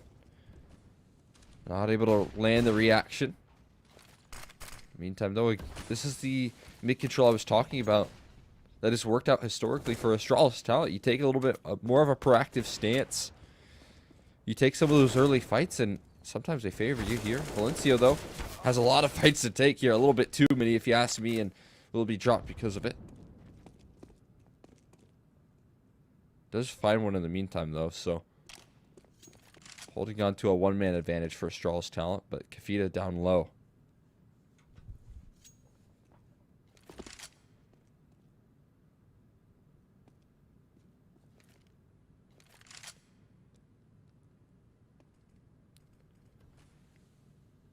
Looking ready to collapse in upon this B-bomb site from Catwalk and apartments here. They're making no secret about this Kafita. Really hoping for a kill to give over to him, but so far Astralis talent playing a pretty passive game at the moment. Nice angle here from Tech. Should be good for at the very least one from a position like this if they ever commit. But no, they do adjust towards Catwalk. You're gonna have to deal with Vigo initially. Immediate headshot, very quick. There you go, the double. Found out eventually will go down. Kafita is able to trade. A bit unfortunate there. Cesar was covering that line. But nonetheless, closed things out pretty cleanly. AK retrieved as well. Astralis talent able to crack that economy of ECLOT. Nice and swiftly.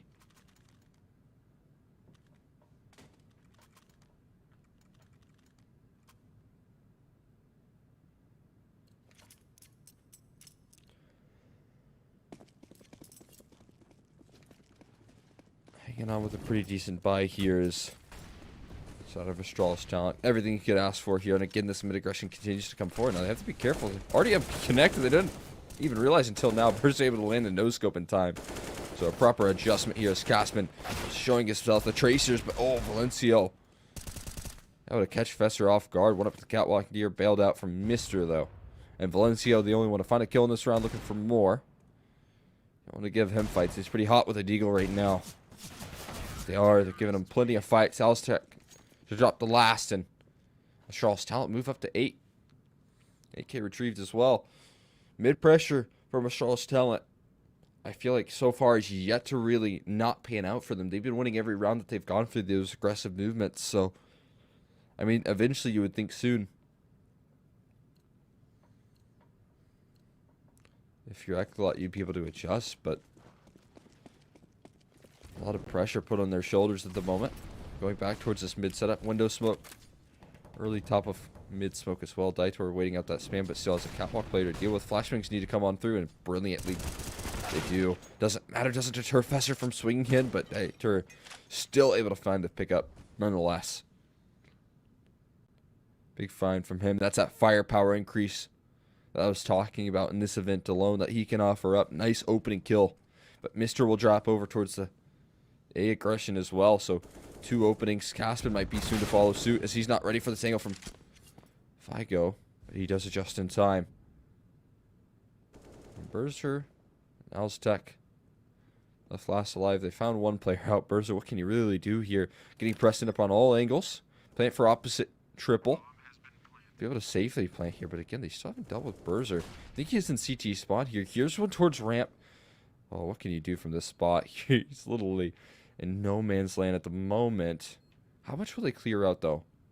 Potential for ninja diffuses on the cards here. Now, one spotted out, and now that'll turn everyone's attention. That chance gets less and less likely. Smoke on top of that bomb here. We'll see what else he can grab. Wise to save, although I think he'll have enough money to go for an AWP in this next round anyways. Nonetheless, a closer from Dieter. Big pickup. And ECLOT able to punish some of that mid-aggression right there in the previous.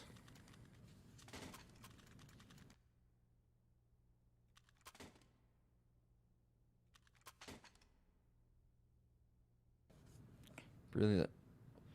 And yeah, they'll have plenty of money to invest into this last round here. So no worries in that department.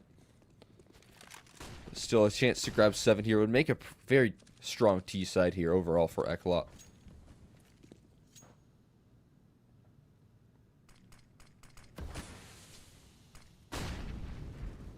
Aggression towards the top of mid here, Fesser. Again with the proactivity here. Great flashbang set up here. And caught in no man's land with a flash out. Dieter gonna drop pretty quickly. Holding off this rip. Oh, Berzer misses that. Kafita able to capitalize. Mister now stuck in a rock and a hard place here, but Fesser looking to bail him out. Big pick up here. A distraction potentially as he goes down. They still have to deal with Mister, and Kafita will. Swiftly so. Big pickups right there. I wonder where that smoke's landing. Maybe in front of CT. Potential one-way for... be worked off of here on top of the ticket booth. They can figure something out, but I think they've adjusted. They haven't committed at the very least here. They spotted out both of the remaining players, so that might trigger a quick movement in towards the B bomb site where this off is scoped in upon. Whoa, shots like those. Caspan clean for the closer. And going to hold on to this market control as well. Adjust quickly. This is being covered. Tripwires landed, and ECLOT do find themselves a 7th round right there.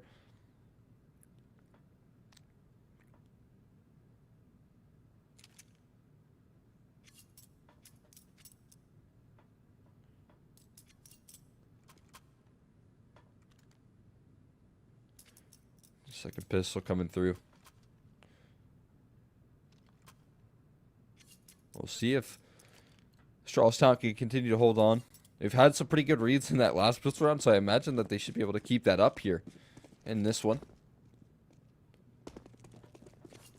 In this case, we're going to see more of pressure put on towards middle here. Underpass setup coming through, actually.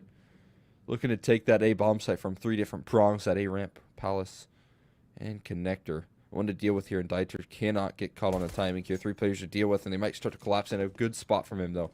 Well timed. As they allow for adjustments, Caspin blinded up, but still lands the headshot. Out of Palace, though. Fesser is able to strike. Now jumping in to try and collapse. Berser can't land the Glock shots, but eventually will. And a 3v3 found out. Not for long, though, as Valencia holds steady from CT spawn. Needs to find a couple more here to deny that bomb plant. And so many low HP bars here.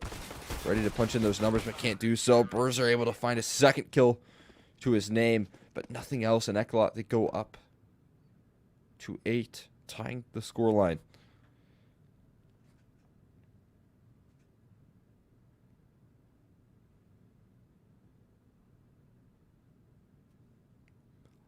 Big pistol round right there for ECLOT. I think that'll give them a very strong CT side start. If they're able to string things together, which, you know, given the buy up here, you only have 3 Deagles in play, the other 2 players on clock, so no armor to back this one up. Shouldn't be able to do too much. Berser, as I say that, I think they boosted up towards middle and are able to find the opening pick there on some aggressive movements. Nice find from him.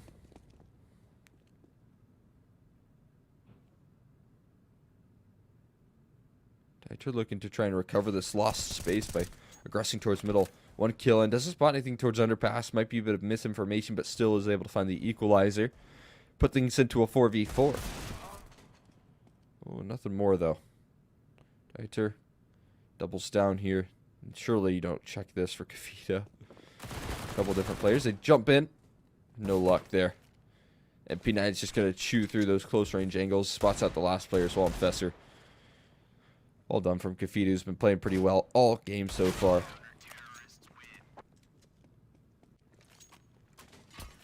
And Dieter to clean things up. Those Pinnacles have swung in the way of ECLOT here. On their map pick, granted. But still. No surprises. I mean, I said this was probably going to be a pretty competitive matchup. I said it might have come down to the vetoes here in the initial stages. We've seen the Inferno ban that Astralis went for in the first round of bans, and you know, not necessarily committing to that Dust 2. But I mean, if you can thrive in Mirage as ECLOT is doing right now, then it might not be the biggest of worries that Inferno was banned out early. A nice pickup there from Caspin, all in the aggressive movements. Start things off with a bang. They've certainly done so.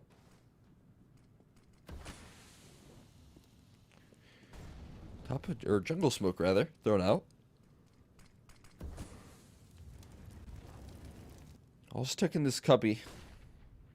I think he's made a little bit of noise here. I'm not quite sure. Off angle hill from Dieter. Nice pickup though. You still have to worry about Caspin and the MP9 doing so much damage to Famas. Handling the spray there is MPQQ. And so low on HP now as they're remaining. They're both going to come through from CT. A little too late to stop the bomb plant, so a nice pickup there. HE's 2 of them, in fact. And I think that his time in this round is over, as he does catch it. And ECLOT will move up to 10 rounds with plenty of time to defuse, grab himself weaponry if they so choose. They will find the op in AK as well.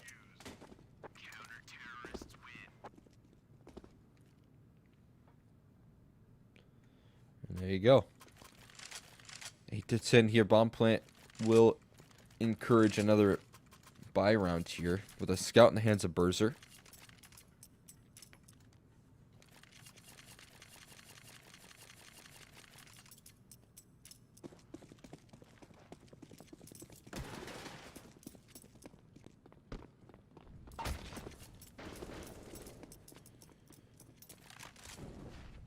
Caspin not getting boosted up, just taking the fight himself. Has to be feeling a lot of confidence after A super solid round in the previous. Finding the opening. Confessor continues to be limited in his impact. Last time, or last series I should say, he's able to go 10 opening kills in the entirety of that last series. Pretty impressive stats. A lot of impact in those 10 opening kills, giving them so many chances here. So the fact that he's been limited in success, and what a touchdown grenade that was. Oh my god, it did so much damage. But he's been limited in his impact in this one. He's kind of showing here in first Astralis talent. His opening kill success is still 3-3 though. Just needs to pull that same sort of statistic, more so on the T side now than anything.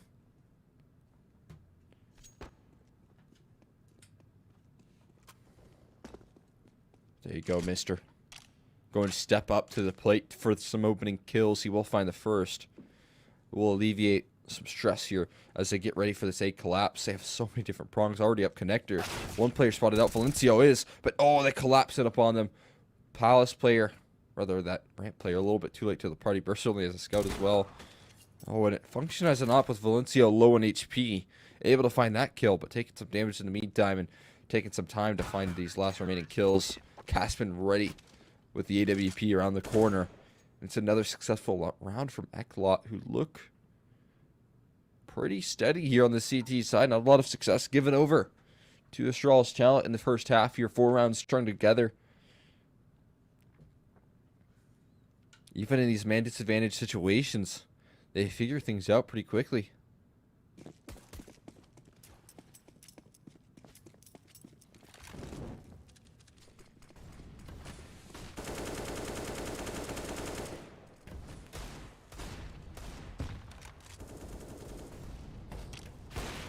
Looking for some spam through the smoke. Ooh, Caspin will get dinked down just a little bit, but really not too scared of anything. Doesn't take as much damage as it looked to be. And still in good standing here as ECLOT. Should remain to be the case throughout the rest of this round. Oh, I say that. Of course, the Deagles can do damage. Oh my god, what a double opener right there. That's the B bomb site called clear here, and a reposition coming through. And a good spot as well towards the back of benches. One has made his way quickly out the door here, but they're collapsing it upon him. There's another kill from Berzer. And they might grab themselves an eco round. Of all things, Caspin and Valencio left to recover. But do they even want to go for this? Maybe if they can find a kill soon, it will entice them, but they haven't just yet. Numbers getting punched in here. Valencio looks to be bailing out of this one. At least watching the flank for now. I think he has called it. What a round right there. Alltech's able to find a double opener with the Deagle. And ECLOT just giving Astralis talent an inch, and they take it a mile right there on the openers. Fantastic work from the duo of Berzer and Alltech. I said that someone needed to step up where Fesser's left off in some of the opening kill departments, at least from their last matchup.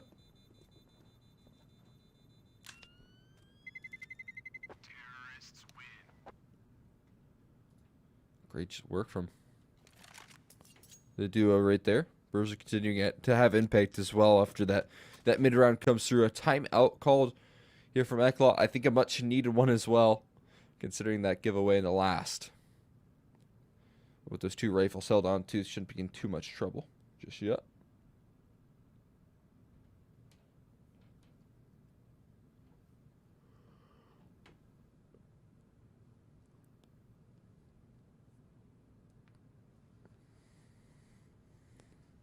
We'll see if they can recover from that last round with this timeout.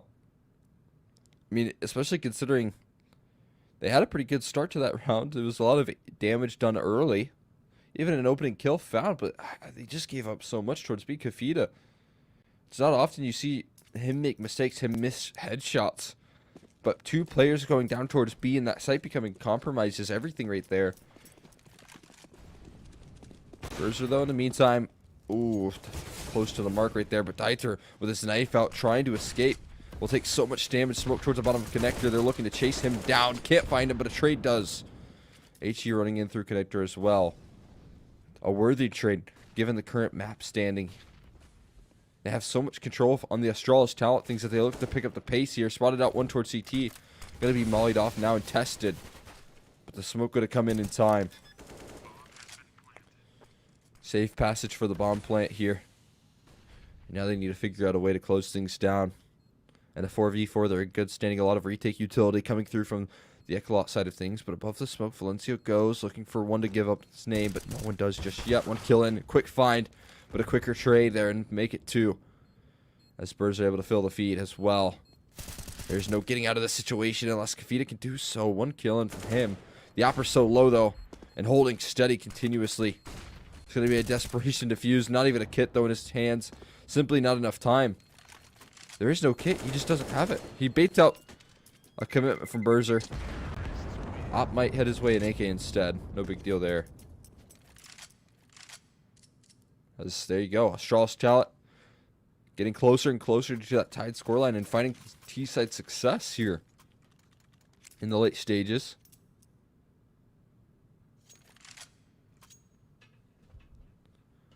Able to string 2 rounds together. This is going to break that money as well for ECLOT, so it should be 3. Valencia with the deagle. Kafita holding onto that rifle in the previous. It can still do damage, but a great pace change hit from Astralis talent off the back of that timeout. Wise stuff from them here. They have the fast get right and get left smokes thrown out here to allow for this collapse in upon this B bomb site. Telegraphs it, yes, but the cat control that they're currently working with is so impactful here. Only 2 players with pistols to deal with on the site, although maybe they can still deliver damage here. They haven't quite mollied out that USP. No, they have. MBQQ starts to burn. He will go down to the AK. Casper doubles down though. One more right around the corner, and they're able to find him from catwalk damage done to faster hill drop as well. Surely there's not another eco in the mix there. It's Berzer. And all ticks to try and recover this lost space. Not spotting him out on the jump peak just yet is Berzer. The collapse coming through from Kafita. Numbers punched in. Kafita might have been spotted here. It seems like his attention's turned, not quite fully. Oh, he shoots at his teammate's body. He'll go down. And a big giveaway. Berzer drops one as well. 1v2 here for Valencia with a deagle in his hand. Berzer will find him and save the day, man. What a giveaway right there. Oh, he shot at the body of his teammate. I can't believe that. Gives up the flank. That was going to be the round right there. No one was turned towards balcony. They might have been turned towards apartments, hoping they could find him early. But balcony was a bit of a stretch to look towards and revealing his position. Oh, that is a tragedy for ECLOT. Gonna be tough to mentally recover from that. They have to, though. They need this map pick. Vertigo is what we're heading into next. And that is a bit of an Astralis talent playground. At least in terms of the map they like to pick into the most. Certainly the map they're most comfortable with in playtime and official matches. I'm just going to line up a pretty quick B execute here with only 3 players. This is interesting. They look to sell the fake, and they've done so nicely. MBQQ in the back lanes need some support provided, but oh, it does come through. Dieter with 1, but not 2. Berzer will drop him. And we're remain at evens, but again, Berzer is only man on this B-bomb site for now. Recovery of 2 players in apartments here. It's a great off angle here from Dieter. Able to control the spray for 1. But cannot double down here. Valencia, in the meantime, got to take this gap to push on forward. Op and Catwalk is going to drop 1. Leaving it all in the back of Berzer here.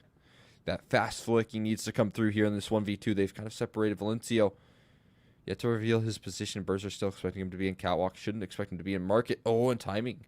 Maybe this could be everything. But now he's been spotted out. Revealing his position. And the op will be good to close things out.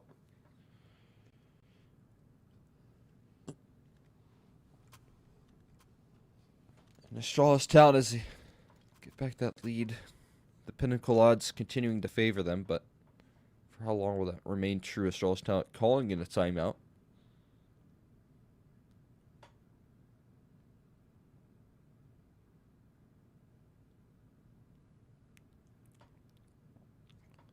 We'll see if they can hold steady here. I mean, they've taken things really close. They found 3 rounds in a row. They just need to replicate that sort of Success.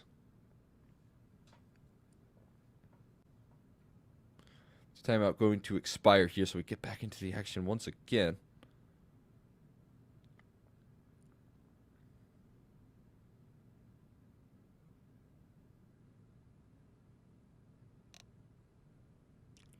But back-to-back timeouts called in. Astralis talent got something special for us lining up here. Definitely need it. It would be the best time to pull something out of the hat. And they have gone for the full investment. They're going for broke here. You get three Mac 10s in the mix. Not really standing up max loss bonus either, so they could be punished for this quite a bit if they don't convert. If they don't capitalize. You could see a world, especially if they don't get bomb plant, where ECLOT can move their way up to 14, really, given an eco in the next round. There's potential for that, although, you know, calling a double timeout here, you have to imagine they got a good game plan in the mix. As we get back into the action here once again, we'll see what they have in store for us off the back of those.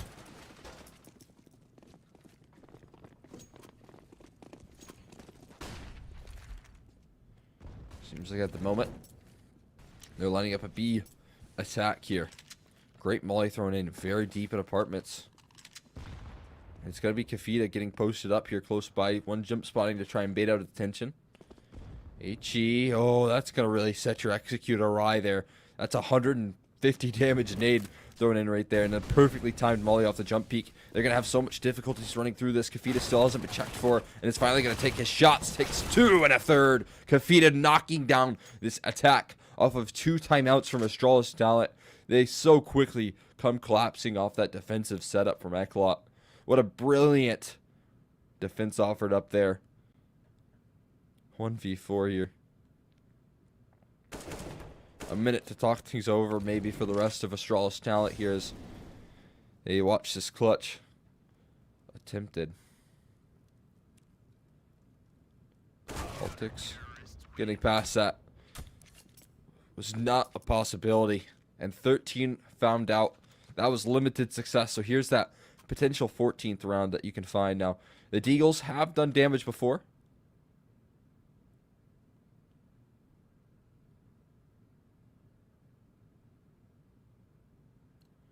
So there's no need to be too worried here. Charlestown can certainly do some damage in rounds like these. They've already proven that to get their 3 rounds strung together. So plenty of opportunities here despite the lacking weaponry. If there's ever a time to try and find followed up success, it'd be now here for Astralis talent. You could really start to rally off of this one, but so far nothing given over. Above the smoke, Bruiser has been pretty lethal with a deagle as well. That nade might follow him though. Not quite. Not able to hit the tracer. Vesser taking that time to collapse it upon a connector. It seems like they've been weary of this position multiple times before. Dieter's been going for it quite a bit and has been punished. But he won't this time. At least he will be good for 2. Finding his success here in such an important round eventually. He'll go down. He's done his job here. Now last man standing. Some damage in a bomb plate would be huge. I would punch in those numbers. Safely, Caspin for the headshot angle. It will connect nonetheless, and ECLOT would have grabbed themselves 14.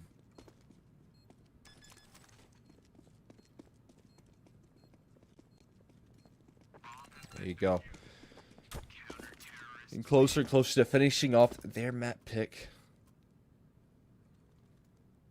Like I said, if Inferno would have been brilliant for this ECLOT roster to pick into, but Mirage is looking just as clean here with some of the defensive setups.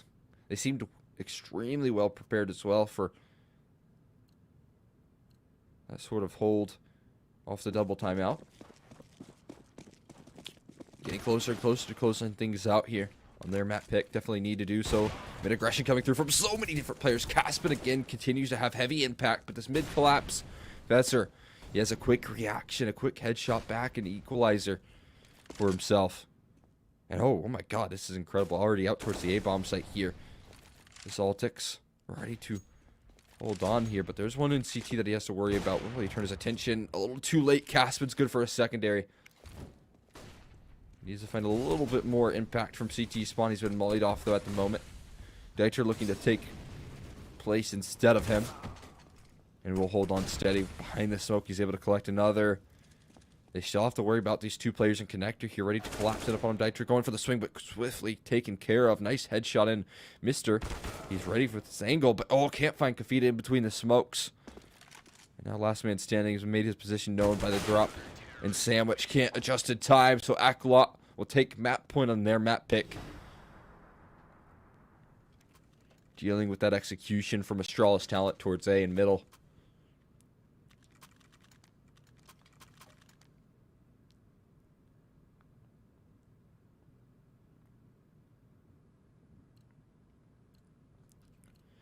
Getting very close to closing things out here.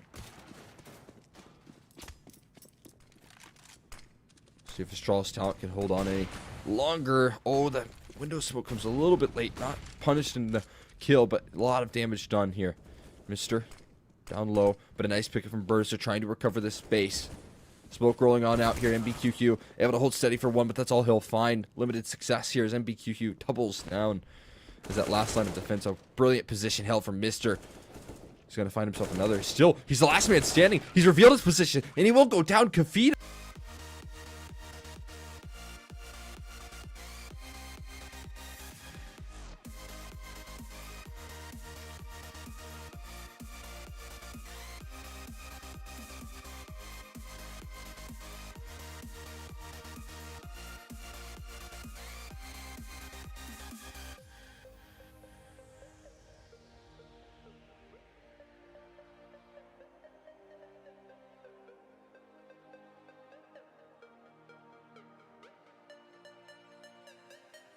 Block. So many different angles he can choose from. He's waiting for his teammates to take that first point of contact. MBQQ is able to find it. Not much success after that as Caspin will grab himself a kill, but nothing else on his way out as Burzer. Hot to start after a great Mirage finish. He was playing lights out there. He kicks things off with a pistol 3K holding down the line, and if he went down, I would have gotten a little bit worried for Astralis talent's chances at holding off that retake. So big pickup from him. Definitely need him to shine here like he was on Mirage. And Fesser maybe to step up to the plate here a little bit. Not the most loud game from him in the previous. Struggled a little bit to have the same impact that he typically does for this Astralis talent, especially in the opening duels that he likes to take. Oh my god, that was an incredibly fast shot from Caspin. Puts Fesser down, and so his success might continue to be limited here as he's only on 13 HP. After eating that scout tag, they might turn their attention elsewhere, back towards this B-bomb site. Plenty of time to work with here. They might just walk up the ramp. Moment. Fesser, I think he spotted him. He has, but doesn't matter. Doesn't stop MBQQ from deleting one and finding amazing damage onto a second. Mid collapse coming through off the back of that, though, and that will trigger Kafita to fall. And there's still plenty of time here. Dieter, though, in the meantime, has pushed himself up. They're hoping for a trade. Ultix goes down quickly. Burzer finds a fast trade, though. Big pickup. Footsteps being heard. Caspin there to meet this aggression. One very low HP bar. Oh, don't line up. Okay, good. One going down there. Mister will drop, but still a 2v2. A workable one at that. Punching in those numbers. Burzer holding down the line, not allowing for a collapse in from Elevator. Another scout tag in from Caspin, who continues to do amazing damage, but shouldn't have any other successes in this round. He finds another tag. I mean, he hit like a good 5 shots there, but couldn't find the round there. And Astralis talent will close things out.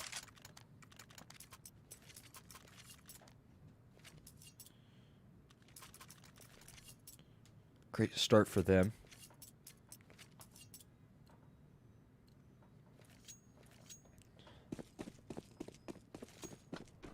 Punishing the force spy here, and pretty much allowing themselves to move up 3-0, unless there's damage to be done with the one teal from MBQQ, who has also been playing really well for ECLOT.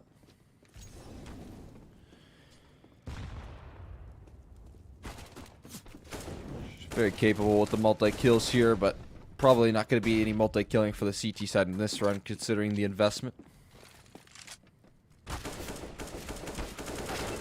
Also looking to step up to the plate again. He's struggling just a little bit. Hydra going to drop him. And oh, man. A couple of kills going in favor of ECLOT. This doesn't need a round at all. I think that they'll still be able to close this one out, no questions asked. Just a little bit of damage towards the tail end here for ECLOT as they really hope to get a good investment. Oh, what a touchdown from Mister, though. Berzer continues to have his impact here. Hasn't fallen just yet. 5-0.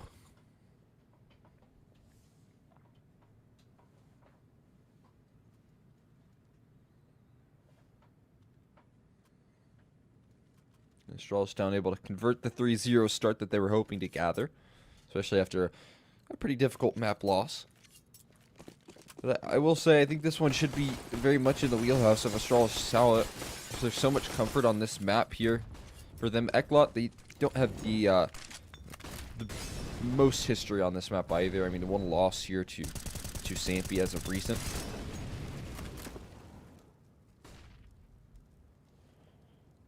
So they definitely don't play it all that often.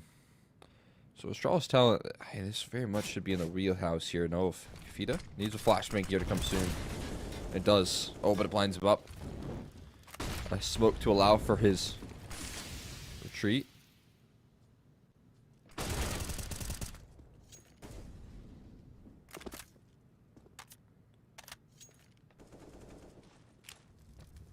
They do find the opening. Valencio. How does he get out of this position, though? Smoke will alleviate some of that stress. They look to trade him. I'm sure they're attempting it. Oh, he sticks around. He doesn't want to escape. He spots out a slight gap in that smoke, not expecting it. Is Mister. How could you expect that further aggression?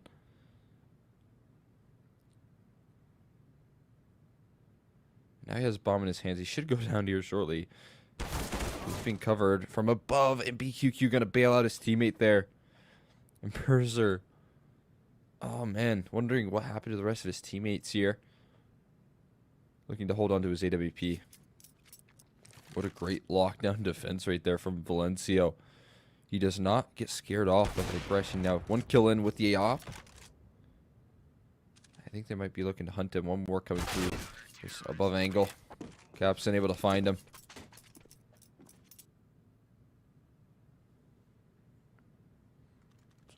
From the middle. Holding down the line there. And ECLOT will find their first CT round.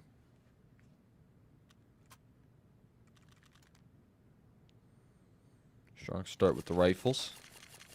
We'll see if they can replicate it, though, here. Limited on investment on the Astralis talent. A couple of deagles in play here. Certainly not the off that Berzer would hope to have.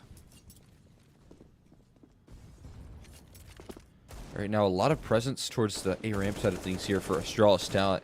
Really trying to press the issue in this direction. Flashman coming through. It blinds up Berzer, but he just continues to have his impact in this map. Doing so much Capsen rather. Looking to try and regain this ground. Ready with the AWP around the corner, but all these footsteps, all of the scopes are being heard, so there's no need to aggress here. Are they expecting this boost, though? Assembled incredibly quickly, but fallen off of. Won't spot anything out. And again, this regression coming through. Quick trade fest are able to deliver that. No headshot in from Kafita just yet, at least. Still 2 players left on this A-bomb site to deal with. And Astralis talent, they look committed. They look undeterred from trying their luck in this direction. Man advantage here held on to Capsen. Not expecting a player on this corner here. He doesn't see the flash drop in front of him. Berzer, when is he finally going to strike? He should have a free kill on a Capsen. Hit her down the line here. I mean, if once Berzer finds this kill, will that trigger an A execute here? They think it's so clear. Oh, but Capsen turning in the corner here.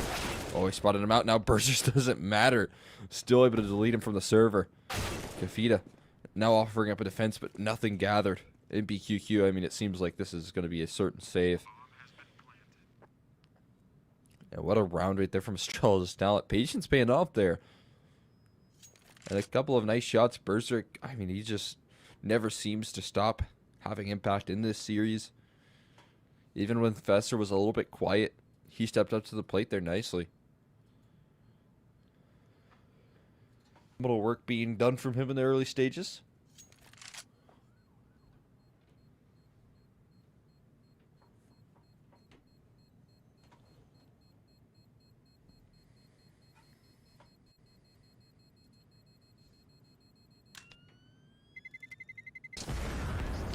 Go. And BQQ able to walk away with his rifle.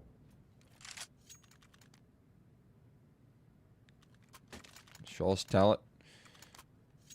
Got a while to go before they really get close to closing this one out. But if they can keep pulling gun rounds like that, you know, effective trading there was the real name of the game. It seemed like they always had a second man right behind one whenever anyone went down. Consistently offered up those quick trades and were able to close things down pretty quickly. Some mid utility being thrown out here from the CT side, and a pretty close range angle here from Kafita, but MPQQ again with this aggressive movement towards B, just diving down the stairs. Is going to find one. Kafita in the off angle, going to double down there over towards middle. Oh, Capson. Did he spot him? I think he spotted him and then flicked away. Maybe tapped out there. I don't know what happened in that exchange. Either way, they remain pretty tall. Berserker's the last man standing for Astralis talent, so you can't count him out 1 on 1 HP. It's MBQQ. Plant's going to be safe. Well, not for now. Maybe there can be recovered space. Molly comes in just in time. It'll force Berserker off the plant for that much longer. Going to go ahead and stick it one more time. This time for real. They start to collapse. MBQQ, the low HP bar. He's looking to have his impact, and actually does find one. Nice pickup there, but we'll only get the bomb plant and head on out.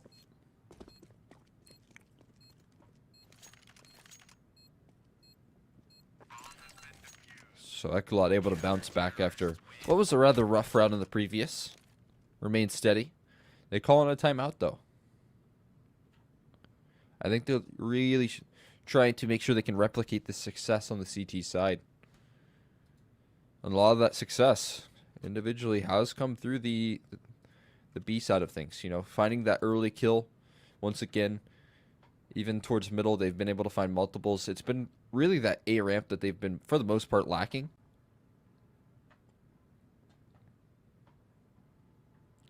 So I wonder if that's going to trigger more of a commitment in that direction.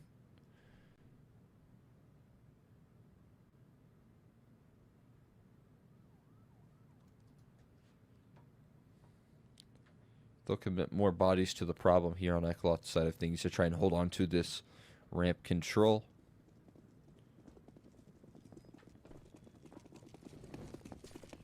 Now they have quite a bit of players. They will meet head on here. Lurk smoke thrown out from Fesser as he looks to dodge out on all those flashbangs here. A one-way thrown in from Kafita, looking to dive above the smoke. Already spotting out one. It's going to do some chip damage, but he has to be wary of the molly. Oh, chip damage, I said it did so much damage. The follow-up even kills Mr. And Capson will go down. Or rather, Capson will find the finishing blow. Berserker does answer back rather quickly. They are pushing up this ramp side of things. Berserker finds himself another. Kafita has 2 to answer back here once again. Consistently keeping things in good standing, and Capson's still a tough man to deal with. They did throw bodies at the problem, and it seems to be working. ABQQ gonna find the finishing blow. But man, it was a all-out brawl towards the ramp side of things. Everyone meeting head on. Berserker on 12 and 3 right now. He's trying his best. He does need a little bit of support here in the frag department.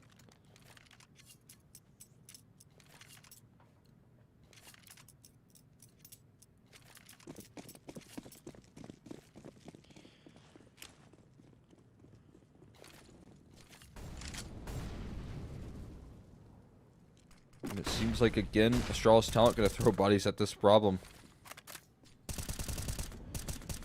Oh, there's so much potential with that nade. 5 unarmored players right around the corner, although one timed out. Might have to call a not live here. I don't even know if Astralis Town are too interested in calling that in either, considering they, oh, maybe that will entice them. Yeah, I think they're typing in chat. I hear it. There we are. I was about to say, I was like, you know, they might not call the timeout just because it's only a Glock eco, but I imagine they still want a chance in that. So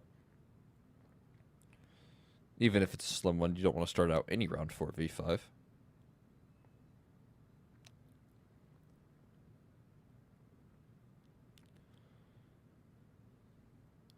Imagine that. Probably handled swiftly. Fizzer, I'm sure we'll be joining back up into this one relatively quickly. But I like the adjustments that I've seen so far from ECLOT. On the CT side, I like that they've, you know, really committed more resources towards gathering that ramp control. When it was kind of becoming a bit of an issue pretty consistently. You know, not having enough firepower to expend in that direction. They were really struggling to deal with that. And where they were finding success was elsewhere, you know, towards middle and towards B for most of their gun rounds. So I think they have reacted nicely to their defensive setup.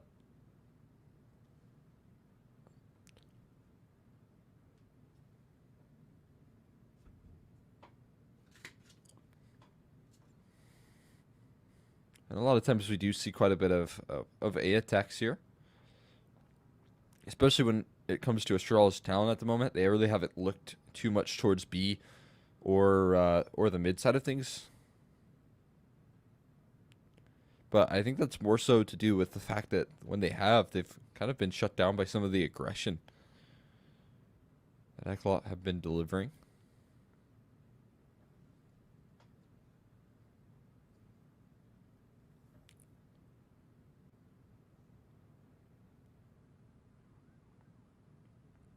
But I can take this time to tell you all about the deals that we got going on over at Extrafy. If you hop over there, and you use code Winter10, you can get a little off your order. You can grab yourself some great peripherals. Can't suggest it enough. I got the headset. Absolutely love the headset. Big upgrade from my last headset. So there you go. Make sure you do that. You can actually scroll down there. You can see the discount code there on the page. Make sure you click that. If you're in the market for some peripherals, make sure you go and grab them. Do lovely work over at Extrafy.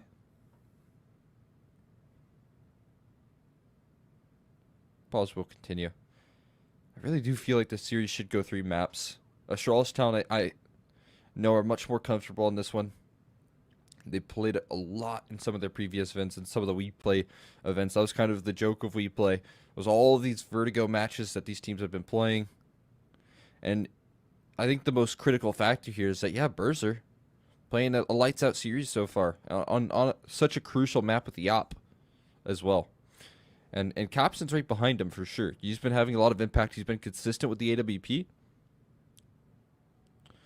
But with all that being said, you know, if Berzer could continue to have his impact and he can actually get NOP in some of these rounds and get kind of activated early on, we've seen him do damage already and make rounds close that were very tricky when trades were coming. He was the one delivering them. He's at 12-3 right now. So that kind of makes this this enticement of a 3-map series even more so. You know, getting Berzer activated on not only this map, but what could be a decider on Overpass if he could continue to play the way he is right now. You know, with his high ceiling, it could be very good, but it's not going to be easy at all. ECLOT, I think they're more of a unified effort in who's stepping up to the plate. It really hasn't been anyone lacking at the moment. There hasn't been, you know, a single lacking player in my opinion. Obviously, you know, more evident by the win that they were able to achieve in that last map. But I mean, when you take a look at the numbers there, the frag distribution was very close. I mean, you did have Valencio, 14 and 19, maybe wasn't able to have the most impact. But the rest of the team, everyone was in between 20 and 24 kills. So you can see how close, how tight-knit this roster is in terms of the frags and who can step up to the plate. It really is everybody. And even Valencio had his high impact rounds here and there when he was on the Deagle.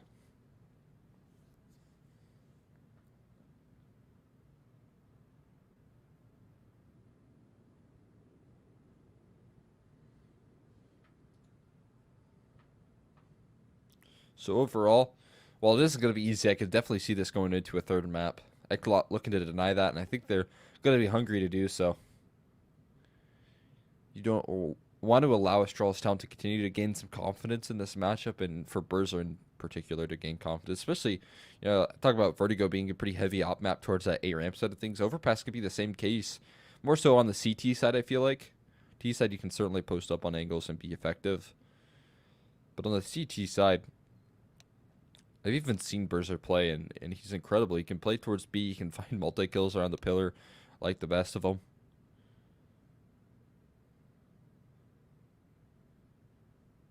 And he is pretty hot so far this series. Last map played quite well, despite not being able to close that one down. Finished things off with 25 and 16. Actually led the server.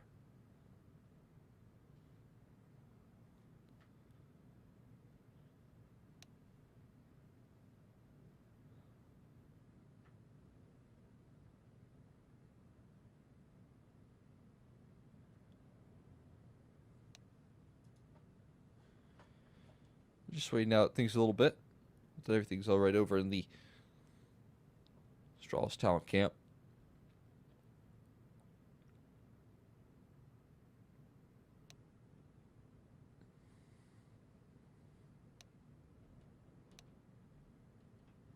Hearing a lot of typing. Might be a good sign. Who knows? Hold out your hope. At the moment, should be a bit of a chance for recovery here from ECLOT, all things considered. Opening up a bit of opportunity to try and get things back into order here, especially, you know, we already seen what they went for in the last round. It was pretty much just all Glocks before Fesser ended up disconnecting. You'd have to imagine that will remain true.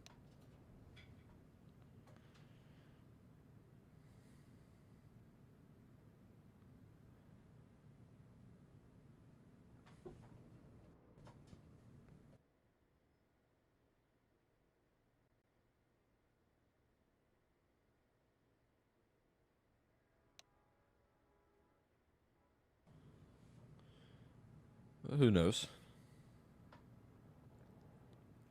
I wonder if we're going to keep seeing, I guess more so when these gun rounds come out, this aggression towards the ramp. Imagine this is the case. Most likely is. I guess we can talk a little bit about some of the previous results here. So Astralis Talent, they're standing at a solid 1-0, right? Same case for ECLOT in this current matchup. Going 2-0, you know, that puts you one off of closing things out. You might have to take on, say, a Young Ninjas. I think the next matchup that we'll be casting is Isuba versus Sampi. And I mean, those two matches, they really can't offer up, you know, any sort of success. I mean, that can really not necessarily be an easy passage in towards, you know, a 3-0 and moving on towards the main Swiss stage, but there's a lot of opportunities here that can arise, and especially I think more so avoiding that 1-on-1 position where you might have to play into the breach, which can be a scary prospect. They're a team that can always pull off some big victories. Seem to be a pretty heavy momentum-based team. Smuya over playing with them at the moment. Might be just standing in temporarily. Who knows, to be honest with you. Might be a more permanent addition. Who knows?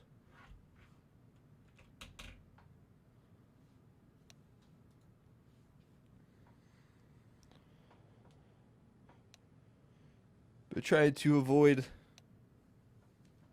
playing some of the heavy hitters in the 1-1 side of things.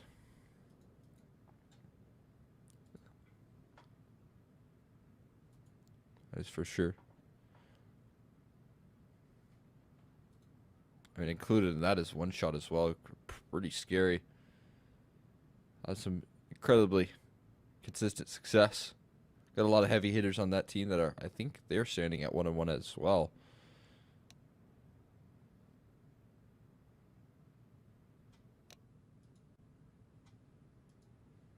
Oh, we do have Alton back. Fester has rejoined us. So we're back. We're into the action here once again. Not quite into it yet, I should say. Waiting for that tech pause to expire, but at least we have Alton into the server. We're improving our conditions.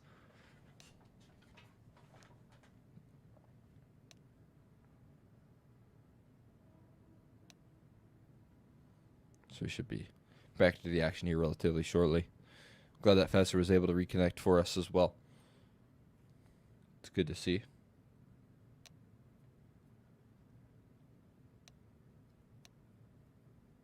And there we are. Tech pause has been called off, and we're back into the action here once again. We will play on. Going to be a similar economic position, though, for Astralis Talent at the moment. You know, just kind of standing really rough at just unarmored pistols. Maybe a P250 in the mix there. But we will continue. They take a different approach. Last round, they stacked heavy presence towards that A side of things. This time, they're going to go more towards B. Burzer's taking heavy fire. I think he's caught a nade towards middle. And BQQ, he could have a field day here up against these unarmored pistols. He could also go down quickly if he gets overwhelmed. Set up a flashbang for some aggression, some peeking to come through. He's expecting this boost. He will find the first. But again, that overwhelming factor can't come through. Instead, he just holds down the line for 3 kills. One more around the corner, and he will find a 4K. The field day it was. They're closing out 4-4. As they do find the tied scoreline with a flawless one.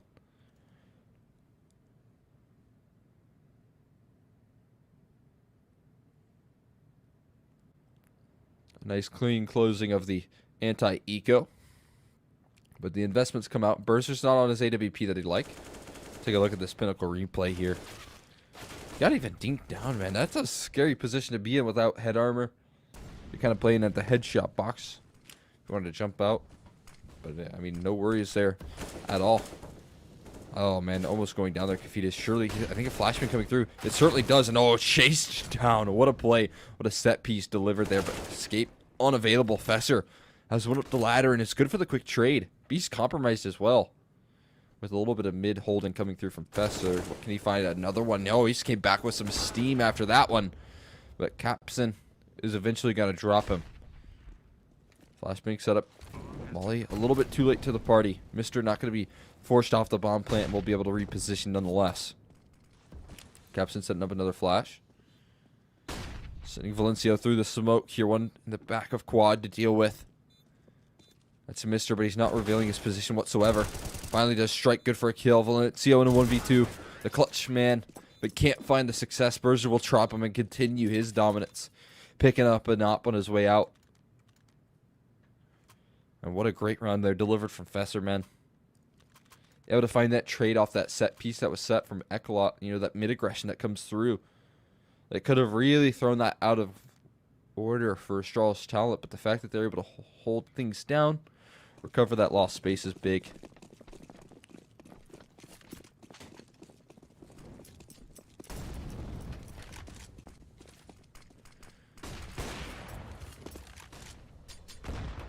Berzer. Oh, eating a healthy chunk of HP right there off the nade.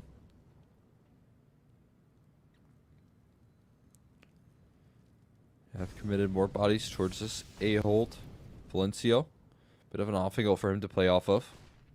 But he might commit more so to this fight. Mister. Is he ready? Certainly is. Oh, what a quick find here as well. Collapse coming through. And oh, a no man's land here. MBQQ. Good for the first. Needs a double down, but gets overwhelmed. I love that. Figo didn't even peek right there. He didn't even need to. He knew his teammates were coming in through the B ramp side of things. And he just waits for his teammates to overwhelm. So Astralis Talent, they're very hot.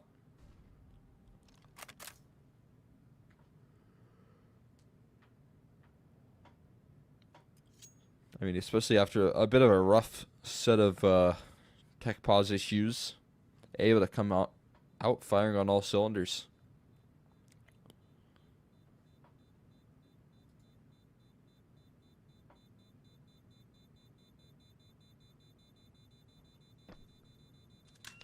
Very strong stuff for them.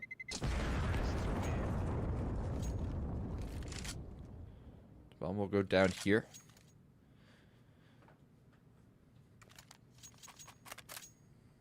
And we'll continue to see an attempt at the fight back. Moving forward here for Astralis Talent, trying to claw things back a bit.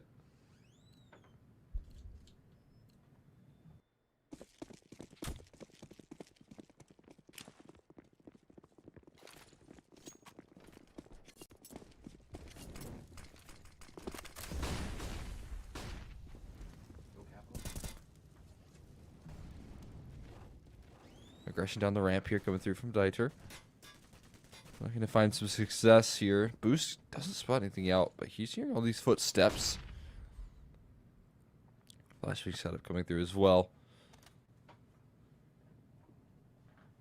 Now he's kind of stuck in a really awkward position. He needs some support coming through. Flashbangs just rain in. So many of them. Vesser finds the opener. That's the success he needs to gather here for the Astralis Talent side of things. Looking so much more comfortable here on Vertigo on the T side individually as well. Didn't have too much success on that T side over on Mirage. And it continues to be the case. Berzer able to find a follow-up off of that. Re-aggression. Jump peeking might have been spotted here from Kafita. Oh, no, certainly so.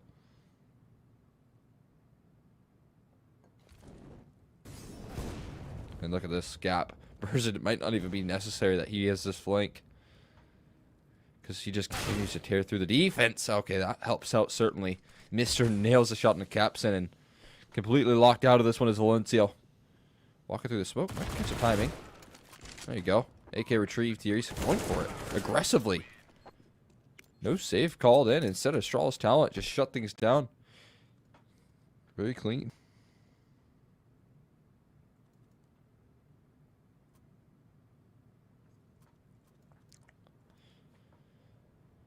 The odds slowly but surely pulling back here for Astralis Talent.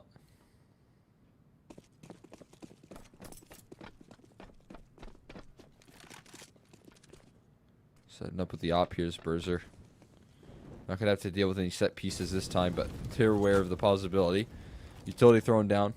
Again, I mean, this battle towards ramp, it's been rather back and forth, but Astralis Talent have consistently found their successes. Fesser has been such an effective point man here as of recent. Again, needs to have that high impact here for Astralis Talent. She's kind of, in certain cases, their win condition. At least having him fire with consistent multi-kills, if not the openings, can be a big reliever. Bit of a gap in that smoke for Capstan to work off of. I'd like to push past it. Nope. Guess we're just going to hold down the line. It actually gets bested by the 5-7 long range. Capstan nails him. There's no retrieving that AK, though, unfortunately for him. But this will be a lead in the first half. I think Astralis Talent should be feeling mighty confident with that. No escape for Capstan, I don't think. We'll catch him in the back. Yes. Found it eventually. MBQQ walking away with an AK is nice. That's for sure. But not much success post holding on to that.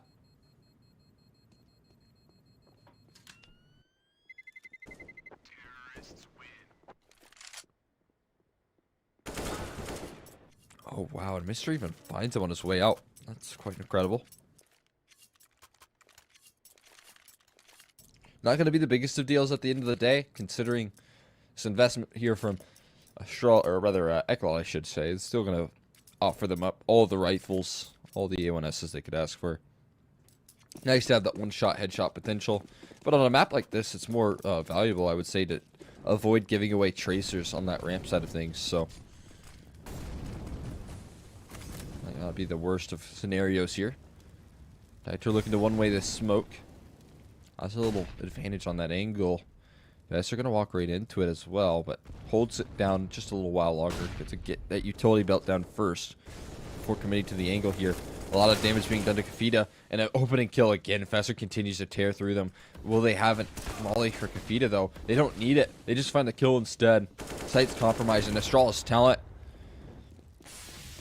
Like I said, man, this is a bread and butter map pick. A ramp, it seems to be the real comfort position as well. No matter what you do, Fester's good for an opening kill, or even two, and ECLOT, they don't have a lot of defense to offer up. At the end of the day, they can throw more bodies at the issue. We've seen them try that before and it's worked out. I wonder if they're going to try and go back to that idea. Enough money, plenty in fact, to hunt things down for Astralis talent, so they'll commit a few bodies. That's going to be a pretty good smoke to offer up deterrence, though. Trying to push in. Mister. I think they're smoking to the spam. Oh, Fester. Oh my god, what a nasty shot from him. He knew exactly where MBQQ was playing. One will go out towards the tail end. Altix will drop it. No big deal at the end of the day. A 9-4 lead is very, very strong on that T side. Astralis talent continuing to have their successes.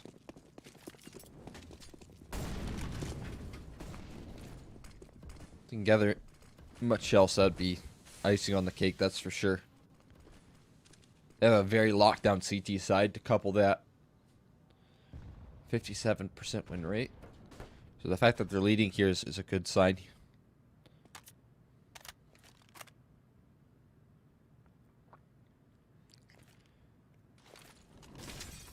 Ichi thrown down towards the bottom of ramp here. Kafita hungry for some aggression. But again, they kind of concede this control, and now Valencio able to open things up. They go back towards B. Bomb is dropped now in their hands. Capson, though, in the meantime, will drop. MBQQ offering up a stellar B defense here, but he's going to be pressed in upon multiple different angles. He tucks himself in towards danger. He finds himself another. A 4K, not quite. Fester will put an end to things. A mid lurk still in play. Mister will find that. A flank as the last man standing here from Kafita. He's going to pull the pin on this quickly, but numbers have been punched in. Will they expect it in time? Oh, they certainly do. They know exactly where Kafita remains here. Going to start to close in on this retake, but he still has to figure out a way to isolate these duels, and they're playing off each other so nicely. He's back towards triple here. He might be able to make a play, but now spotted out. That'll make things so much more difficult. Molly comes in at the double swing shortly after. Vassar has turned things around this series tenfold on the T side as well. Consistently finding some of these openers. This is the Fester that we need. This is the Fester that Astralis talent we're hoping to have in that first map, but was a bit absent. Now after a little bit of a tech pause, he comes back firing on all cylinders. That's such a good sign for them. Definitely needed him to have his impact. Now looking to close things out. Fifth round. It would be nice, but now it seems less and less likely with Valencio and MBQQ. I mean, those are both the B players. Drop, they know that as well. Kafita has an answer, but site's compromised already. What a great molly lineup as well. Forcing him off the boost. Capson, weary of a mid lurk. That is not a reality in this situation, at least not for now. Instead, they'll just group up in towards site. They'll play their post splits. And it would be an incredible 4-11 scoreline here. There is no kits as well, making things a little more scary. HE's chunked them down. They got to pull the pin on this retake fast. Kafita looking to make the jump across the way. And it does work out for one kill in. They're collapsing pretty quickly here. Another one. They could pull this one back here. 2 kills within an instant. A smoke on top of that bomb. And oh my god, Berzer misses his opportunity. No one's on that bomb, but Dieter finds himself a 3K. Mister now last man standing needs to find himself one more, and he does. Mister holds steady. It was a bit of a chaotic collapse there. Astralis talent, they close out nonetheless, and they have Mister to thank. What a closer from him. 1v3. Fantastic work from him. What is that, a 8-round string? for Astralis talent. A 7 round maybe? Mr. Man, what a play. I don't even know if there was much time to defuse. Again, like I said, there was not a single kit in the mix there, but they hold on steady nonetheless.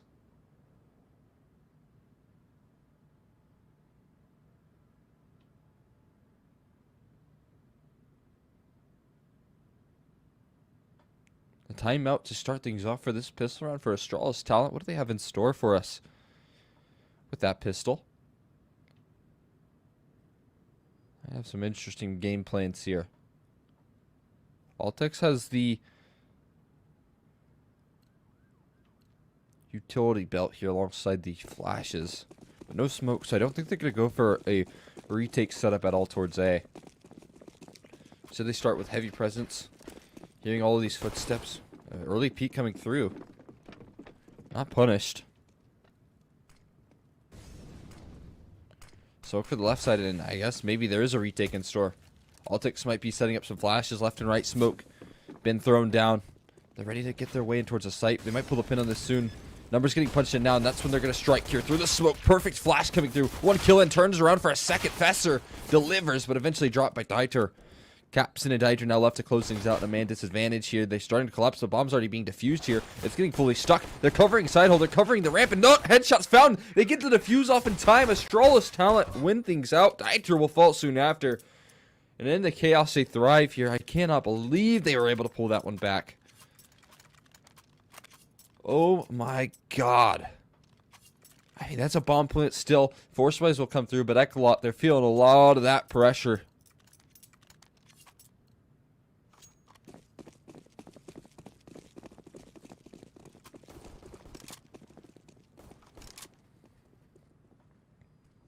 They have to be feeling that pressure.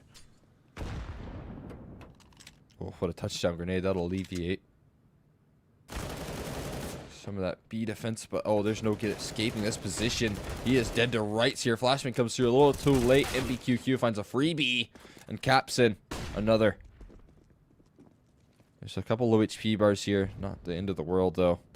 MBQQ will go down to 2 HP. Numbers haven't been punched in. I think they're adjusting back towards A, though. At the end of the day, Astralis talent. Oh, yeah, they certainly are. I haven't even realized Gavita's inside of elevator. Oh my god, Fesser finds that kill. It is unbelievable. Sight now being punched in. The numbers found out. Capson so low in HP will drop as well. And Valencio escaping. Sure, but has lost 2 teammates in the meantime. Fesser's pulling this back tooth and nail. There's no kit. 10-second defuse required. Fesser's tapped it. Valencio going to try for the spam, but goes down as well. It's Dieter spotted out now, officially known. And they're going to just stick the bomb here. Dieter calling this one off. And Astralis talent pull another impossible round out of the hat. A 5v3 where they were inside CT spawn. They were in elevator. And a whiff sprays everything. Fesser. He continues to have his impact there in Astralis talent looking clean to close. On Vertigo. They're winning every impossible round. And if they keep doing so, here ECLOT will be down and out of things here quickly. I think they've finally waved the white flag, you know, despite getting that bomb plant and a good bit of damage. Not interested in continuing the force buys. A lot of flashbangs heard towards B, I believe. Not too much pressure put on towards A early on. Pretty early and effective positioning coming through from Astralis talent here towards ramp. But nice pickup from Valencio. This is the Eagles that continue to do damage. Taking down one. Can't adjust for the second, though. Mister. I have a pretty swift answer back. Fesser, though, only good for a single kill here, so we remain at evens. And I go. Stuck in the middle of no man's land, only good for one as well. We continue to play off these trades here. There's armor and MBQQ. Both remaining Ts have rifles as well, so not the worst of positions to be in here. We'll see if they know the spam. Okay, a little bit of an off-plant position. Berser does know the right angle, though. Trying to get that damage to the wall. Bomb being tapped and planted, now committed. Watching the flank. Oh, Mister going to find the first. It puts a lot of pressure on MBQQ. He's going to start to go proactive, but Berser will shut things down, and it's another clutch in the 2v2 this time. A nice attempt from ECLOT to try and pull that one back, but no success. Says Astralis talent continue to deliver on the CT side. It might be a flawless closer from them. Unless ECLOT can have something to say in this round or the next. If not, then a 16-4 scoreline on the map pick. Vertigo showing exactly why they so often have played this map.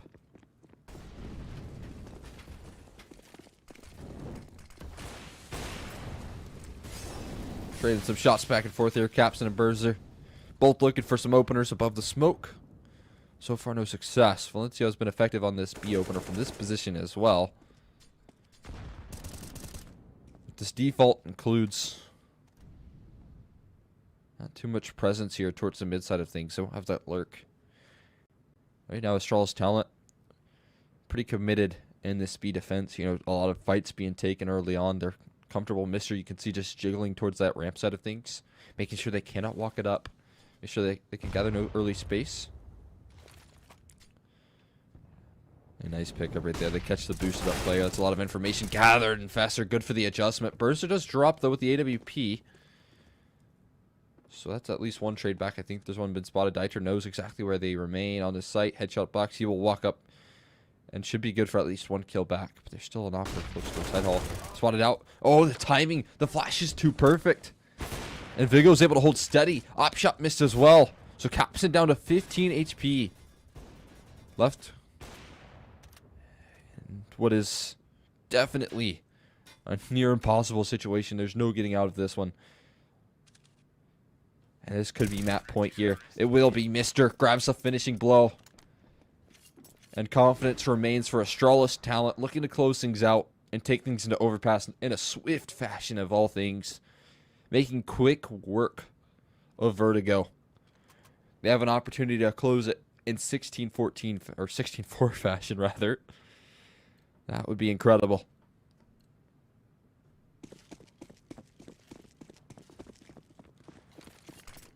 Really smoke. Oh, I was about to say, you know, that's a really cool lineup. Pretty quick, you know, on the run. But it did miss. Won't be the end of the world. Lurk smoke is actually going to allow Professor to just take those opening duels. He continues to stand tall. Good for a bit of chip damage on the Kafita, but eventually found out. So it's a 1-for-1 trade. But as Altix finds that kill over towards B, overpass looks more and more likely. Again, there's still that very low HP on Kafita. But Altix is down low as well. And, ooh, Capson pushed early towards side hall. His position is going to be everything in this round. Without this information, he can find a collapse in. Oh, and Burster's been heard. They'll just wait things out. They'll call in for this flank to come through. And this round has a timer on it. Capson go for the knife. Or not. Just take him out. That's fair. Mister. Can't hold down in either. And there might be a little resurgence here to be had for ECLOT. They might stay afloat for a few rounds longer. Still going to be... need a little more convincing, that's for sure, for this comeback to be made. It's a long way. 10 rounds. 10 opportunities for Astralis talent to close things out. And with how good their CT sides have been, doesn't seem too far out of the cards that this will be closed out swiftly.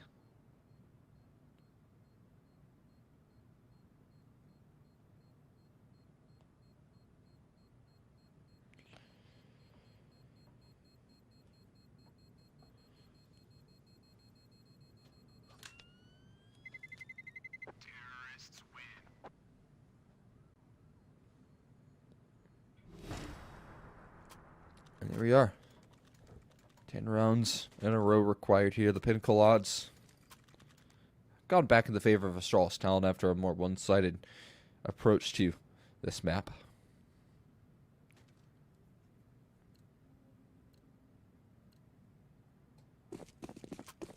They go for the force buy. Astralis talent hungry to close things out in clean fashion. Make quick work of this map and head on to the next, trying to close things out. Assembling a boost I would definitely like in a round like this. I don't think we've seen it. We've definitely seen it from the ECLOT camp, but either way. Mister, did he dive down the ladder for that kill? Now he needs to fight his way out of this situation. Valencio turning the corner here.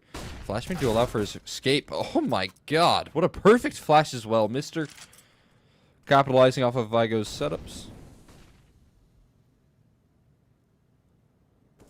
And MBQQ forced to recover some of that lost ground here. Little does he know that Mister slipped in towards the back lanes here. Dieter looking for a double down, but needing some support.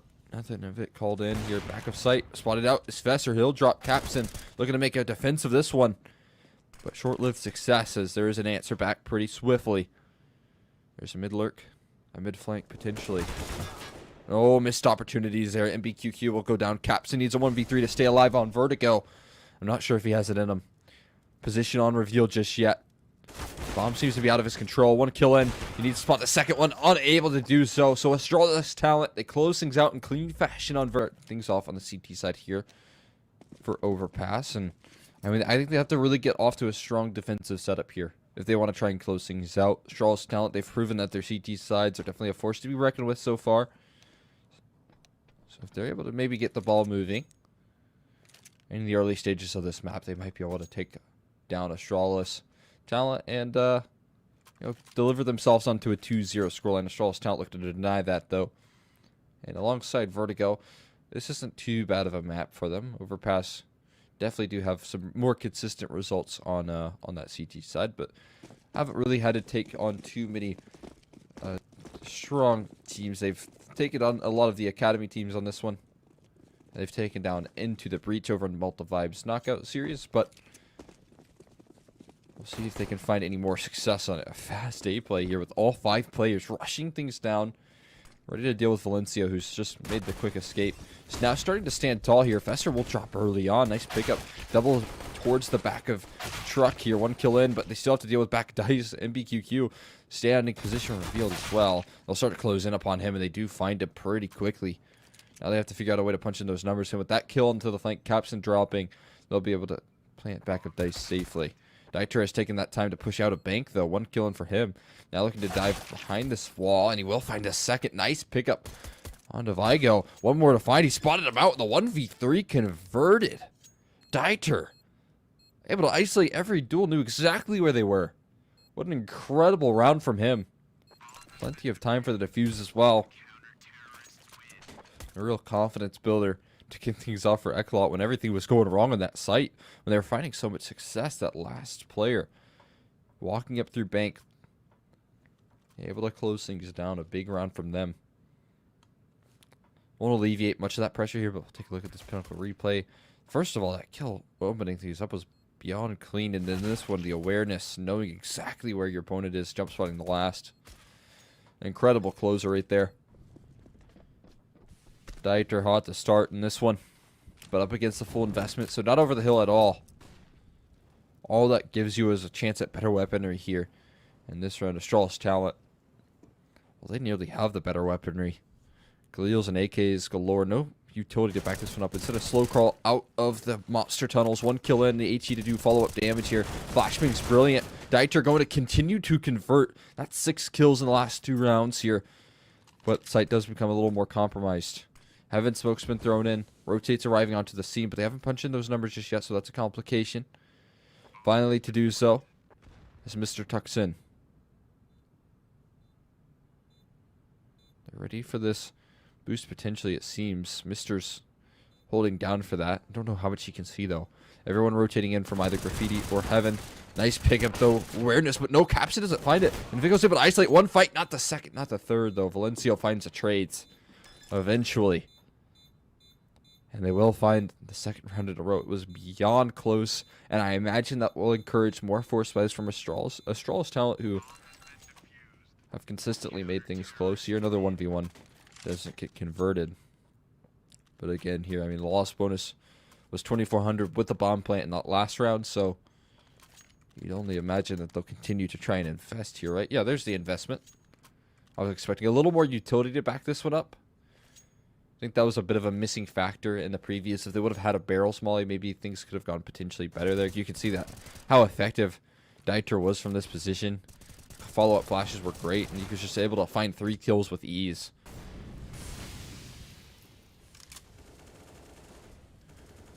But Valencio. He's dropped early on towards connector. I think he got spammed through that smoke. So a good start for Astralis talent. This is an insane risk. He's in the middle of nowhere right now with only an MP9. Yeah, that was always going to happen. At least Dieter's good for the trade, but I think ambition got the better of them in that attempt at recovery. Or at least maybe a bit of unfortunate smoke fading. Dieter going to hang around in the smoke? I think he's getting flashed in. Certainly is. And he converts. What is that? His 8th kill?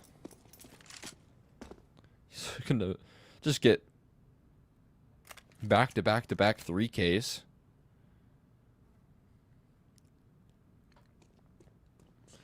And at the moment, Astralis talent struggling to deal with him in a big way. Ready to collapse it up on this A bomb site, it seems. And BQQ giving up a lot of space. I think they'll kind of give out this control. Allow for a plan to come through. Try and play the retake. Oh my god, MBQQ. I don't know if his barrel was poking out. It seemed like that was the case here. He's running out of ammo though. It doesn't get caught in the reload. And Dieter. Well, he's had a great round so far, but I don't think this is at all in his wheelhouse. I'm sure they know he's very low as well. Nice attempt from him as he continues to have massive impact, but eventually Astralis talent able to win in one of these 3v3s, 2v2 situations there, and I don't know if the set weapon will be saved either. Certainly not. Mr. So wise to adjust right there.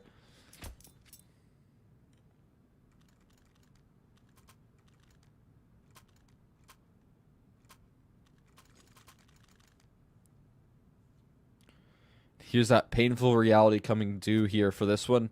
I mean, you can see the force buy totally in store for ECLOT, trying to give that pressure right back, but it's only a scout, MP9, a couple deagles in the mix. Valencio on that deagle. It's been hitting some nice headshots throughout.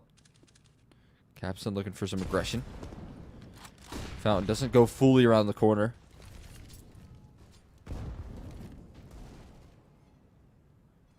But Berser, he's gonna just find an opening as he walks out a monster. Incredible. He's gonna fade away though. Might get caught with his back turn. Kafita, has he been spotted? I think he tossed over a flashbang for this peak. Certainly has. What a great setup there. Making full use of that update. And another opening pick. Can't make it a third, but I think that going down to Dieter is no big deal. He's been incredible so far.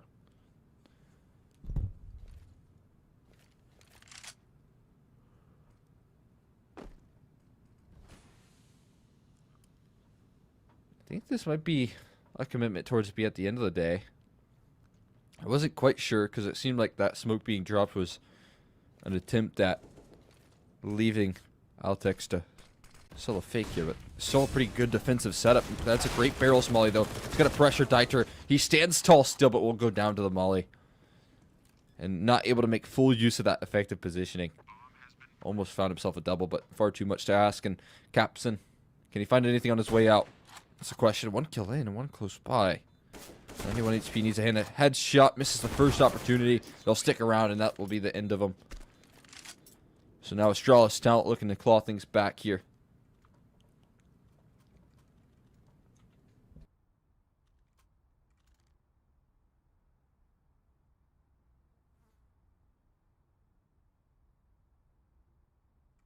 Good setup so far from them, and well, at the moment, it's going to be only USPs. That's all that ECLOT have to work with, so they should be able to take the lead at this one.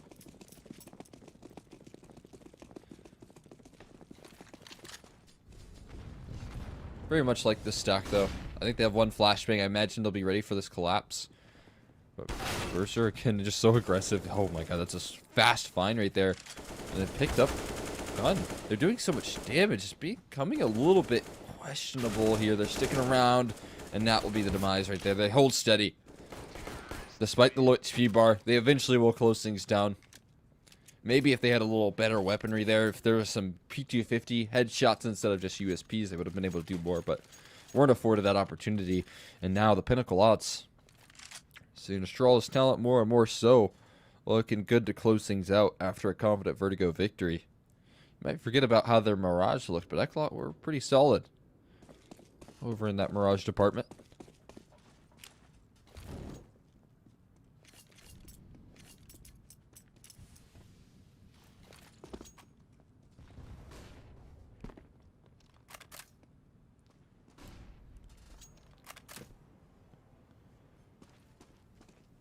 This round, all 5 members on Astralis talent, not really anyone defaulting towards B. Everyone pretty committed, either in connector or trying to take that control towards front bathrooms or potentially towards long as well if they so choose. Flashbang's going to be good. Forces Capson off the angle. Might just have to concede that control, and that's exactly what he does. So pushed back a little bit on his aggression. This early control has just been conceded pretty quickly.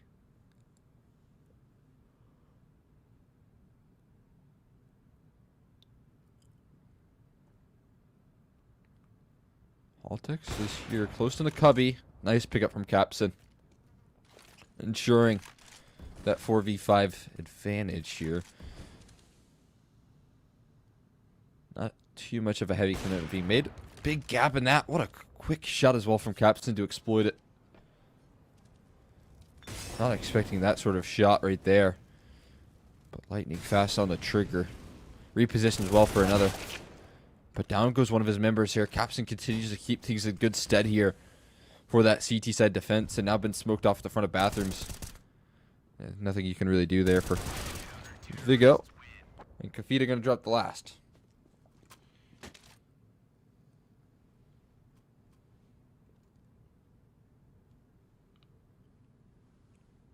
But a great start from Capson. When he gets that AWP out, you can see the impact that he has already.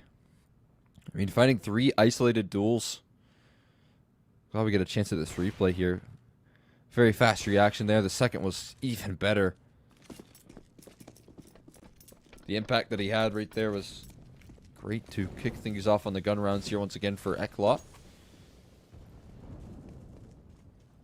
If he can continue to play that way, this A bomb site's going to become less and less an option. But he's adjusted towards B actually for this one. Interestingly enough. Giving up quite a bit of A control here. Valencio spotted him out quickly towards long here. Then they might start to scale up very fast. Molly's thrown out towards the entirety of that A bomb site.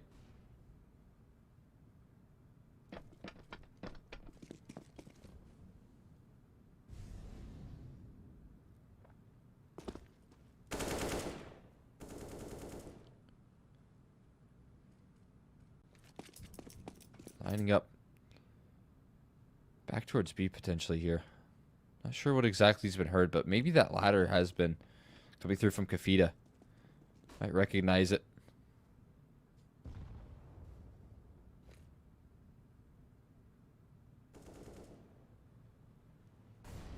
Kafita in a really good position to help out with this B defense, but they are pretty passive here in their setup.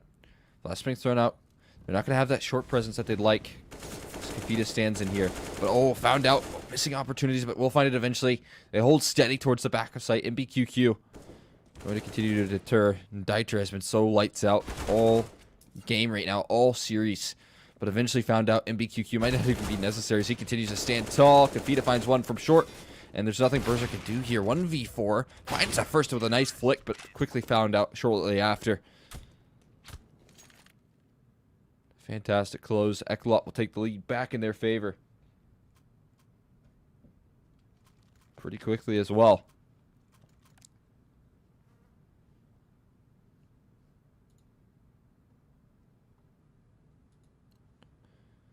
And that breaks the economy as Astralis talent struggling just a little bit.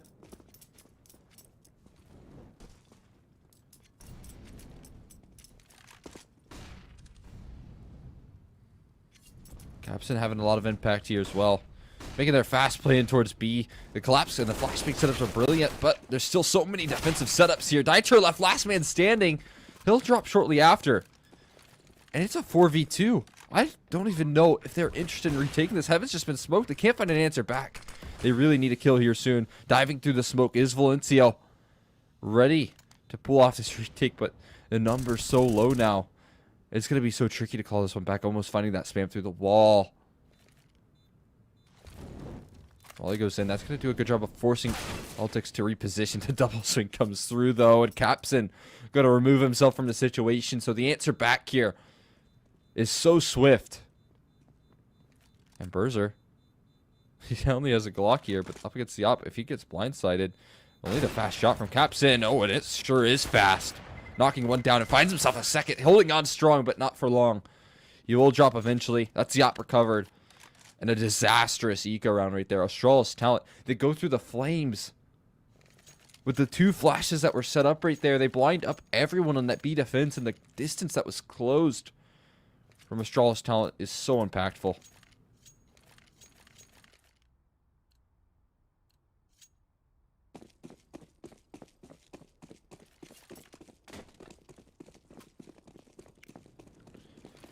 They're going to try and force off the back of that one.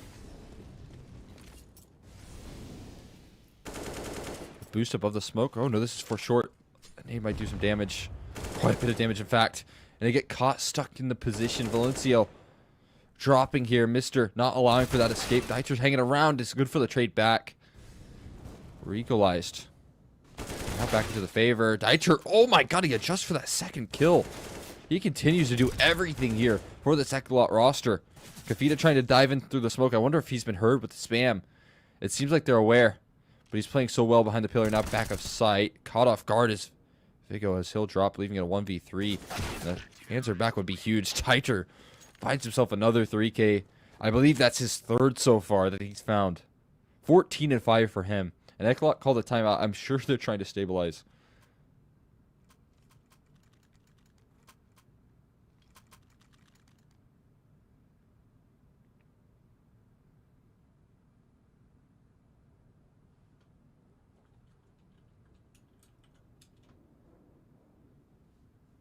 What a quick answer back here. I think that ECLOT calling this just to kind of find their footing. Allow for a little bit of calm in the chaos that has been these last 2 rounds.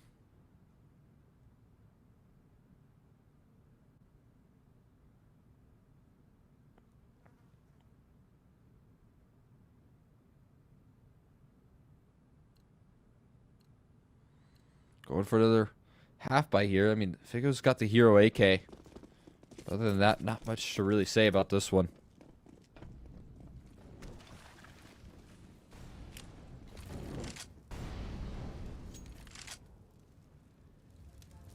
Pushing up towards short. Versus here to deal with it. They go through the flames. Blinded up. Doesn't matter. Kafita's still going to find that. Trying to collapse in through connector. Struggling to manage the spray, but we'll find it eventually. Kafita will keep things in good way. Or the CT side. Can't find anything else. Fester swinging with the Glock. He'll go down as well as Dieter. Looking for another 3K. Here's 4th so far. Can't find it though as Altix will take that opportunity away from him. One more. Kafita. If he drops, that'll be good damage.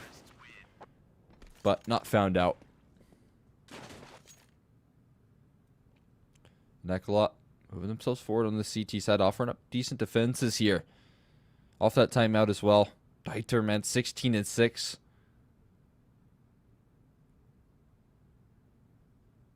Having insane impact right now.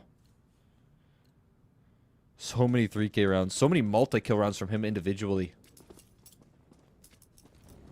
I mean, after that one, that puts him on 6 multi-kill rounds so far, where he's gotten 2 or more. And a lot of them have been 3Ks or more.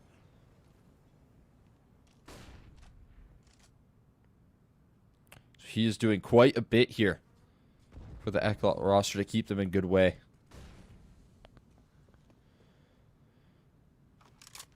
Trying to group up towards short. I think they might assemble a boost here. You can see the current position.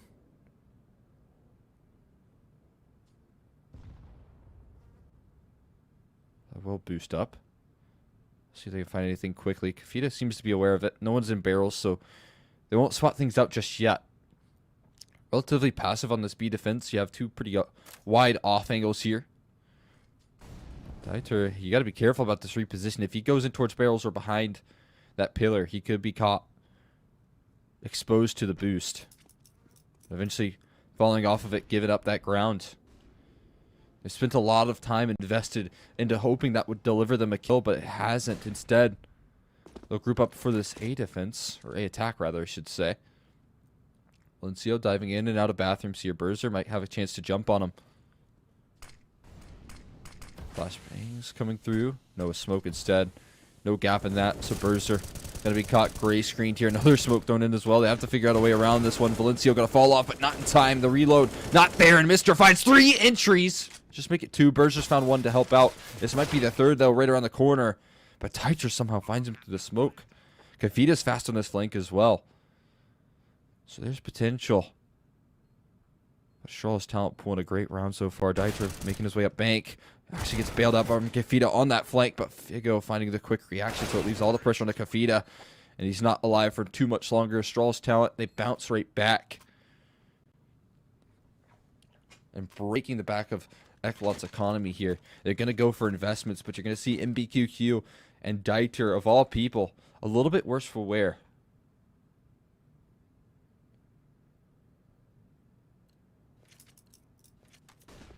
Look at this entry pathing here. That's Berzer finding that first, but Mr.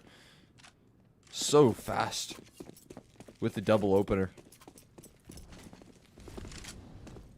2 deagles in play here for the ECLOT roster. This would be a real rough round to lose. They need this victory, and Berzer's is going to deny him that luxury, at least in the opening stages. A 4v5 quick. Oh, they're double boosting. Love this. I mean, this should be good for an answer back if they turn the corner. Surely this isn't to be expected. But in the meantime, with how passive it's being played, it might not even ever be seen.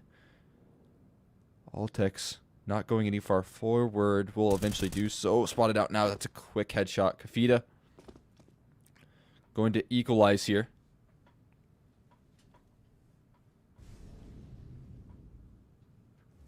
Valencio going to follow up on this long aggression, burning down those Dietor down to 30 HP. That's a heavy hitter, taken down low.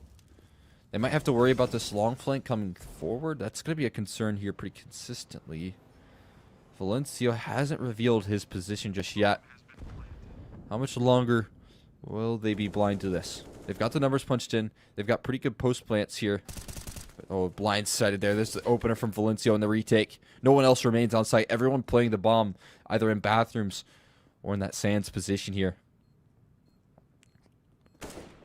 Now all they have to do is play that bomb. There is not a single kit on the CT side here. Smoke on top of it, but it's a 10-second defuse for them to try and pull this one off. One above the smoke here. They can't find the spam. They have so much time, though. Tapping through it. There's 2 players alive. It's still being defused. No way they get the full 10 seconds off. They don't.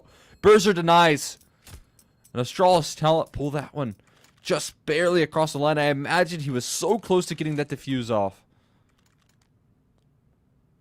But not able to do so. And that is a disaster state for his ECLOT roster, who money has been broken.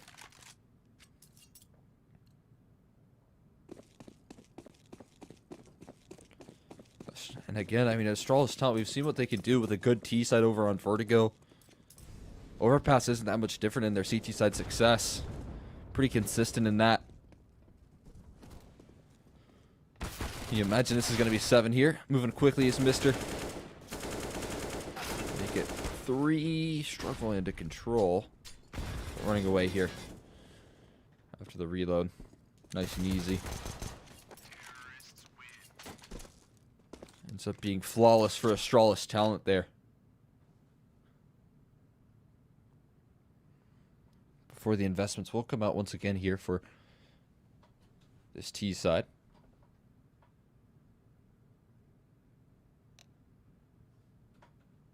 ECLOT calling in another timeout. Feel like they've at least used 2 here.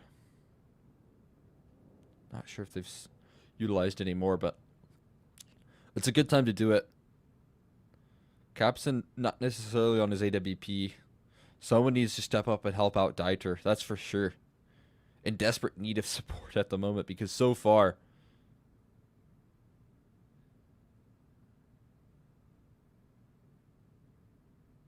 he has been lights out.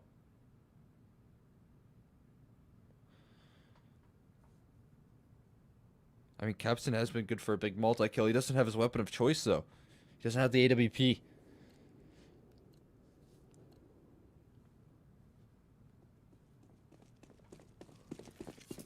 Mr. holding on to that Mac 10 though. What does he have in store for us here? Not too much head armor. In fact, not a single bit of head armor in this round, actually. Correction. Oh, that's what that Mac 10 is for. Running around the corner as quick as possible. Jumping up and down. Has to deal with one in divider. Spotted out one towards long bathrooms here. It's good information gathered, but if they want to pull the pin on this A side attack too quickly, then they're going to have a hard time considering there's 3 players here ready.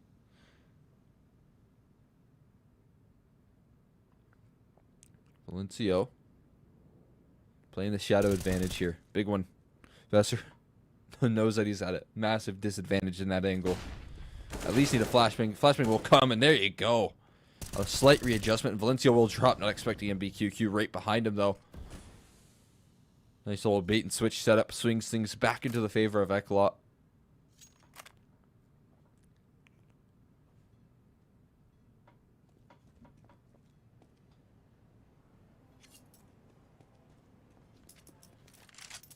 Now they have to figure out what to do in a disadvantageous situation. Quite a big one as well. Dieter stepped up into the feed. Ever present in overpass so far for them. Nice angle spotted out, but it's just damage done to Capsman. Not the kill. He goes for the re-aggression. There you go. Finishing the job. There's Berzer. Trying to play around this Molly. Get up fast here, but MBQQ still left to deal with. Playing in a nice off angle. Blessrings come forward, but eventually those will expire here. Touchdown nade onto Berzer, and Pete coming through from long. We're back to 7s.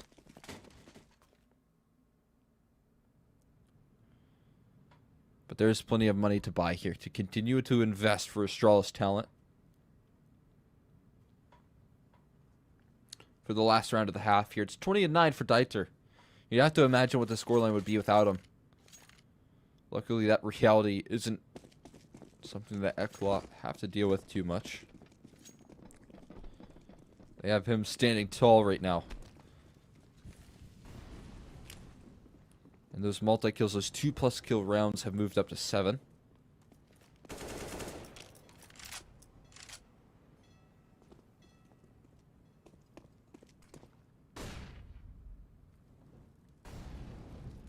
Have to deal with Kafita, who just wide swings in and finds Mr. Nvigo down immediately. That's a nice pickup from Kafita. Maybe he could step up to the plate to allow for ECLOT to get closer and closer. Finding some of this success here. They're able to escape in the 5v3 as well.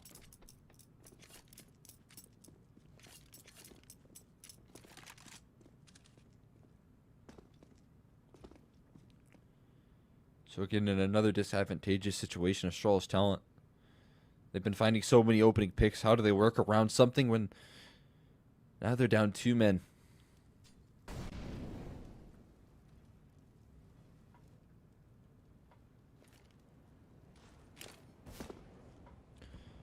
Valencio spotted out one towards Sands. That's good information. Not only that, it's the bomb as well. Taking a pop shot.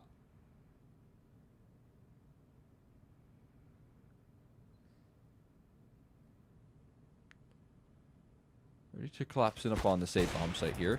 Nice angle held. The shot not connecting. Altex looking to bounce things back, but there's no getting past Caspin's AWP here. Likelihood of ending 8-7. Feel like we're getting there. Berzer. We'll see what heroics he can pull off with 10 seconds left on the clock and 5 targets to deal with nothing. That's Caspin. He's able to close things out. 8-7 ECLOT. They do recover here. But I think my issue is that now it's heading into that CT side. Astralis talent feeling rather comfortable in that side of things historically. And nearly closed out Vertigo in flawless fashion on their CT side. I think they only lost 1 round over there on that second half. But if Dieter can continue to have his impact, if he can continue to find those big multi-kill rounds and find entries on that T side, then maybe there can be something more to be said for ECLOT here, despite a bit of a worrying half here. Molly goes in towards Toxic. They're just going for a B rush. So many players ready to defend against this, though. Mister going to open things up in a quick trade. Dieter does continue to have impact, but short-lived success it seems, as Mister able to tear through the defense. Last player spotted in towards Toxic. Now his position revealed him with limited HP. Gets spammed through the smoke. Fesser able to finish the job, denying a bomb plant as well.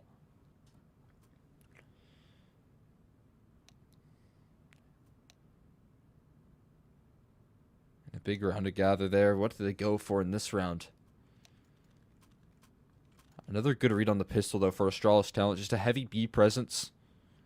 And a B rush coming through from ECLOT gets punished swiftly. But over on the ECLOT camp, they are going for a full eco. Gotta get those third round buys in, so might not expect too much in a round like this. Nice grenade. The MP9 Professor. You don't want to give up too many kills to him. That is for sure. $600 for every frag he finds. You only get one. Not a bad exchange there, collapsing in upon them. Berser kind of caught in a rough spot here, but able to isolate so many duels. This is the man you don't want to get confident here, but will drop. Nice pickup from Valencio, making things a little bit expensive, grabbing himself an A1S and throwing it out of the map. Not too bad. If he can get one more, that'd be huge. Not quite, though. Can he grab that? No. No luck. In the bushes.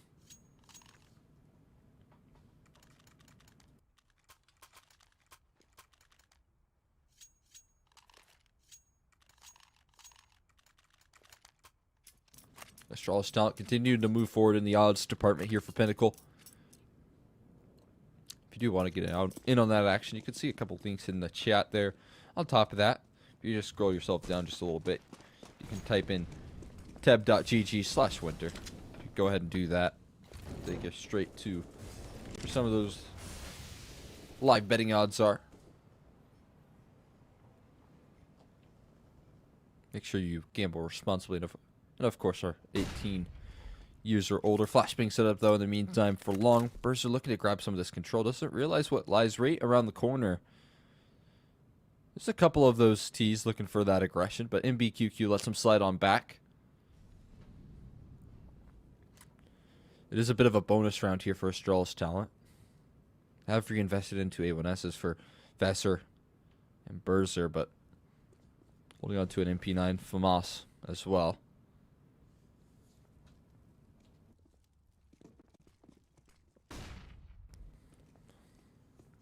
Looks like they want to regress towards Monster, but trying to really time out that flashbang setup. They certainly need some sort of information here. Currently stacked up 4 towards B. They'll soon dispatch of that stack. Berser's going to get some help on this A defense. Seems to be a necessary reaction as well, considering the positioning. Vesser going to join him in this defense here. 30 seconds left onto the clock. ECLOT, they really need to make a move on this one. They've gambled a third player over towards A as well.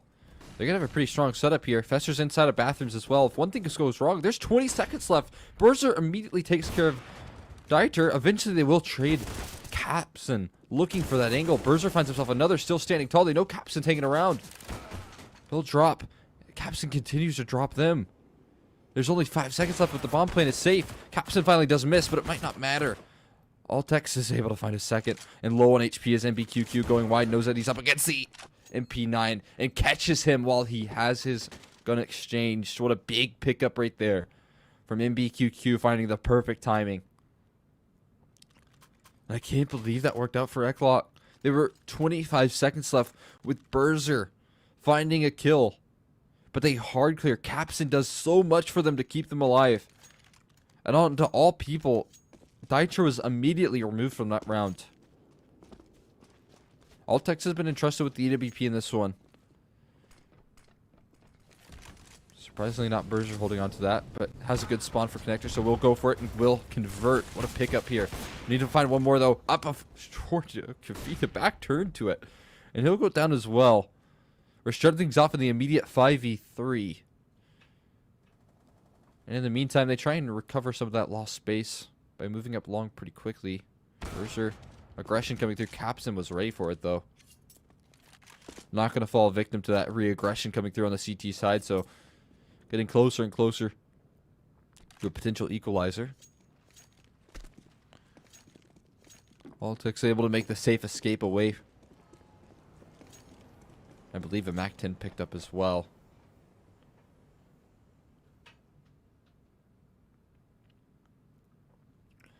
Gonna start to commit more presence towards this A-bomb site, though. The op is here as well. Expecting this jump peek. Oh, I think he spotted him. Altex. Critical bit of information gathered right there. There's 40 seconds left to maneuver.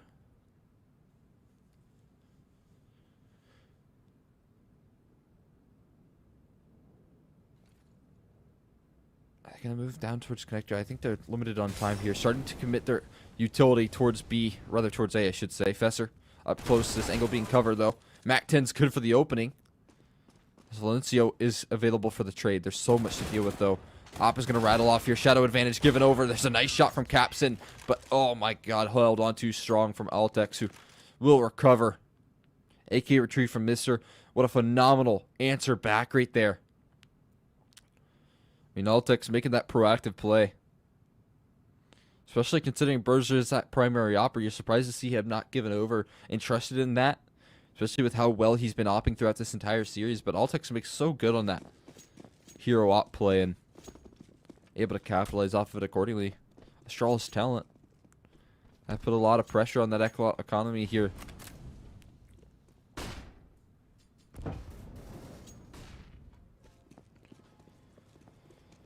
BQQ. Glock to work with. In fact, there's 4 Glocks and 1 Deagle. It's all on Capson to do damage in this round. Oh, one slipped by connector.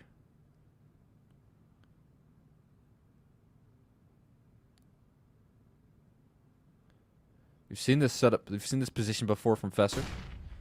Flashbang. Goes in. Look to spin the smoke, but not without going down there. Dieter, again, still having impact, even though you're only rocking a Glock at the moment. And Capson able to drop that AWP. Vigo's fast on the flank, but the op could be recovered. Yeah, and that's actually going to be Capson grabbing that. They have that flank cut off. Vigo positioning towards front bathrooms. And nice patience from Mr. to grab that kill. I think they've spotted out that player on truck as well. He's just hunting down MBQQ and trusting that Valencia will go down to his teammate, and he's surely right. But Vigo, back turned. Oh my god. Not a bad round though, all things considered for ECLOT. A bit unfortunate towards the tail end there. But great awareness from Astralis talent to recover when things were getting pretty chaotic.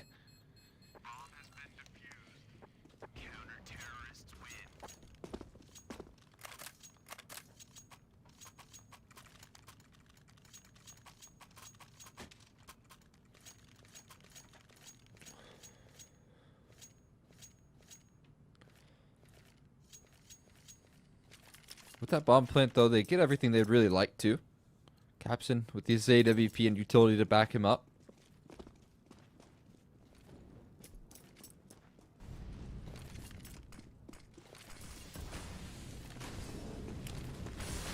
They're going for a pretty aggressive control towards short. Won't be met with much pressure here. Kafita getting himself positioned for an early boost to be assembled. Dieters has revealed a little bit of noise in towards water. Now they surely know. The boost is being watched here as well. Yeah, that was being covered. No escaping that. Had a good read onto the situation. Berger's even found himself a pick. And Capson will fall shortly after. So it's kind of spiraling out of control here. Over towards the A side. That entire part of the map has gone dark for them. Have no control. Leaves them only one option to commit towards B. And look who's just been smoked off. Low HP bar. Mr. continues to hold down the line. Valencio, no getting around that corner here either. Berger has come through. Oh, and he's gone down. A bit of an overextension right there. Could provide a clawback, but they're going to reassemble that boost. Maybe. See what Mr. just spotted on that jump peak. Nice movement there from Valencio, but he sees nothing. 30 seconds left. Connector's cut off here, so it leaves him loaded opportunity. Nice silent dismount, though.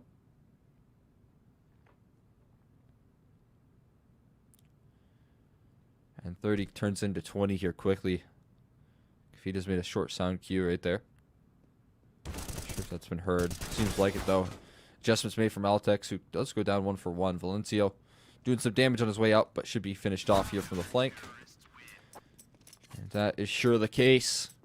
3-round now lead for Astralis Town as they continue to show their dominance. On the CT side, as kind of expected here, very much so CT side favored map here, especially when you have Berger playing as well as he is. And honestly, in this third map, Mr.'s been stepping up nicely. Altex has had a big bit of impact here. And in the other camp, it's been Capsule with a couple nice multi-kill rounds. But Dieter has been the guy to do a lot of the heavy lifting here. That's for sure. And BQQ rocking a Hero AK. Not sure what that's about. But needs to have big impact with it. He's moving up towards long and he will get a fight. Potentially. One is here to deal with Fesser. Swiftly handles that, man. Headshot in from him. And taking care of that hero rifle quickly. Although pressured now. Having that AK on his way out. He's going to have to deal with a couple Tech 9s heading his way. He'll drop, and that's 2 rifles to be recovered right there. Not a bad trade of things there. I mean, sure, frustrating for MBQQ, but the recovery that's made could be solid. Mr. though, perfect timing on this reaggression. Doesn't realize there's 2 right around the corner, close range. Dieter will find himself more impact in this match. A headshot delivered from him, allowing for easier bomb site access on this A side of things. Hearing these jump spots. Oh, Purser, has he not spotted him? He hasn't. But he's able to get around the corner safely. And they still have Altex tucked in towards the close right angle. And Altex will continue to hold steady. Astralis talent. Close things out. It got a little bit dicey there. Potential to do some damage. But ECLOT calling this timeout. Certainly feeling some pressure here at the moment.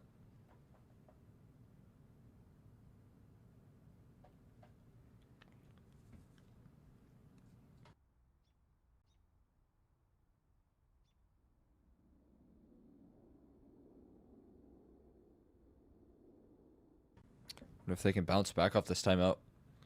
They certainly need to. You know, they've tried a couple pace changes as well. We haven't seen really like a B rush, a B execution in the mid round where they have like their full standing roster. It seems like pretty quickly we see them get picked apart by some of the staggered aggression coming through from Astralis talent. And it is, to be fair to them, an extremely difficult thing to deal with.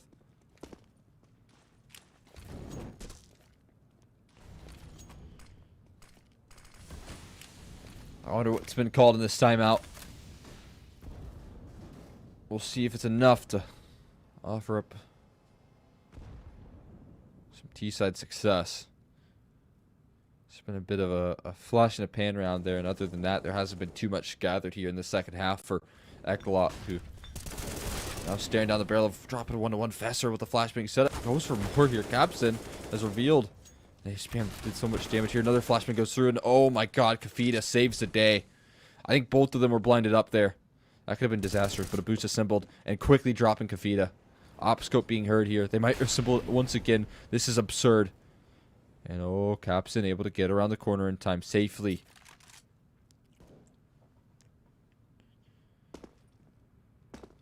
This is what that staggered aggression that I was talking about. You know, that constant peeking. I mean, we've seen it through the party side of things.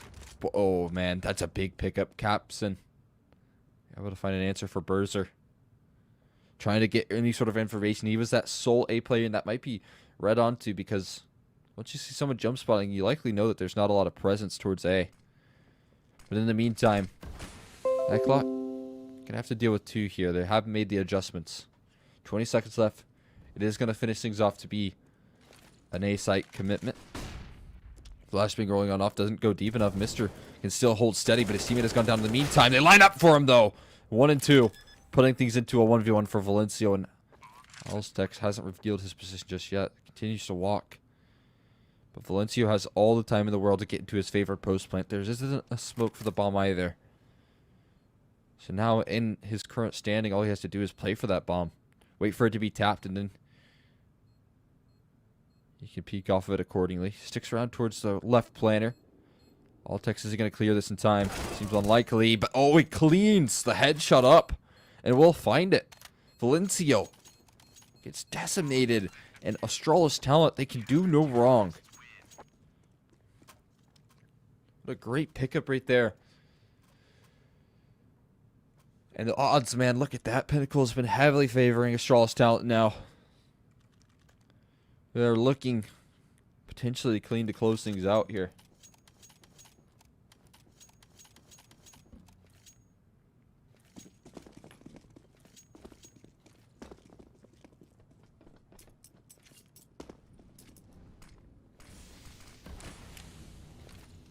That one was the best scenario we've seen in quite some time. What a touchdown grenade. Fesser doing so much damage. A boost above that smoke. Okay, what can he see?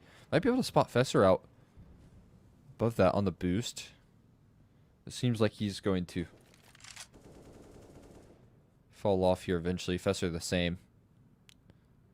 So much damage has been done in the early stages of this round, though.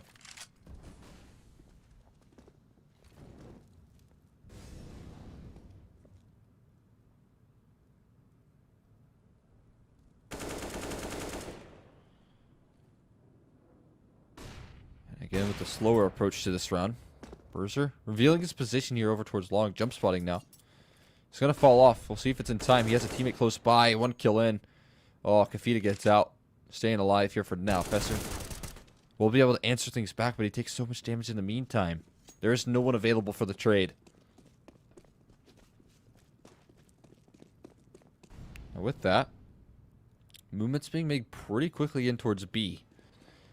The decisive reaction to the setup and to the lost information that they've had over towards alongside of things. Execution rolling off towards B. Mr. caught off guard though, and he's gonna fall down. One op to hold down the line. Fesser drops him and he finds a second. Even on 1 HP, he still has his impact, and Capson, he's gonna fall off here. Bomb's not in his hands either, so he's just gonna simply save. That's gonna be series point for Astralis Talent, looking to move things up to 2-0 in the regional Swiss stage.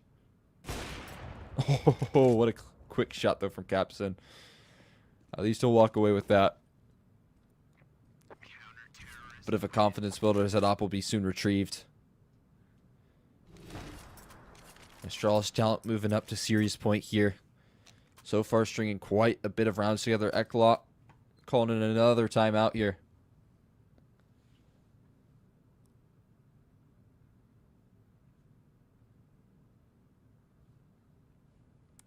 I've used quite a bit of these so far. Varying success. You can see 7 rounds strung together, so they haven't been able to stomp that momentum out. Rather, 6 rounds, I should say.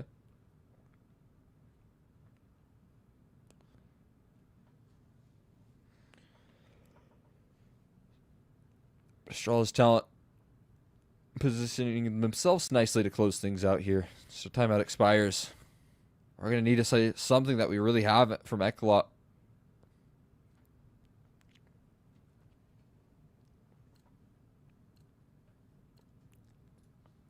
Have to pull something out the hat off the back of this timeout here. Didn't get a bomb plant in the previous. They only saved onto that AWP here for Capson. Having to deal with the op presence of Berser once again, who's been aggressing so often towards Fountain. Been spotted out now, though. Information revealed. Swiftly dealing with Igo. They're looking to close things out. Faster delivers 2 to even things out. They know Berser's hanging around with the AWP. 1 to his close left. Well, he realized that instead he'll hold on to this angle here. Valencio. I think he knows. He certainly has. He takes a couple pop shots, swinging out wide. How is he still alive? Not for much longer. In the meantime, regression coming through long, and Mr. on the flank seems to be read onto. Turning around here, caught off guard. Now revealing his position as Mr. And he'll fall off. Altex pushed up in the front of bathrooms here. 50 seconds left to work around, and they're trying to retake this space that has been taken away from Mr. earlier on. Dieter's still hanging about here. Another multi-kill round from him to try and keep things afloat here for ECLOT. Altex might catch him on a timing, but no, it's just going to be a 3K. Not that kill. Mr. going to reveal his position. Not quite yet. Hearing all these footsteps being made. Oh, but it's a fake. Bomb is heading in towards A. So only one to deal with. Dieter is a scary prospect, though. And he's only been taken down to 40. You can still work around this pillar. Buying time here further for the aggression in towards A. Nice play from Dieter to really solidify around here, but a 1v2 is workable. Oh, and a jump past the op scope here. Flashbang to follow suit. They might be able to isolate these fights. 1 kill in. No way they give it up like that. Mr. to clutch things out for the game victory. A 1v3 that he finds. They give it up. Both of them peeking. Able to isolate 2 1v1s. Oh, man. ECLOT going to be kicking themselves for losing a round like that. But what a way to close for Mr. leading the pack in the third map with 27 kills to close it out. It's a fitting end for him that he's the one to finish the job right there for Astralis Talent, moving them 2-0.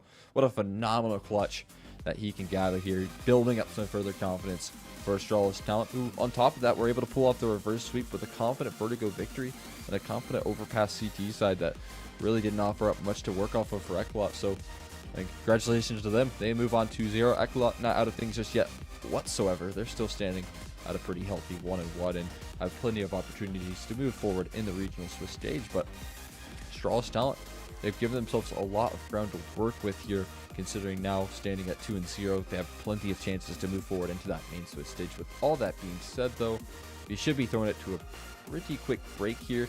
We'll be heading into our last best of 3 of the day. It'll be